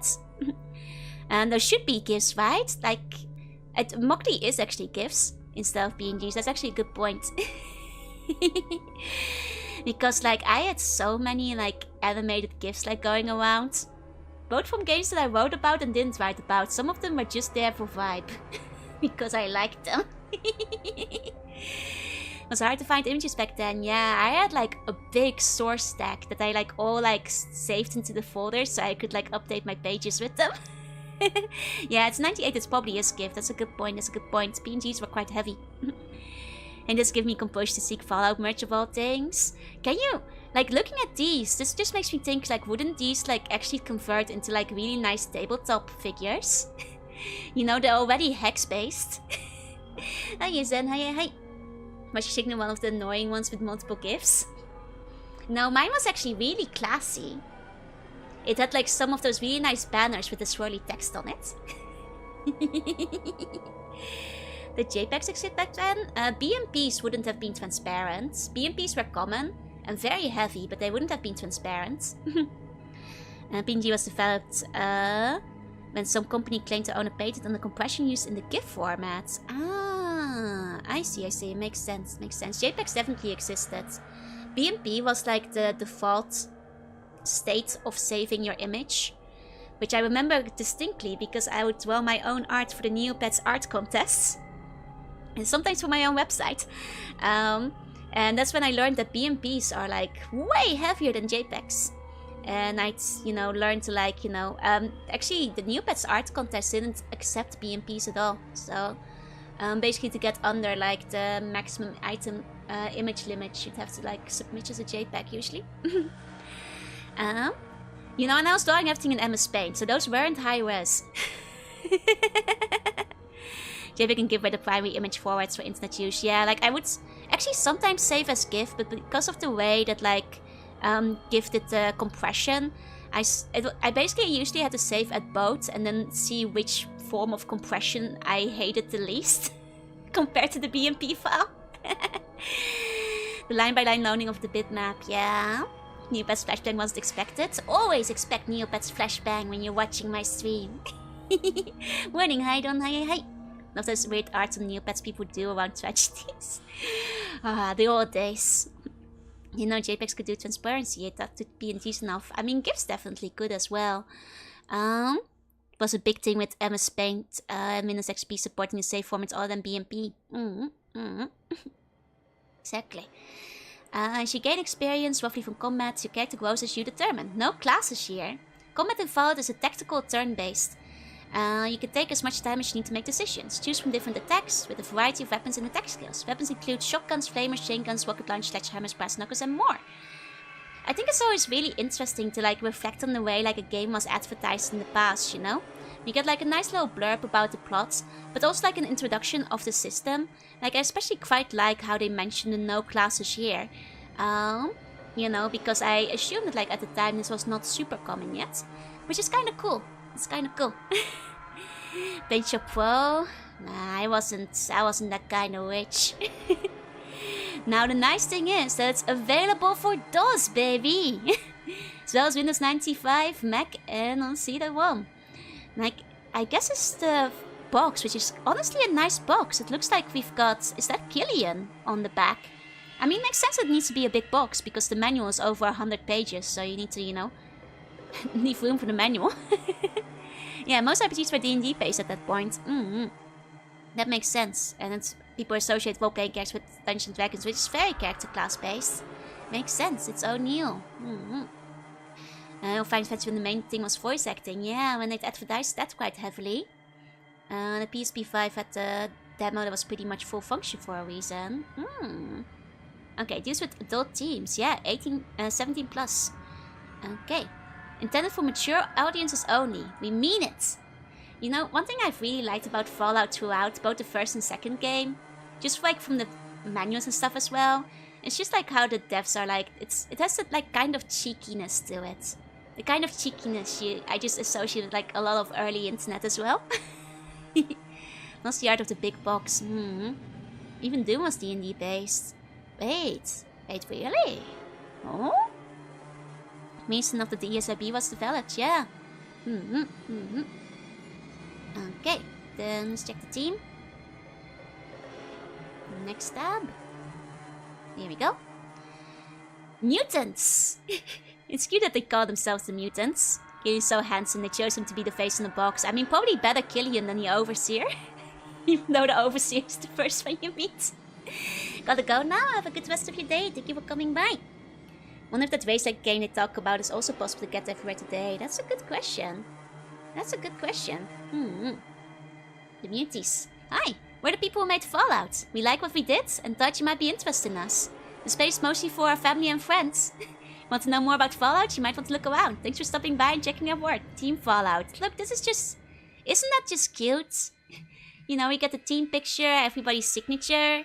That's cute, you know, like... Compared to like a lot of like game websites, they're all just so... glossy and corporate, if that makes sense. Like completely smoothed out to be like Google search engine optimized and like Web 3.0 and like this is just, it's charming, you know? It's nice to see like the team behind it. Smallest family where everyone knows each other. Hey Stardex, hey. Well, okay, people don't want to get hate mail. I suppose that's a whole different question as well. Oh, the Cacodemon artwork was directly clipped from the Astral Death Nuts. Ah, gotcha. There we go. None of VTubers and the views end up around the same age. I think, you know, by extent, because of the games I play, a lot of us wind up being roughly in the same age group as I am. Jarring is the right word. Absolutely. Absolutely. Like, aw. It's just like group pictures. It's cute. All names and faces are the copyright of their respective owner. Ban sensitive, legalized freedom. Okay, FAQ. It's a nice personal quatch. Exactly. Craig was originally a character in a D&D game that played at id Software. Gotcha. Hey, Blue, welcome in. Okay, frequently asked questions. Last update, 19th of May. So, in the timeline that we are currently in, that is roughly 2 months ago.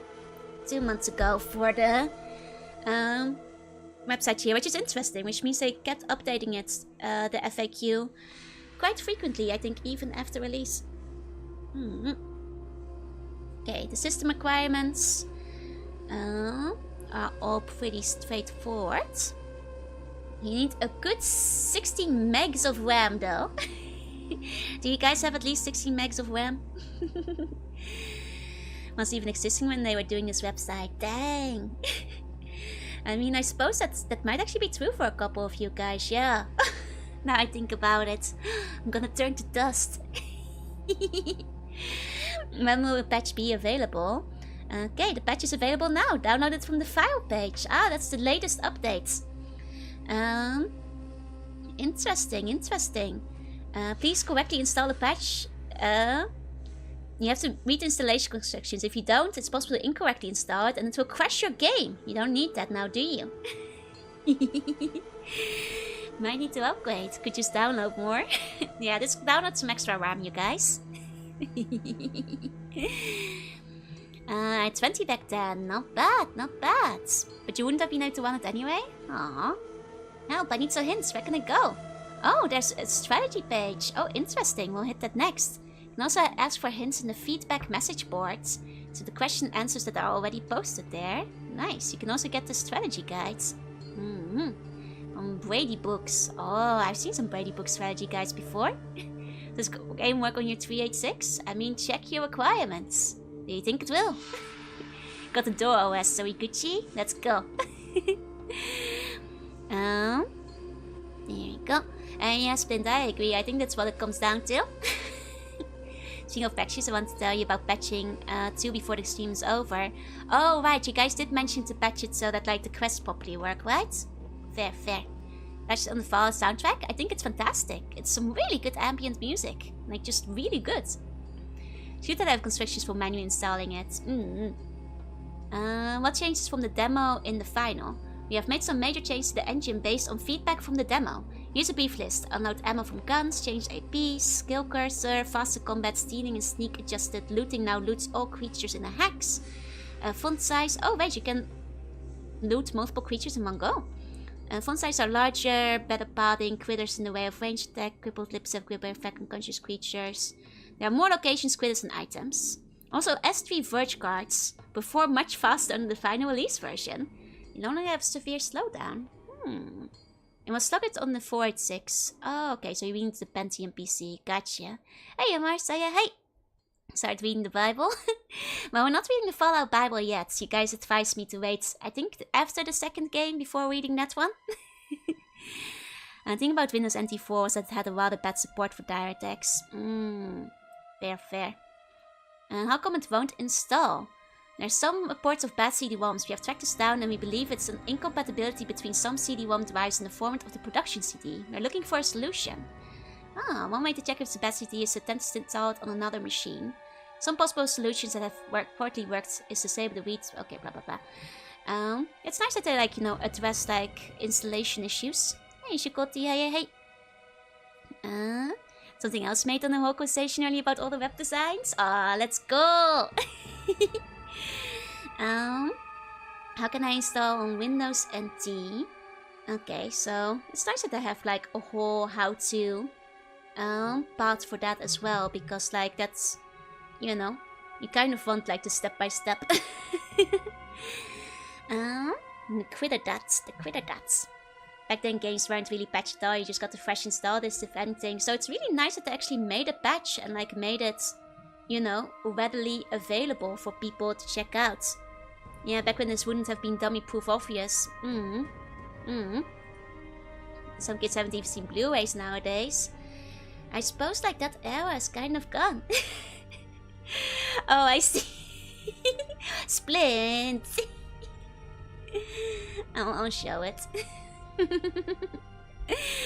NT4 more or less implemented the same API. Some installs didn't recognize system as Windows. I see.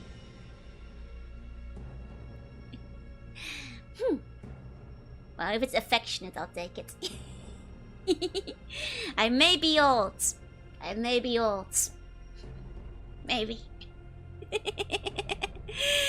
Maybe. When games can actually run on the release with no game breaking bugs. It's the life I love. I mean, to be fair, there are some bugs in Fallout, but at least it runs pretty well most of the time. You could download patches on some game websites. Yep. Mostly fixed those issues in Windows 2000 XP, which were based on the NT kernel. Okay, the game runs slow.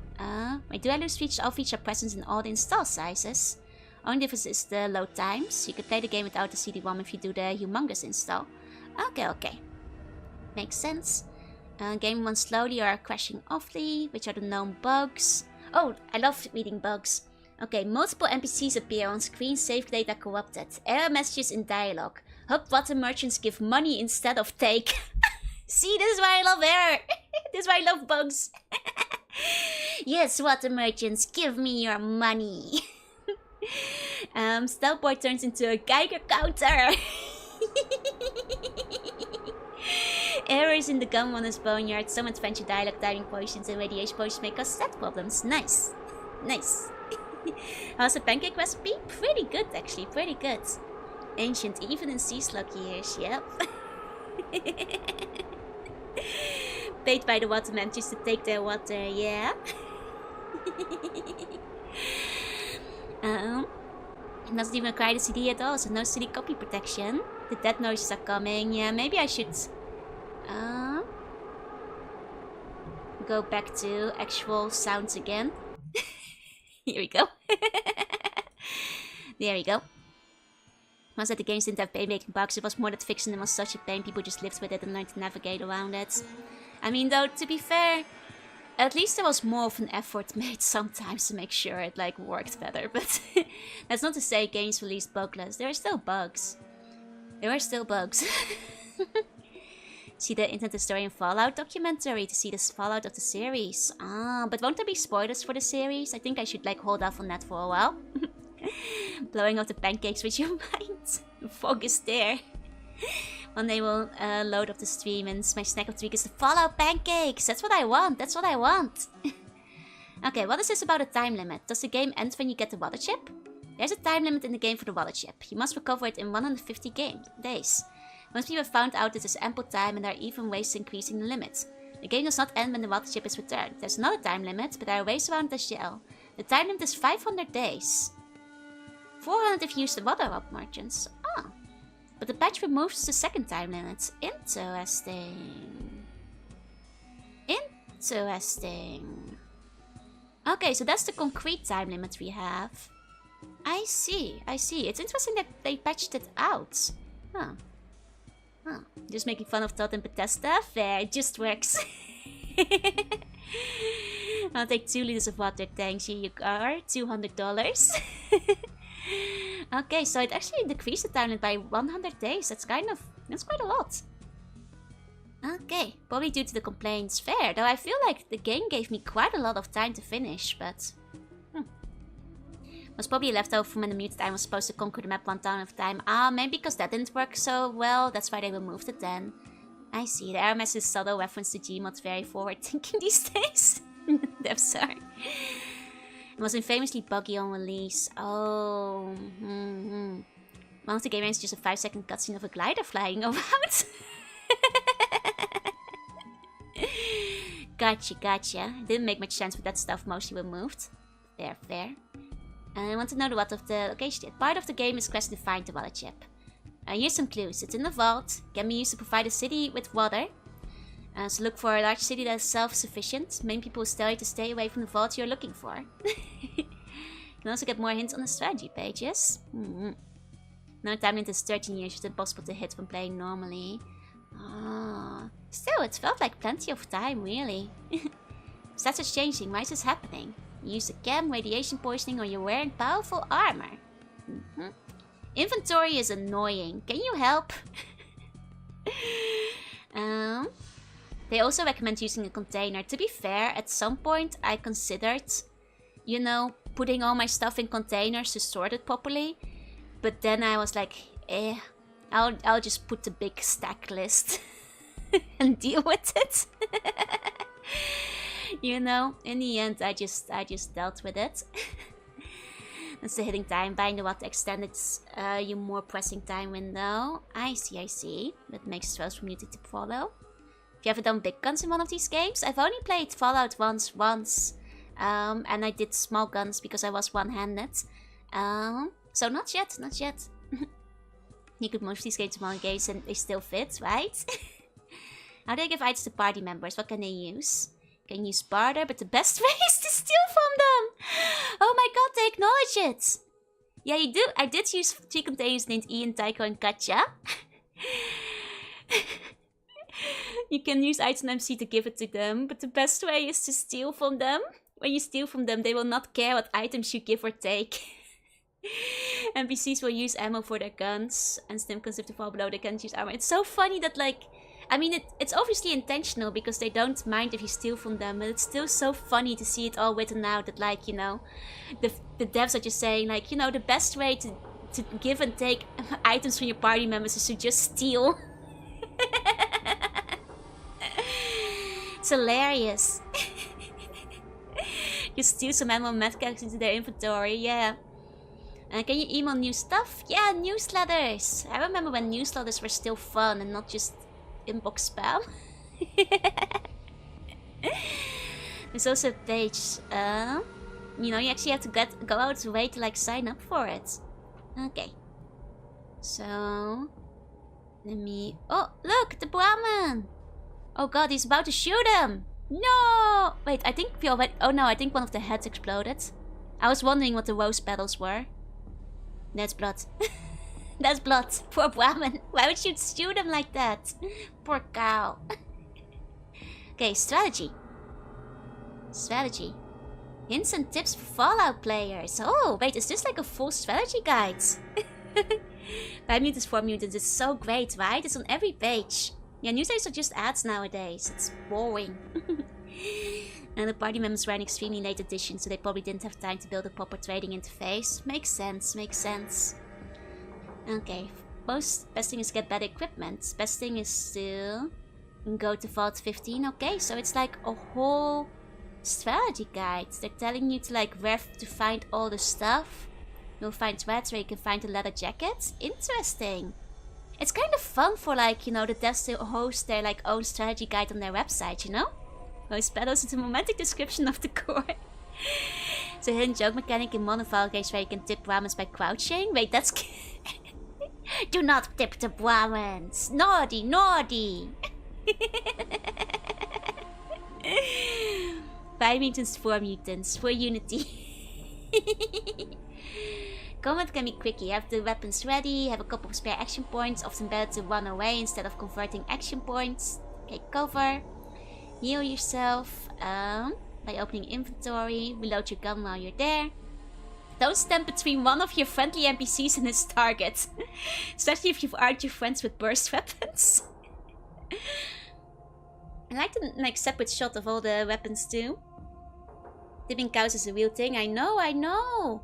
Like, it's like a whole American thing, right? I always hear about it on like American TV shows and like cartoons and stuff. EMPTSD, Mary tipped a C-bone.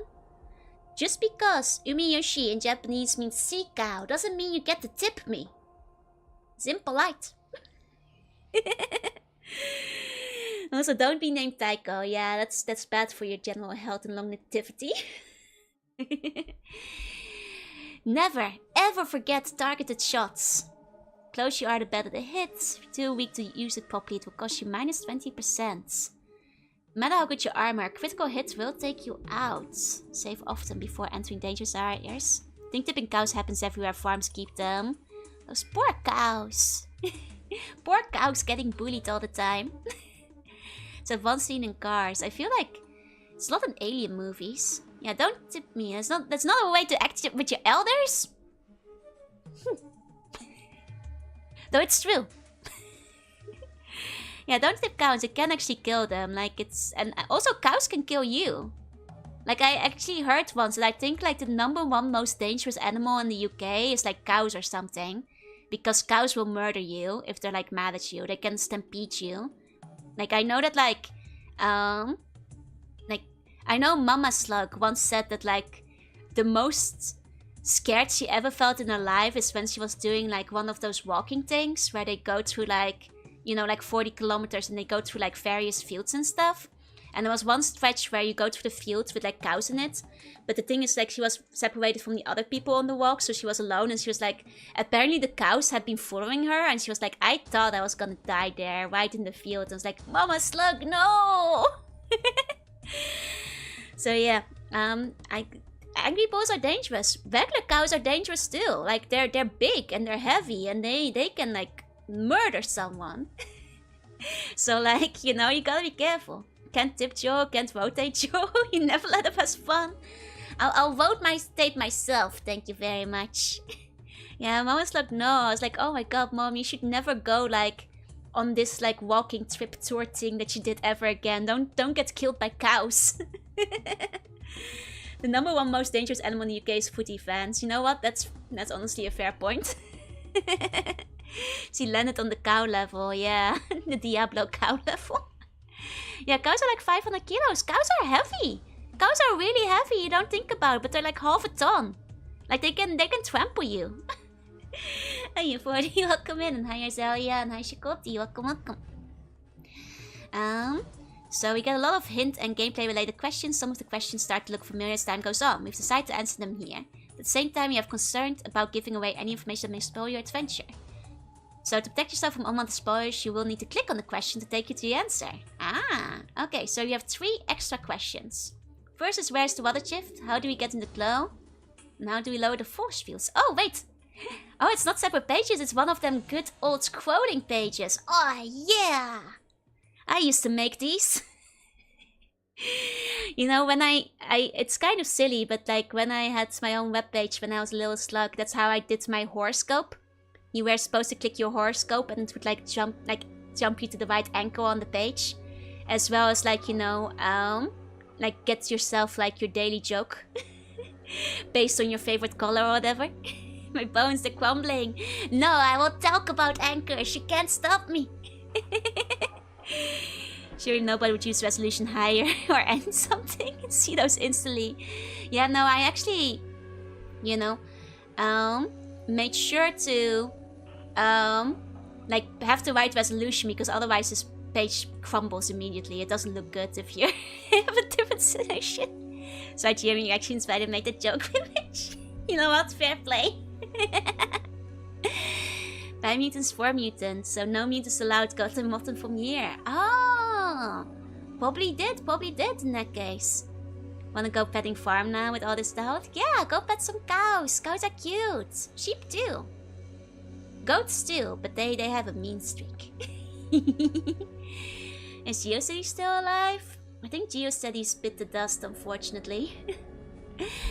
I'm afraid. So the wild ship is in Necropolis. How to get in the glow? Just before you eat the green stairs, stop and use 3 red X spells. Oh, I do recommend it. And then tell you to take the rope.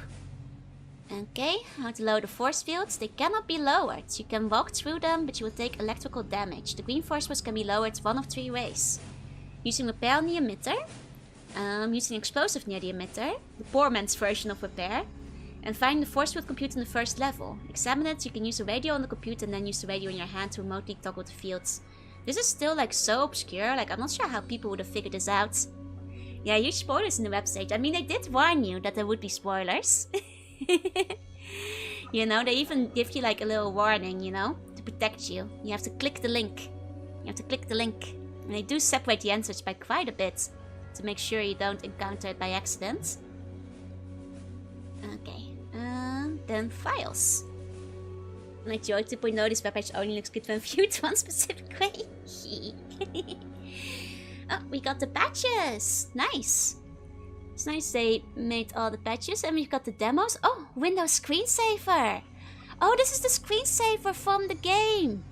The one where you, if you like leave the Pip-Boy on for long enough. It's the same one, I can tell from like the little thumbnail. Oh, you can also get a startup and shutdown screen for Windows 95. I remember customizing those. They still let you do that on modern Windows. They don't let you do anything on modern Windows, I feel like. You have to like really like fight the system to like be allowed to make changes. I guess because they don't trust people to make changes anymore. But like it's... they don't let you have any fun. Gonna use the unofficial patch? I probably will because I was recommended I do. I miss those free screensavers, right? Like I wish when... like I miss when CDs came with like bonus things like wallpapers and screensavers and like icons and like, you know, that kind of stuff. That's been the solution to particular posts from the game on the official site. Kind of feels like a mission. They make it too difficult. I mean, maybe more of a, you know, we keep getting this question 10 times a day on our forum. Here's the answer. Tip the bun. Thank you, really. Thank you. That's the one I'll allow while tipping me over. Not sure what Microsoft got so I know about in recent years. It's because they don't trust anybody. Like everything has to be like touchscreen, iPad smooth interface where it contradictively gets more annoying and harder to use if you want to like actually use any advanced feature. Yeah, OS has gotten less and less customizable for layman users.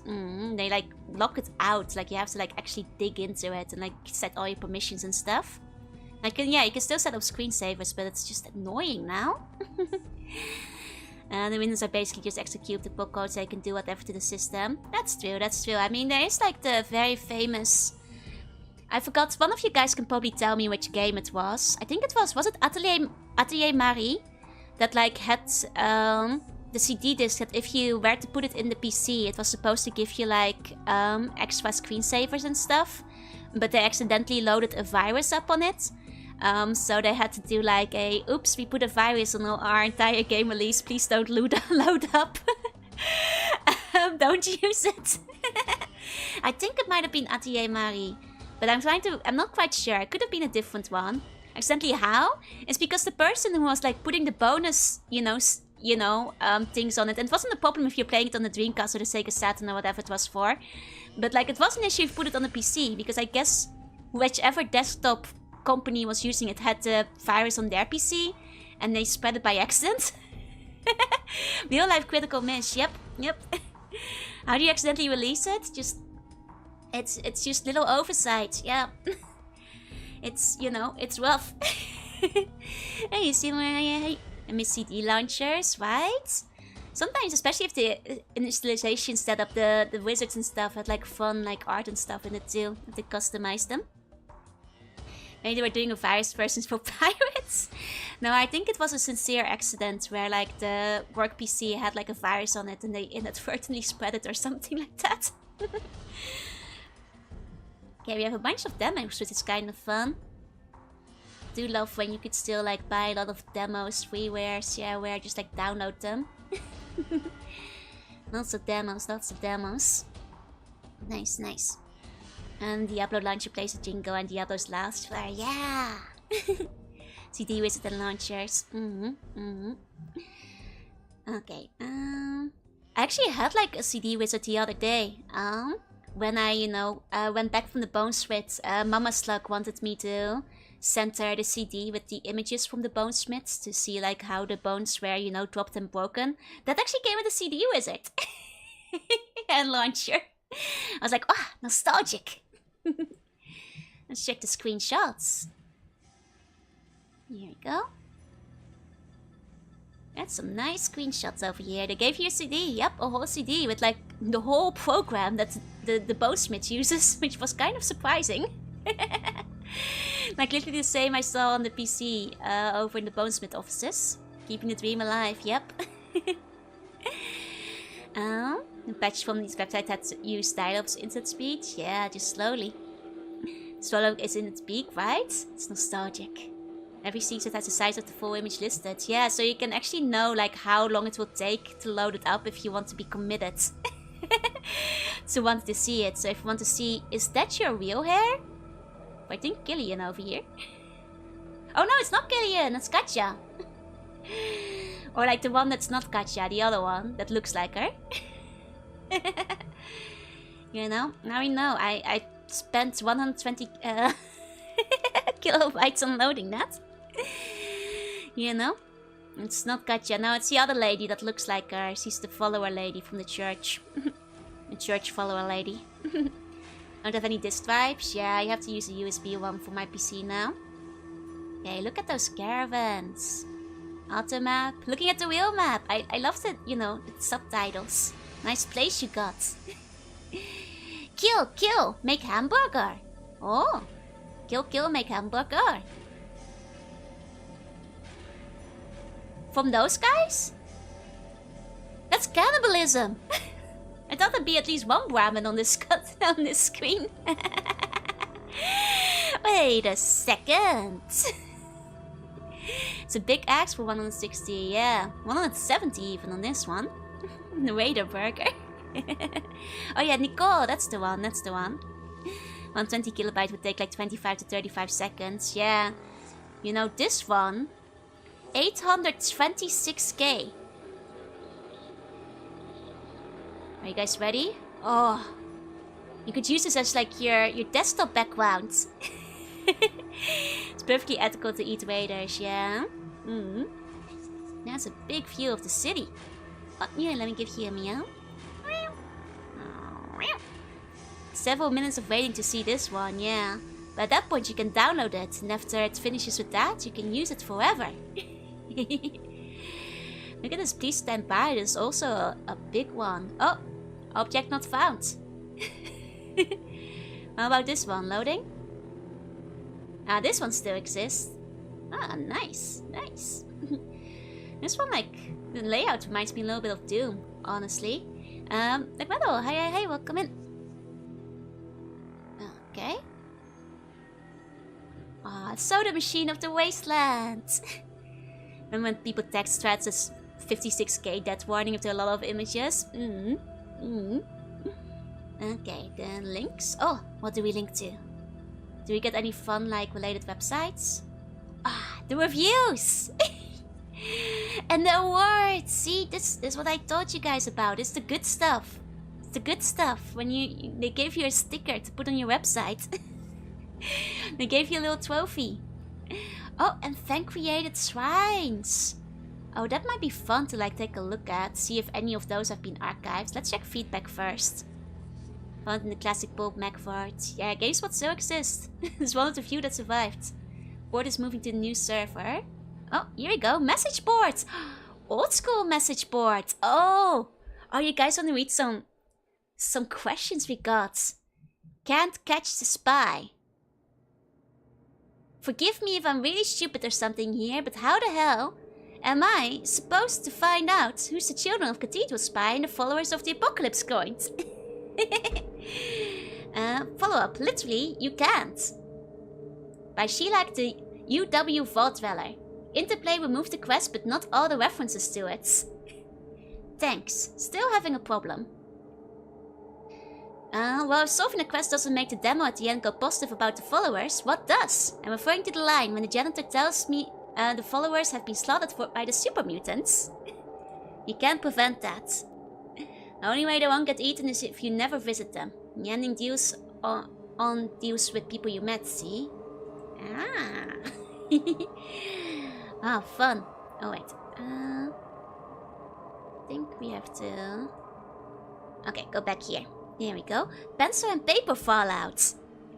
The old Google forum is still archived? Nice. Okay.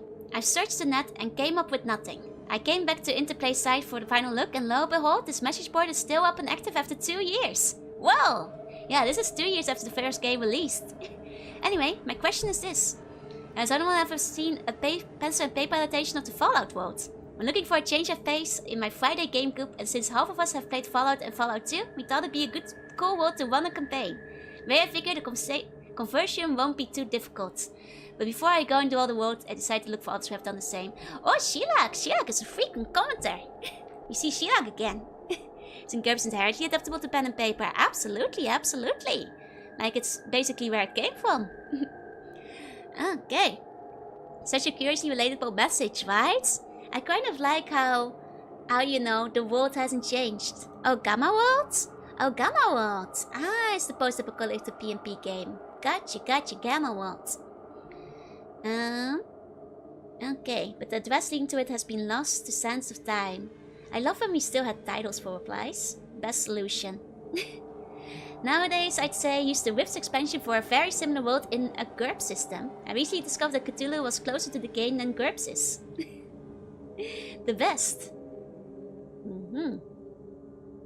I am the best. That message still exists, but now it's being asked on Reddit, yeah? Playing is just a month away from the new millennium. That's big, it's true! This is like right before Y2K. Oh man. Oh, should I see if anybody posted on my birthday? Do we have any June 9th? Okay, those are... We'd have to go back a few pages. This is a fairly active board and everything.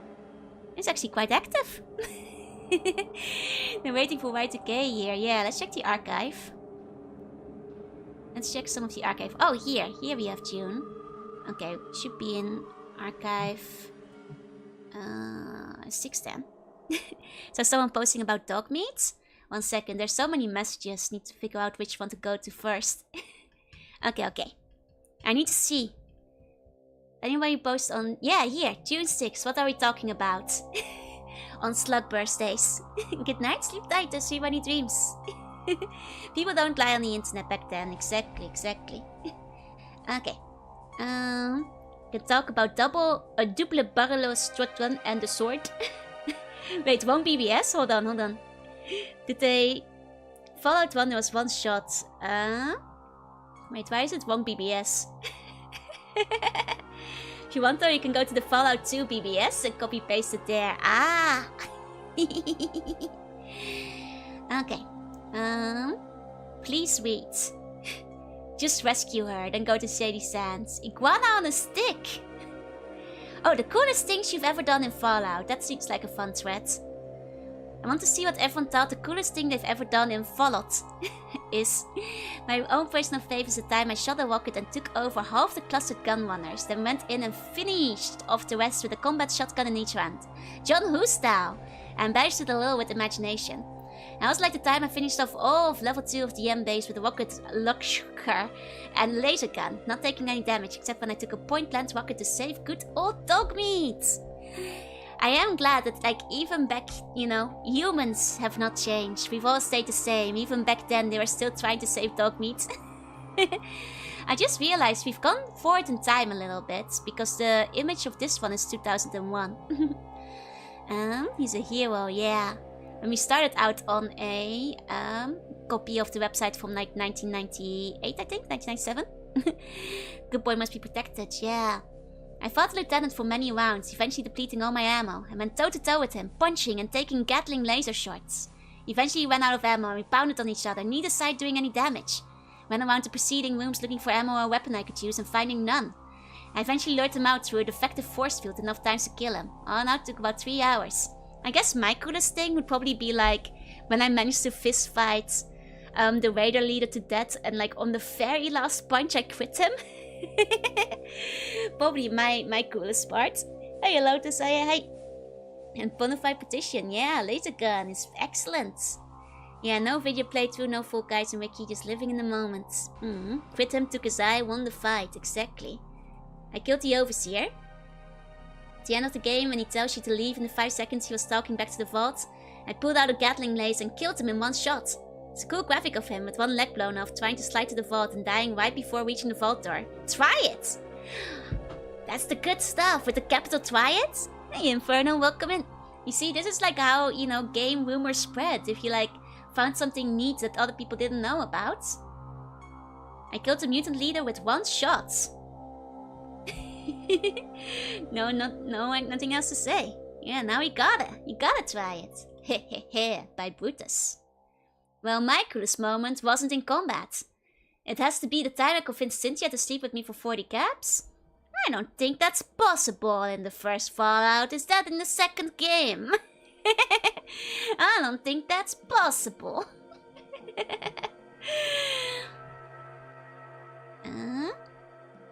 One cool thing that... Oh no, this is all the second game. I'm not gonna read that. That's spoilers.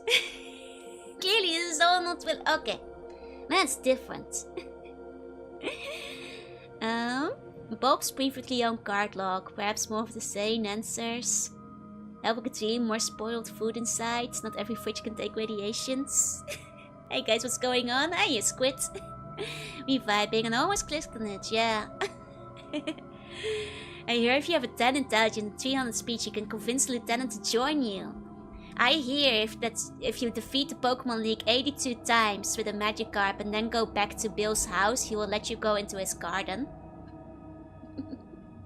And there's a Mew under the truck. New version of that is the sex speed.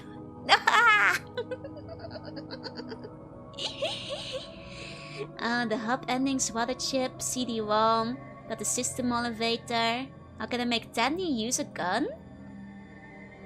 Tandy use a gun? No way, right? She's not an ally. Well, I first talk to her, make sure she can use the particular kind of gun. But you can't recruit Tandy though. I think. If you want a funny one through Fallout 2 if your interest is too low. I've been told, but probably not for the first playthrough, so I can have more fun playing it first. Neat! Alien! A gun! I have looked for it for so long.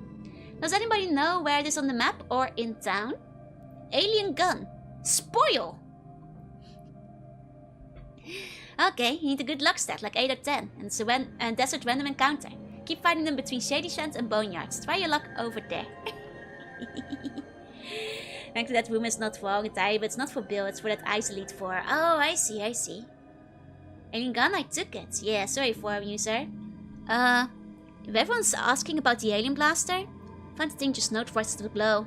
There's a half-buried saucer with 2 little alien skeletons lying about. Searching both. One is to cover the blaster, the other well. Is one of them damn velvet Elvis baiting? Oh, by the way, my luck is only 5. Thank you, Mr. Jubei. Oh, Danny's a temp companion. Oh, you can actually give her stuff. Ah, maybe she's thinking of Katja. Maybe they are thinking of Katja. You gain some new plush in the house. Oh, that's true. That's true. If you're like playing Fire Red and Leaf Green, you do actually add new plushes to our house with many victories. That's actually true. Not in the original games, but in the later ones, yeah. I don't think you can give anything. You can take around the wastelands. Okay. Oh, I didn't know you could actually take her with you if you don't go back immediately. Oh. Need to climb it on multiple road trips. Nice. Okay. It's at the... Bleep! A spolier? Stopping normal people to block doors. I have the same problem. In many hours, the normal people, not the NPCs, are blocking the doors. So I can't speak with their leaders. If I kill these people, the leader does not speak with me too. So what can I do? Thanks for all the help. I have the same problem. I've noticed this annoying problem too. When I try to go to talk to Razor, there's a woman blocking the doorway and I can't get her in her office. Is there a way to get past them? This is accepted from my side. When people get in the way. Ah, grasshopper. Sometimes in life you'll have to move the others by moving yourself. What is happening is that you are actually blocking them. Since they are computer directed, they have decided to go somewhere and you are in the way. Simply back up a few hexes and try again. If you're hemmed in by your own party, like trapped in a corner, ask them all to change formation, turn around yourself around to face them or the way you wish to go, wait, and eventually they will get the hint and move on.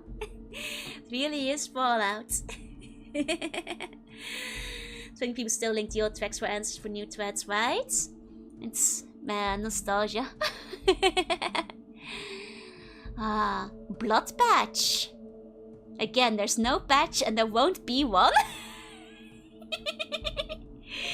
Could somebody tell me if there's a blood patch for German Fallout? Thanks, Matt. Germany. Oh right, Germany blocks blood, right? They make it like green. That's a thing. That's a thing. I always like this really show how accurate the .hack BBS was. Like, yeah, for any of you guys who like watch me play .hack, like .hack BBS is set up exactly like this.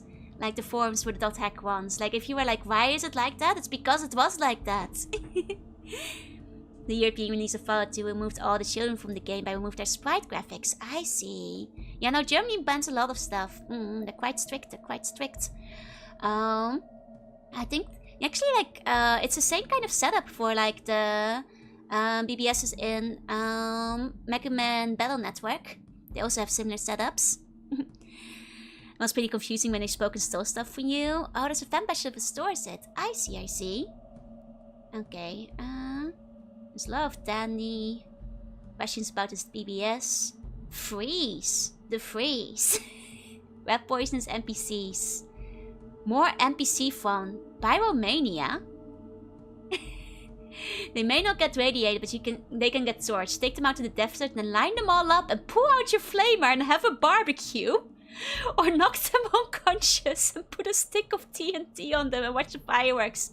Don't torture your friends. Don't torture your friends, you guys. They're your allies. What do you mean line them up and set them on fire? That's evil.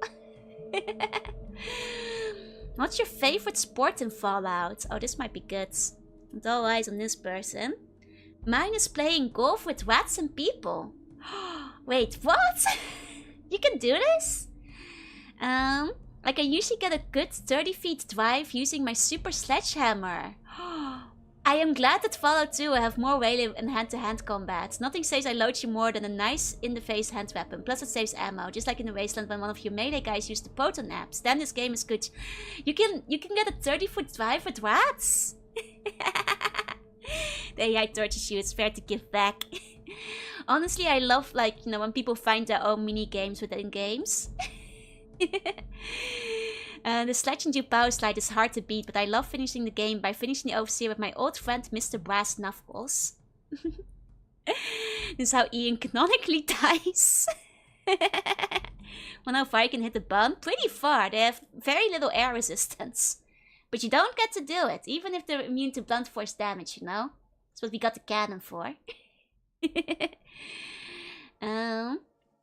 Okay, this didn't show up.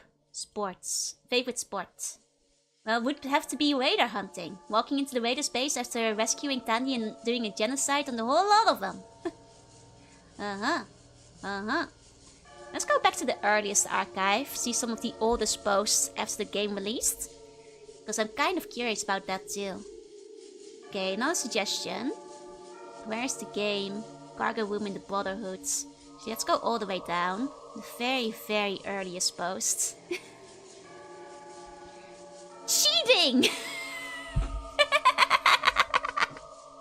I should hit the hay. Thank you for coming. Sleep tight and sleep bunny dreams. Ah, that's beautiful. That's beautiful. One of the oldest posts is about cheating. Mega bug in the game. Wiping out all towns. Fallout UK Homer and Power. Let's see the cheating one. Hammers do make for the most desert. That genius knows what's what. How do I cheat? Where do I get good cheats?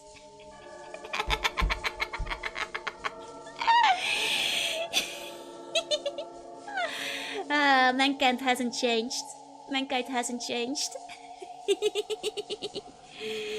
Let's see. Oh, dang, this one didn't get saved. That's a shame. That's a shame. Where do I enable big head modes? I like the mega bug to end being spammed. Indeed. Oh my god. Okay.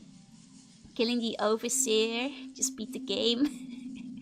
How do I blow up the military base? Do we just get an evil Joe laugh? No, no, no. My evil laugh is like... Might have to take a sip of water for that one. Look, I got a couple of evil laughs. We have... and we have... That's like, you know, kind of sneaky. We also have... Ojo. And then we have evil witch. And then we have like evil villain. I'm not sure if I can do it tonight because my throat hurts a bit, but let me try. See, those are the evil laughs. That's the lineup. The last one is the hardest to hit, but it's the most impressive one. There are those booklets with cheats for various games that I bought. Look, Ditto. Wait, there's a Ditto somewhere. Oh, Ditto! I turned evil. The last one. I can't do the last one for low because it kind of like hurts my lungs. Because I can't really go that low very well. So if I do it too low, like I go really, really out of breath. It's a very exhausting one, but it's the most fun one. How you doing?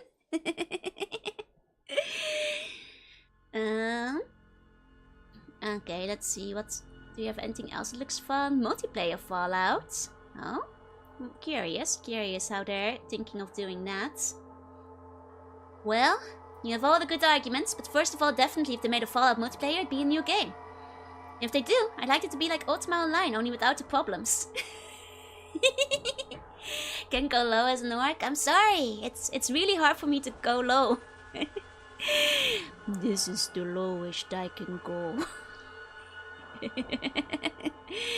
And I get a bit lower with the laugh because I can like... It's like a lung thing, but... If only they knew. Yes, the combat would have to change. You'd need ducking and neat maneuvers like combat walls and stuff. You'd need to take a lot more modifiers into account as well. But what I'm saying is different groups could do different stuff, like one caravans out of the hub and make money and such. Others could be like the raiders and others could be mafia, just like Decker. You could meet in the desert and have gang wars and stuff with the gang you made yourself. You could be a gun dealer where you have to travel to get an inventory first. Hell, I had a lot of fun in Junktown. First I went to the hospital and went downstairs and placed a bullet in the midget's head and took his gun.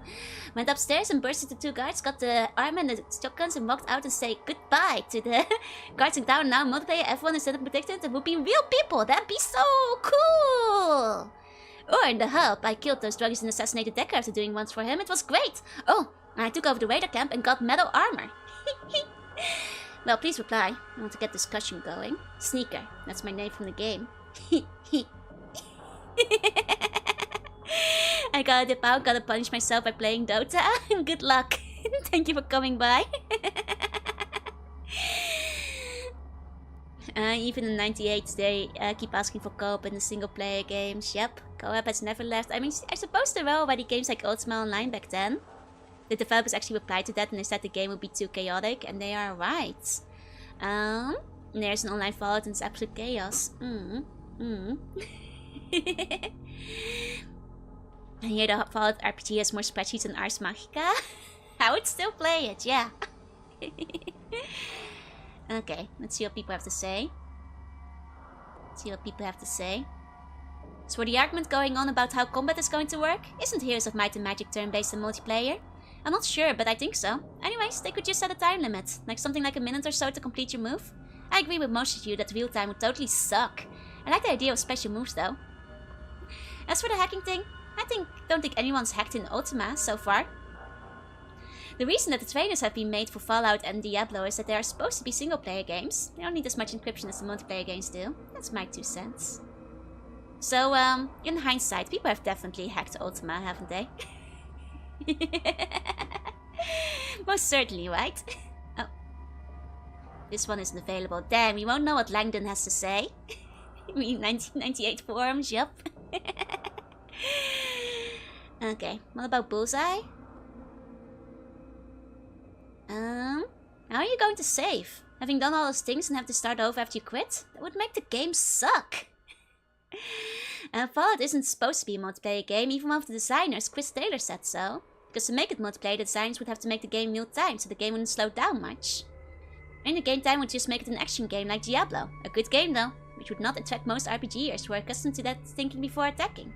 That's all I think. Well, I've said it's my opinion. If you don't agree with me, don't be an ass and mock me. Good old forums. Hiya Ula, hi, welcome in. Once again coming up in discussion, amusing and apt, yep. Wait, there's a response. We don't get to see what Langdon had to say. All of Langdon's responses aren't saved. Did Langdon say naughty things? Both of them weren't saved.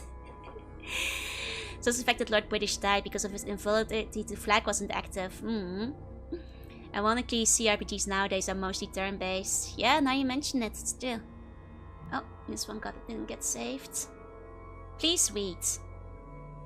Hey, Sneaker. Your argument sounds just like mine. Wait for my articles further. Link that a lot further down the bulletin board. I agree with you. But the response I've gotten from people is that, well, it won't happen. And if it does, it will be like Diablo. And I've already gone off on that's happened. Well, go and read my articles and tell me what you think. I like how this one says, please read. And then the response here says, please don't read. By unlikable guy. which is promising. Turn-based, it's in the name, yeah. Oh, GTevs want to make a MMO, but Bethesda shut it down. I see. Okay, please don't lead. I think that it should be like Diablo in multiplayer. I mean, what's wrong with Diablo? It's a good game. Used to be anyway. Any each turn lasting up to 10 minutes? Get real. The phone bill would be in the millions. Ding, ding, ding, ding, ding. Finally, we hit some dial-up. That's a good point, you know. If each turn lasts up to 10 minutes. The dial-up, you know, bill would be insane to, like, finish the whole battle. Nice. You know, that's honestly one of the best arguments so far. I mean, what's wrong with Diablo? It's a good point. It's just a different game. Okay, actually, most internet accounts are based on a monthly rate, so your phone bill won't be bigger than before. Actually, no. I say as a slug who got scolded by her mother for using too much internet. Sometimes. It was very much tied into the phone bills, depending on the contract you had. That's a 56k modem sound when you need it, right? If I was strategy, I'd spend your opponent with his phone bill by making his turn last as long as possible. Radiation go boer. Hey, Tony the Taniki. Hey. Radiation does go boer today. Yeah, Diablo, Fallout, Brotherhood of Steel, it failed. Oh, wait, Brotherhood of Steel is Diablo-like? I think the MMO actually had more to do with the licensing. At the time they wanted to work on, but Bethesda had just acquired the IP. Oh, and they didn't have anything concrete yet. I see. Every sec counts for me in the net cafe days. Oh, that's a good point. If you're in the net cafe, you are kind of running on, like, you know, out of time. I am stuck in the military base. Oh, did they, like, get kidnapped? I know there are many people who ask the same question. Someone said you blow up the force field. Oh, okay, this is not after getting kidnapped and put in jail. They're just regular stuff. How do you harden? No jokes, you smart guys. This was posted by a Metapod. I didn't know Metapods had access to the internet. How the hell do you harden something? No jokes, you smart guys. Oh, the response isn't archived? Come on, one of them, please. Okay, the only thing I know you can harden without resorting to jokes is the power armor. I want to see what the other guy was saying. I gotcha. Hi. No, it's not. No, Mighty. No. It's posted by a Metapod and or Kakuna. It's hard, you know. This is 1998. They've existed for 2 years now. They could be on the internet. Hardened power armor, yeah. This is no mutants allowed. No, this is by mutants for mutants. Wish I could go back in time and reply with the Metapod's username, right? There could be a VTuber fan now. Hey, if you posted the how do I harden things question, no jokes, smart guys. You can harden the power armor. You can also upgrade one of your guns. I hope that helps. By talking to Mouse, obviously. I hear some magic that does it, yeah? Yeah, no, this is before Fallout 2. It couldn't possibly be anything else. No necro posting, no! Oh my god, necro posting, that brings me back. I haven't heard that in like a million years. Tartan guy could be in chat if he wasn't married with children. Hey, there's some buns in chat who are married with children. No, of like 2 or 3. Not that many, but there's a couple. It's possible. Necro 20-year-old chat. Oh, CD ED BD ducks. See, that one confused me too. This one that never got the question. Oh, they actually explain it. CD ED BD ducks. M are not ducks. Yes, they are. Wings? I see the ED BD wings. YIBM are ducks. Oh, it's nice that they decided to explain it. Come back to Forest, I have to deal with necro posting occasionally. I mean, considering the speed at which most of these move these days, if they even exist anymore, that doesn't surprise me. Oh, ideal character, I'm kind of curious. What's the ideal character nice? Like, how do you guys get so many free character points for your ideal characters? I've calculated that you guys use an extra 5 character points about average on your ideals. Can you list the bare basic stats you guys start at? Thanks! It's just like the stuff where you can get the extra stuff. Daniel posted someone unknowingly posts about these subjects. Look, sometimes there's more to say. Now become the old social media platforms with more fanfictions.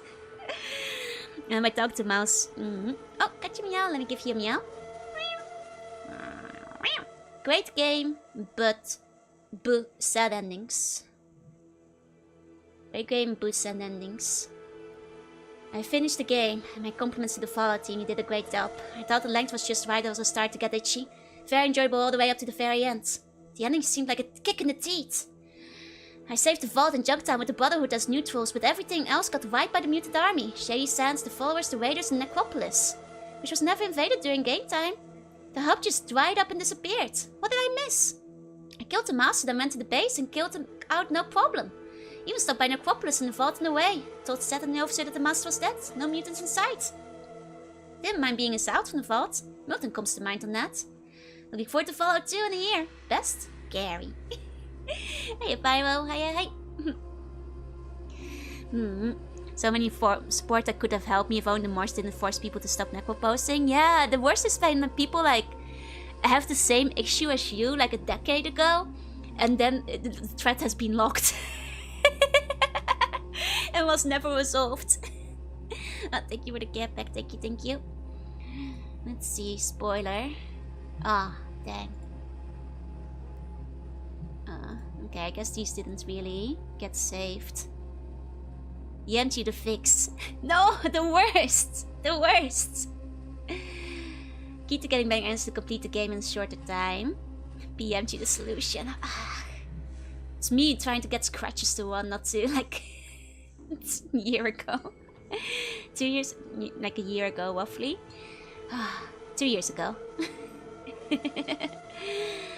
Oh man. Lions, spiders, and tigers, oh my. Hey guys, I have this problem. Edits, add, fix. Never tell you how to fix them. They should ban that. They should not make that legal. Link to a death sharing site. Reads, I've beaten Fallout twice. First by myself, took about 3 days. And second with Fallout. I was wondering if anyone figured out how to use the elevator on level 4 and 6 of the glow. As well, anyone know any cool tricks? Never mind, found the solution, winky face. Ugh. Every time. Every time. Anyway, good stuff. Good stuff. It's nostalgic seeing like an old form like so. But it's a trainer/cheat thing. Ah, I see. Makes sense. I was gonna try some of the links still. See if we have anything exciting. Oh, not from here though. I have to go back a little bit. Good evening. Hiya, Crayon. Welcome in. So you probably had Dennis all specials. Oh, makes sense. That would be it. Yeah. Let's keep going. Oh, sorry. There we go. I've done that. No, catch him, yeah. Oh wait, just cheating? Oh, that's fine. I want to check the links to see if like any of these fan websites still exist. Okay, you guys, do any of these look fun? What are we interested in? Pug, thank you for the follow. You know, we've got a bunch of fan sites. We've got Dave, Best Fallout Scythe, Asriel's Fallout Shrine, A World of Items, The Glow, A New Reformation, The Gunrunners, Kolia's homepage, No Mutants Allowed. Oh, that was one of you guys you mentioned. Ivan's post-nuclear page. 5 hours to read the manual. I think about 4 hours for the manual, and then we started looking at the old webpage. Astrona Glonia Kurklarza. But that one's Polish, so I don't think I'll be able to read that, unfortunately. Even if it sounds great. Now, Mutala was pretty big. It must be, because that's the one you guys were mentioning earlier. Let's actually take a peek at that. Let's take a look. Oh, interesting.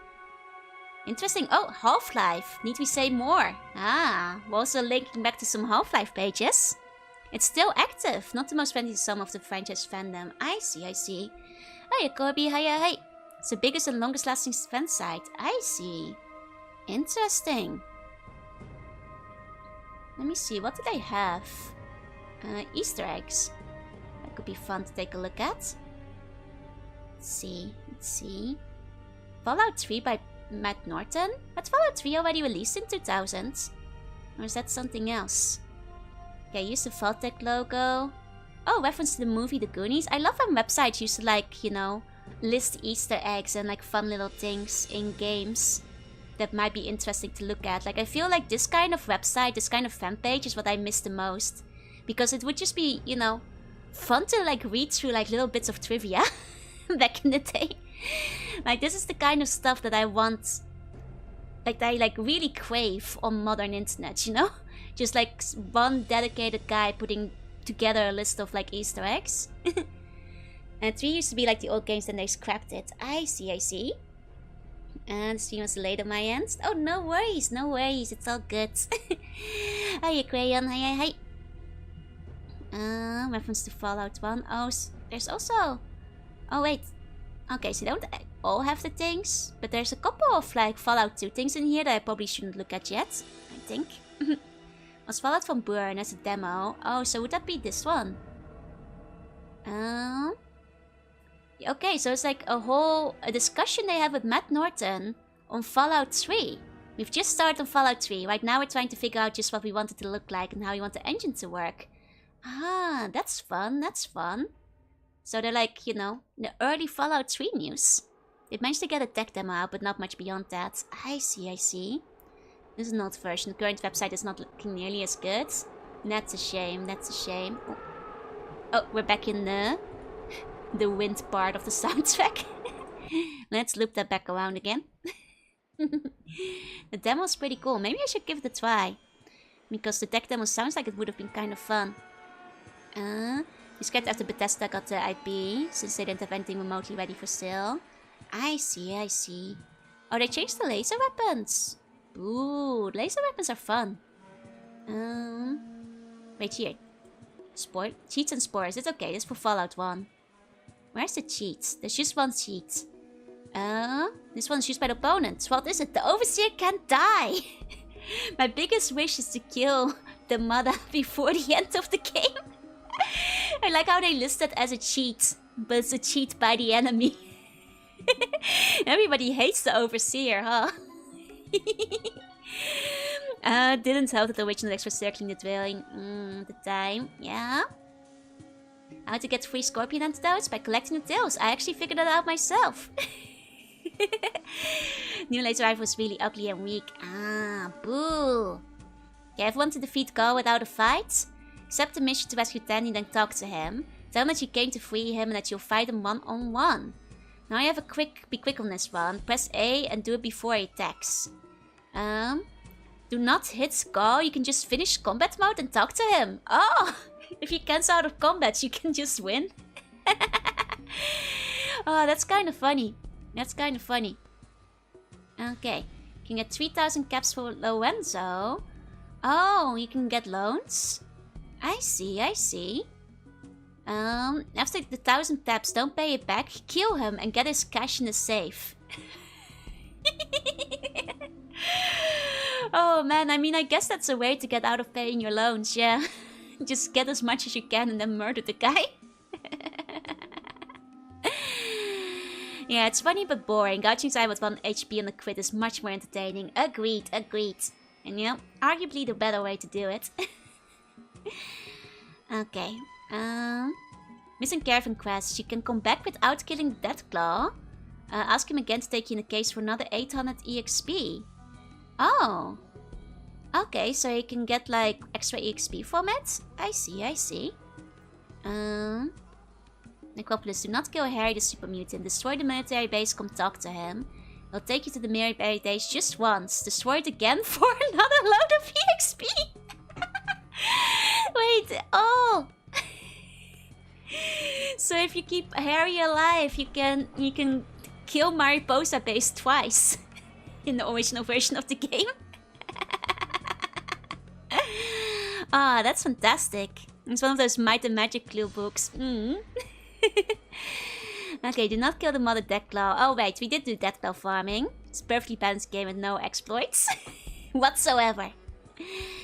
Go back to the Blades Hotel, talk to the crazy Paul next to Coca-Cola. He'll give you money and stim packs. You can just keep doing it.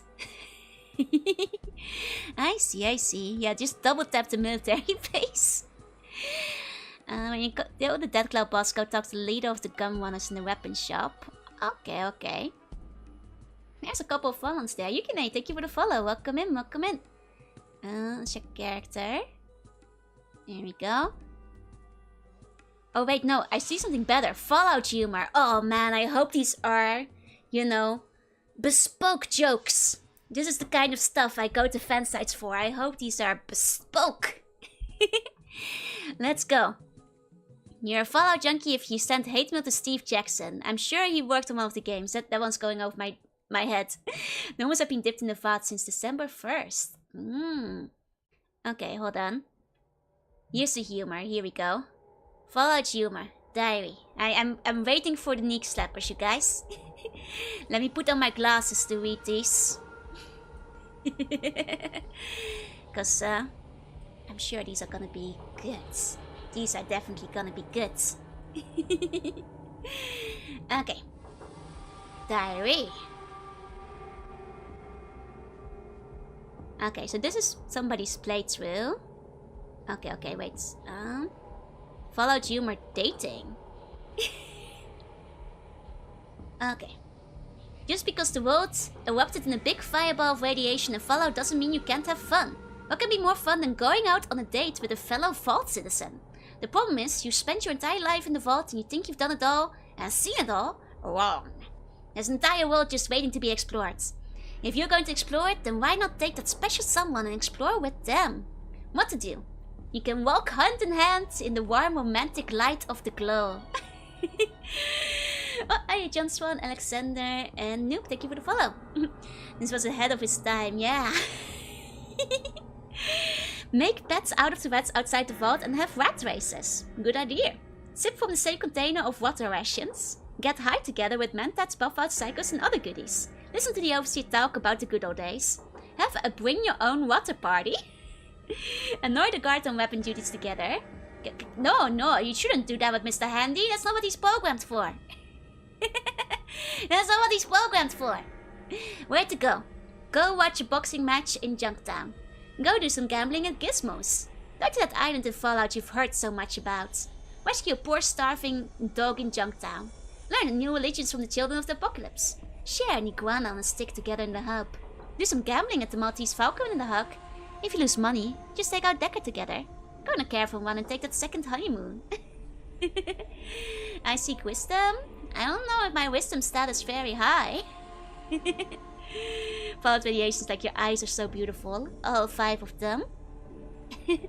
Oh, wait, no, that's TOS. The rest of that. What about cooking? Oh, wild iguana kebab. The iguana must be alive so that you can scare it, giving you the wild taste from the adrenaline it produces. Best to hit it over the head with a large object in a humane manner. Do not kill it with a plasma gun, as there will be very little iguana left. Human or mutant mates may be exchanged for iguana. Contact Dr. Morbid for supplies. Did I ever feed dog meat? Could you? I'm not sure if you were able to. Dog meat love? No!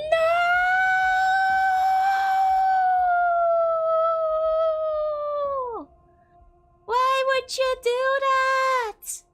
Why would you do that to the dog meat? No! That's no good.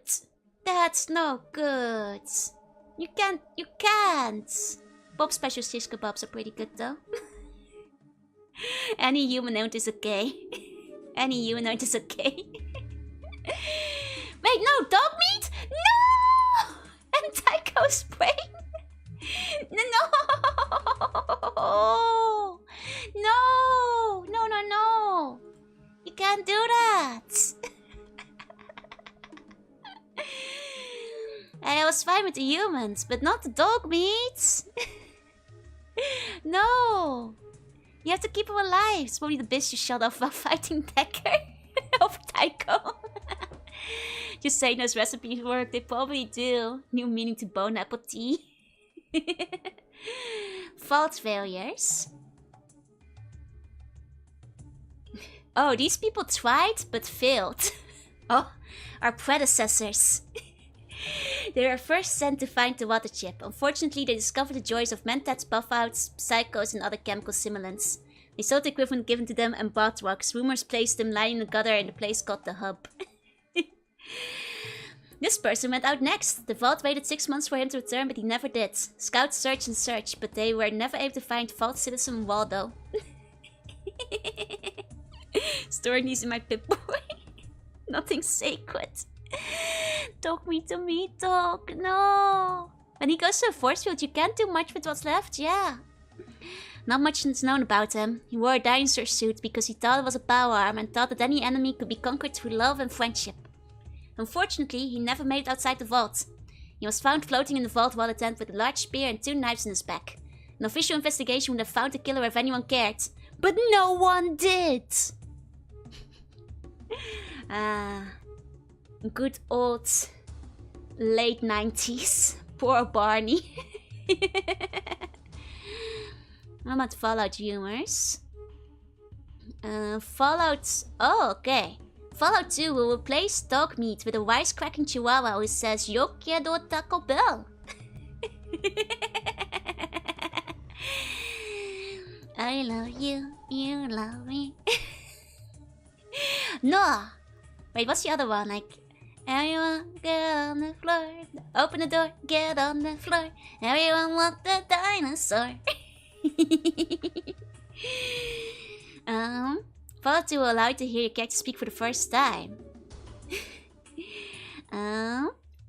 There's an island to Fallout. You need a pilot of the boat called the SS Minnow to rescue the 7 normals on the island. If you complete the mission, you will get 10,000 bottle caps from a millionaire, and the professor will offer to upgrade all your weapons. Watch out for Gilligan. He's been mutated.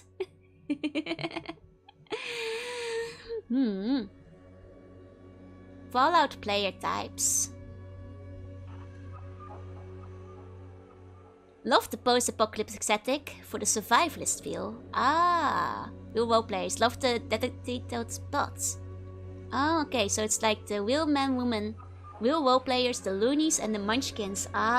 Good old tabletop stereotypes. Memes before they were called memes. It's back when we called them jokes.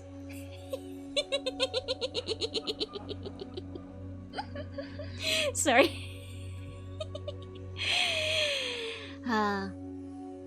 Oh man. This brings me back to like the kind of websites I used to read for like tabletop games.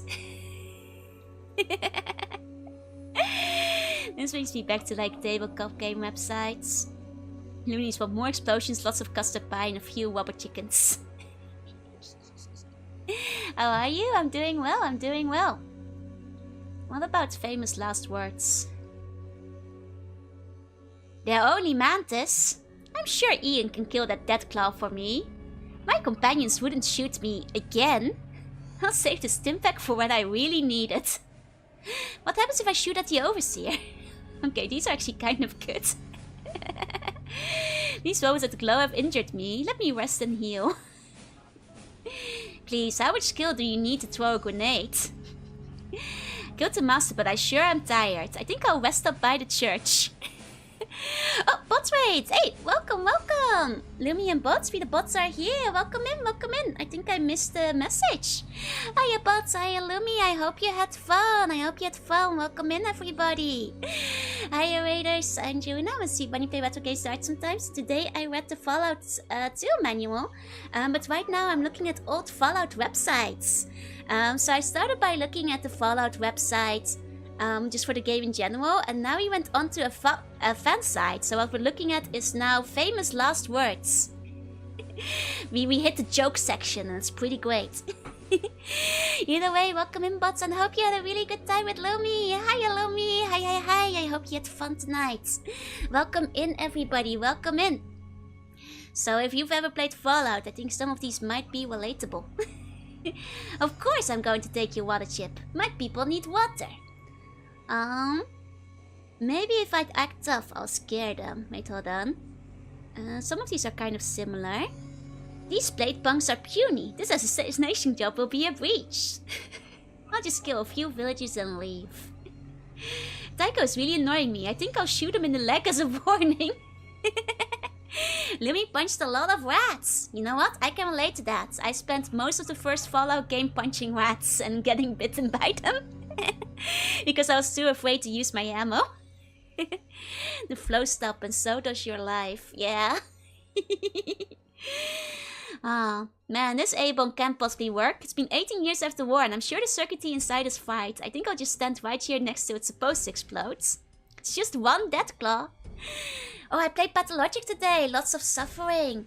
Oh, Pathologic has rats too, right? Oh no, did the rats eat you? It's okay, Lumi. I'm sure you'll become the strongest rat puncher of all time. Man, Pathologic looks hard. It looks... Oh no. Oh, they bit you! I'm gonna fight those rats. I'm gonna punch them. My melee stat is kind of low. But I'll punch them. Being singing on the ammo just like me, for real, yeah. What if I need it later? But then...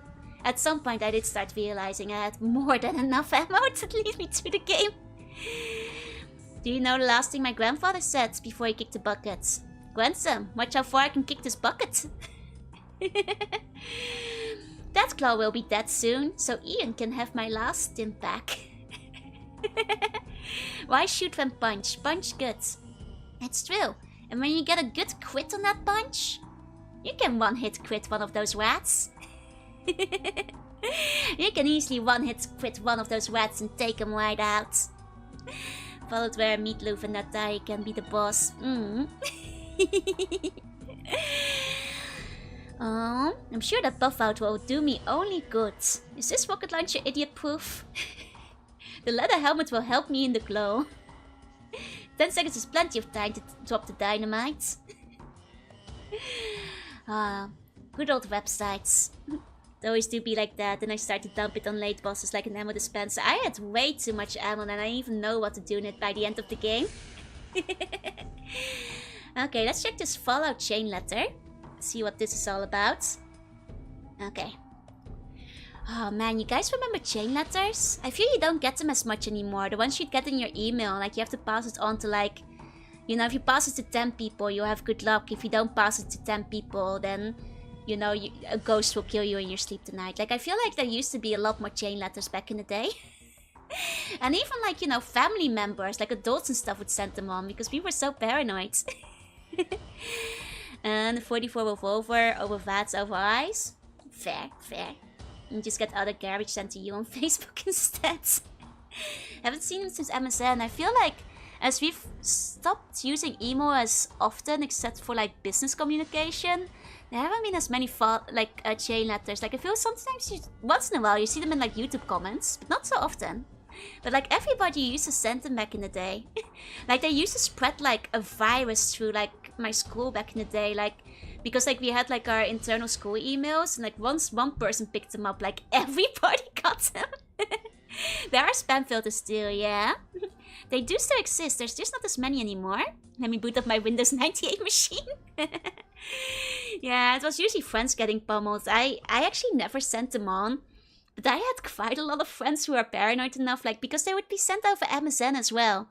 And like, I just like, you know, you knew one was like going around when you'd wake up and you had like 20 messages. And it's like, ah, so the school got one of them, eh? These are people who would normally never message me at all, but okay. I see, I see. It's fine if it's like, you know, life and death, I suppose. Okay, let's see the Fallout chain letter. And this is definitely real. This is definitely real. Dear friend, please do not throw this letter away. It will give you 10 luck if you pass it along. It will bring you 1 luck if you do not. The overseer of Vault 13 was not a believer and threw the letter away. 10 days later, their water ship malfunctioned and their water supply went dry. Aradash of Shady Sands also scorned the power of the letter. He tossed the letter outside into the Brahmin pans. 2 days later, his daughter Tandy was kidnapped. He immediately retrieved the letter, wiped off the Brahmin dun and mailed it. 3 days later, his daughter was rescued by a leather-wearing stranger. See, so far this all happened, so this must be real. It checks out. Must be real. Yeah, there was a lot of malware in chain letters too, that's true. Set of Necropolis wasn't a believer. He stated, simple time. I'm Set. I don't need no normie to send me a stupid letter. His city was invaded by super mutants 1 week later. Killian of Junktown was a believer. He filled it out and mailed it right away. 2 days later, someone saved him for assassination. His rival Gizmo was refused to believe in the power of the chain. He was killed shortly after by a leather-wearing stranger. This does remind me of like the chain letters. They did come with examples, didn't they? They often did have examples in them. Never ignore a chain letter again. Look at all these like testimonials. Headscribe 3 refused to believe in primitive wasteland superstition. She later lost all her hair while accidentally grabbing a bottle of Nair instead of shampoo. Harold from Old Town decided to give the letter a try. He later got 25 caps from a leather-wearing stranger. Harold gave the letter to the leather-wearing stranger. The stranger refused to send the letter. The stranger stated, I don't have time for this. My vault is dying. 1 hour later, he was shot in the back by one of his traveling companions. So please, friends, send this letter to 10 people you know. Ghouls, super mutants, raiders, sentient dogs, or talking Brahmin. It doesn't matter. You can reap good luck too. As for me, I'm going to spend these 10,000 caps I found in the desert. Letter was gonna help the guy getting shot by Ian. He definitely got shot by Ian because he didn't send the letter. It has to be. It has to be. What a roller coaster. Oh man. Okay, Fallout drinking game. Fallout drinking game.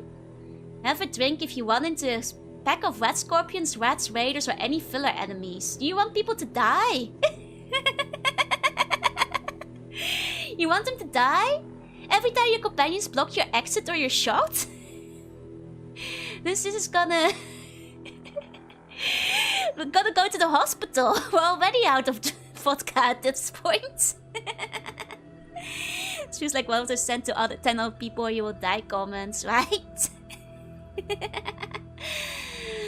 Have a drink if someone says I'll be watching you. Put that weapon away. Dog meat helps more than the rest of your companions. Like this one alone will knock you out. Maybe they play really slowly. Well, with the amount of drinking I have to do, you learn companion shoots you in the back. Have 2 drinks. If a character acts like they've never seen you before, even if you complete a long and complicated quest, you've been able to ask the same question over and over. Twice. People are concerned about the threat you already removed. Harold asks for money. Someone shoots at you and the police ignore the fight. Companions engage in hand-to-hand combat and ignore the shiny new rocket launcher. They ignored all the shiny new toys I gave them. Dang Ian just like fist fighting everyone. Must be drinking light beer. The over and over one is a game over, right? Viable parameters, those are frequent. The game is relatively short paced. Yeah, but with how many parameters are? You know, I have 3 things. If dog meat survives going to all the force fields. Now that's a good one. That's a good one because that's not happening easily. You get lucky, you find Pat the Wandering Celt. Don't think I found this guy. Someone says they killed Kenny. There's Mad Max, you get a stat increase without paying.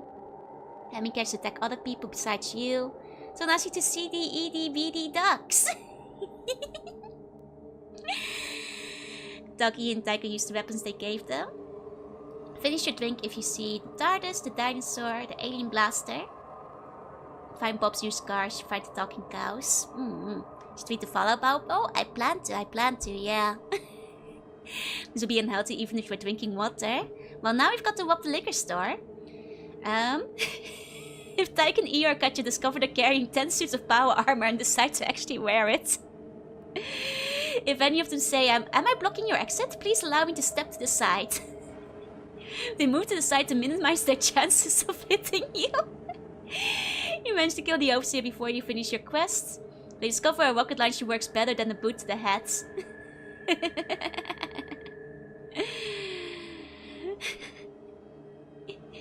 You know what?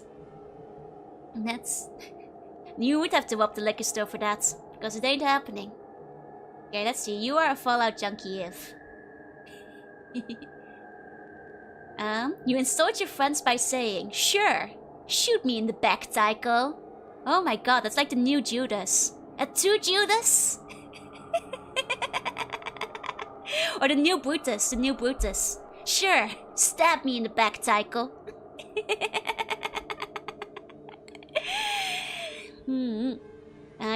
You actually bought the painting from Elvis on a spaceship. You rate people's abilities in 4, 5, 6. And you refer to your home as a vault. You renamed your dog Dog Meat. You have a picture of Tandy at work. Tandy seems to have been like a really big fan favorite. A lot of people seem to like try to get her to like follow them around the waste like throughout the whole game and stuff as well. Which I mean, I guess she's like one of the cuter NPCs, you know, relatively speaking. So, you have your wife reenact your favorite fantasy. Honey, your name is Tandy. See, people really like Tandy. I found my disc yesterday. Nice, nice. Let me see. You've signed Max Stone on a check. You called Coca-Cola Nuka-Cola and you are afraid of raccoons. Oh man. Oh man, what about things to do after Fallout? Okay. Oh, Harold! Cancel your subscription to Beautiful Homes and Gardens. Start bathing in a sunblock. Detonate a nuke in Irvine. Watch Mad Max movies. I mean, if you still have a DVD player. Hold on, let's see if we can find another website. Another fan site. Let's see. Okay. We spent a long time on No Mutants Allowed and related links, but which other one looks fun? I've heard that apparently buns never change. For sure, war never changes. However, your emotion maybe does. We'll have to verify. Yeah? Okay. Let's see.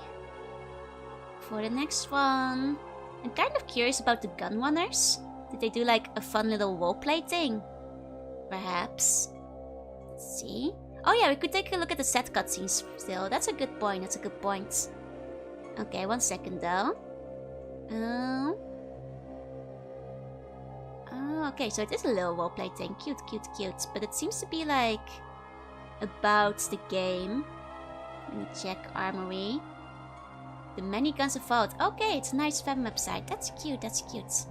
Got a YouTube for you? Ah, thank you. Please post the link then. I'll check it out, I'll check it out. Let me see. Kind of wonder about Skate's Fallout though. No fun backgrounds. Oh, here we go, here we go. Oh, we got gifts. Yes.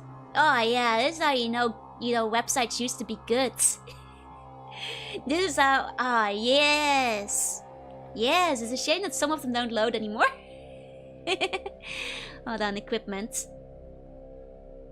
Weapons. Okay, it's a straightforward list of them. Okay, okay, okay. Also, Firefox prevented this page from loading a pop-up window. That's old school.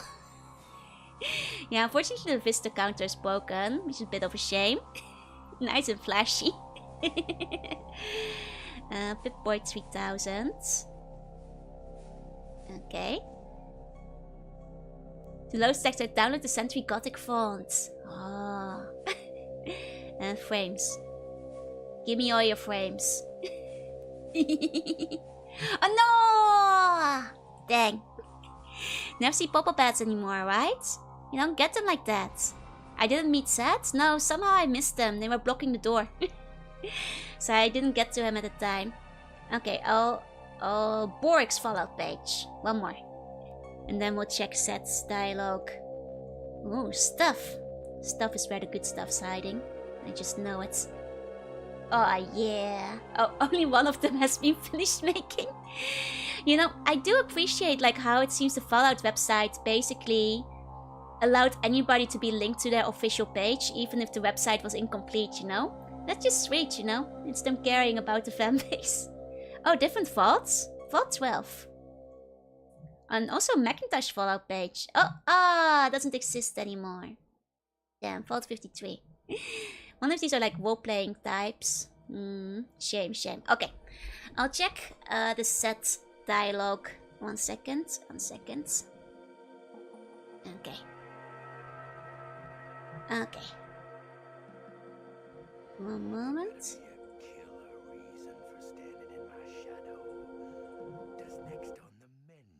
Okay. Just gonna...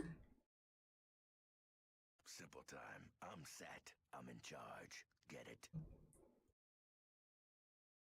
Okay. Oh, Nakamoon, thank you for the wait. Welcome in, welcome in. I hope you had a good stream. Welcome in, raiders. Nako wait. Welcome, welcome. Hello, everybody. I'm Juna. I'm a sea bunny. I play retro games and do art sometimes. And today I read through the Fallout 2 manual. What were you guys up to? I hope you had a good time. Welcome, welcome. I missed him on the first playthrough too. Oh, okay, okay. So Fallout live streaming, it was showing the like recommended section. Yeah, I wonder what that one was all about, huh? Let me give you a shout out. Oh, you were doing some chatting. What were you guys chatting about? I hope you had a good stream. I hope you had a fun time.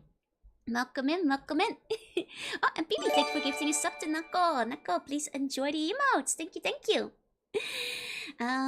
So basically what we're doing today is I read the manual. I also took a look at the old website as well as some fan pages. And now we're looking at some of the stuff I missed on my playthrough. So that's what we're up to. I did a Japanese lesson today. Oh, you're Japanese? Oh, you are teaching us stuff. Nice, nice. I hope you guys found it very educational. You know, I hope you studied hard. Ganbatte ne, minasan. I hope you had a fun time. I hope you had a fun time. Welcome in. When are you gonna teach us? I have a terrible accent. You shouldn't be learning pronunciation from me. You should probably go watch Nako instead. Like, learn from a native. You know, I might be able to like read and understand well, but I should not be your example for like pronouncing anything. in English or in Japanese. For that matter. You know? Because you know how it is. Okay, let's take a look at what he's saying. What we missed. Killer reason for standing in my shadow. Does next on the menu ring a bell for you? Normie. Oh, he's not very nice. He's not very nice. All the ghouls I met in the game were really cute. They were very lovely. Ah, Yamaue? Tojo? How am I supposed to... Yomikata wa nan desu ka? God is normies. English pronunciation is fine, accent's fine. Thank you. I mean, I know you guys love my accent, but if you copy my accent, then you're gonna mispronounce all your R's. So that's a prick, huh? He's one of the lead of the inherently bullyable people. Were they taking you as an example? Well, I mean, I can't stop you, but... Oh, Lilium, thank you for the follow. Welcome in. Okay. Oh, killer it is, no doubt. Obviously, I found the head. Man? Simple time. I'm set. I'm in charge. Get it? Okay. According to my info, you're just a second-rate minion. We could only hear Normie. Maybe you want to sound Dutch when speaking Japanese? Oh no, you should find other accents to copy. It's embarrassing. They'll ask you to repeat yourself. You have no idea whose shadow you stomp. Second-rate minion. I know your boss. Not happy. You walk for him. You're his snake, straight? Here to skin me? Oh, I swear you'll tombstone too. Whoa, don't misinterpret. I'm not his. Wait, hold on. I'm not his. I'm here to help. Sound it. I understand. He's my problem too. Talk to me. The Necropolis was mine. Not in all things great, but a straight place for my kind. Then the Master showed. He could have fragged me So good. this is about the Master. But it was easy for him to just stand some beauties and keep an eye on. I see. And it's still the same actor as winning the pool. Incredible. Okay, what can I do and what will you do for me? The mutants at the watershed need dirt naps. Makes my shadow grow. You slice them and rewards run to you.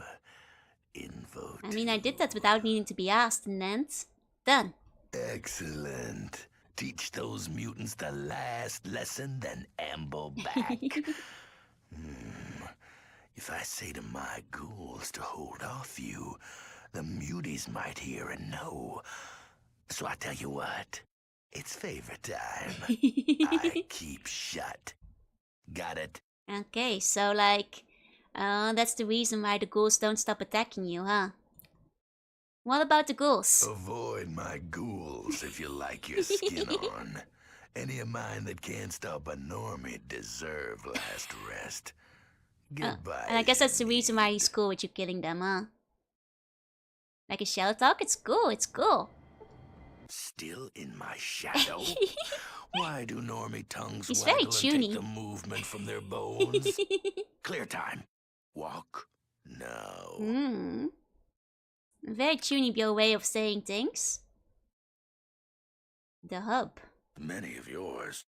Some useful, but too many twists. Okay.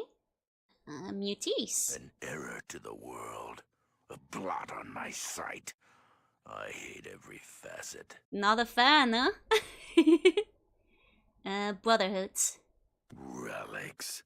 We surpass. They don't know. Their sight is narrow. Only what they believe. I like the Brotherhood. They're fun. The future. Survival anywhere. We surpass the norms. You sending it to people playing Fallout 2? You should try playing it. I'll start it next week. Ideals. Nothing to my sight. Nothing at all. The War. beginning. World to ashes. I guess he might have been Ashes alive to for it as a growth. ghoul. Does he know Harold? I life. wonder if he does. Though you can't just assume every mutant knows each other, I guess. Where your shadow lies. My home, my rule. 2 is my A favorite place Fallout. I'm not where excited for strength it. grows. I've heard some good things going in, so... Master. His meaning has no place here. None. Uh-huh. Well done. You've earned my sight, Walker. Follow Garrett for your reward. Now, I'm busy. That's it? Thanks, now Look get out. before you squeak. You'll enjoy. Be ashamed to anger me now that I'm happy. I apologize for my outburst, but I'm a bit concerned here. Follow Garrett and be showing your pearly whites too. And don't fret, I keep a straight word. The Master runs the twist. The Master? You don't watch your back. You'll wear his knife, he'll wear your skin. His mutants shadow the wasteland, especially south of here. The Master's so strong, who can challenge him? Children of the Cathedral, Sids of the Hub, even us ghouls. No one can push his shadow now, but our light will be brighter next time. Oh, yes. Well, good luck. Ah, interesting options. Interesting option. Place where strength grows proceeds to get rolled by like 30 guys. Unavoidably even. Like you can't even save them. Poor guys. Poor guys. Of how pissed he sounds when he says he's happy. He's certainly happy. Oh, here's set with dummy Vault Dweller. 1 second, let me see. Oh, with like low intelligence. Okay. There'd better be a killer reason for standing in my shadow. Does next on the menu ring a bell for you, Normie? No. Well, I see some potential here. I have playmates for you, my sparkling Normie. Punish the mutants at the watershed for me. Oh, he just tries to take advantage of you, huh? Yes.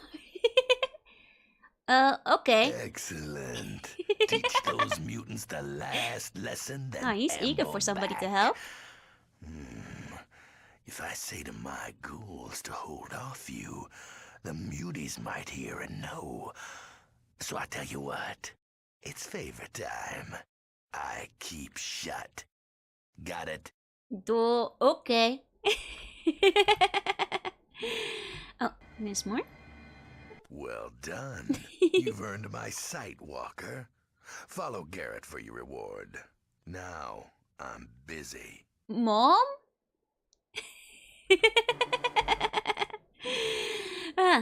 Okay. That's silly. It sounds like low int one might be fun to see at some point. You know, I like how he still figures he can make use of you. He's like, he has a dumb brick of strength walked in. Well, I can make use of this guy. I'll figure out a way to handle this. Viviana, thank you for the follow. Welcome in. That's good. I'm excited for the second Fallout. I'll probably, I'll be starting it sometime next week, so that should be fun. Chunks, thank you for the follow. It's one of the few highlights from what I've seen on Forge. Oh, about the patching, yeah, tell me. What about that patch that I should have for the second game? 1 int, 10 luck. You know, it reminds me of like wanting to do Malkavian routes, playthrough for Vampire at some point too. Dan Vatten can call the Master ugly and they start to fight. Wait, really? I feel like you should be allowed to do that even if you're smart though. Hey, Black Koyobi, welcome in. Well, I still think it's more fun to like, peacefully talk the Master out of it though. It makes for a good ending. Makes for a fun ending. Like, it feels satisfying. On the sexy gameplay, there's a pretty fierce glitch that's liable to happen and largely ruins a major location midway through the game. Okay, so it's a very common one. Gotcha. So you'd recommend making sure the patch is installed then. Do you have the specific name for the patch? This one? Okay. The BG Fallout unofficial patch. I mean, as long as that like works with the GOG version, that should be no issue then. That should be fine. Thank you for letting me know. I do think that I'll probably like call it here for the night. Starting Fallout 2, next time, now that we've all caught up on both the manual and the website. I did find the Fallout 2 website as well, but I figured we'd avoid that one for a little longer, just in case there'd be spoilers on it. Apparently buns never change. I was referring to the buns concerning attempts to strive for civil war. That keeps happening. I should work, no worries. And next time, I think what we're gonna do, is we're gonna try to franchise our restaurant. We've been exiled from the vault, but we started up a booming business. Now we're gonna have to spread it. Thank you so much, everybody, for coming today. To all the lurkers, thank you for lurking. And if you're watching the VOD, thank you for watching. I'll be back next time. I'm not sure if I'll be streaming yet tomorrow. It depends on how productive I manage to be. There's a couple of things I need to do. If I am, I will announce it and you guys will see me go live. And if not, then I'll be back on Monday. So I'll see you guys around. Thank you so much for coming and see you next time. Bye bye bye bye. Bye bye.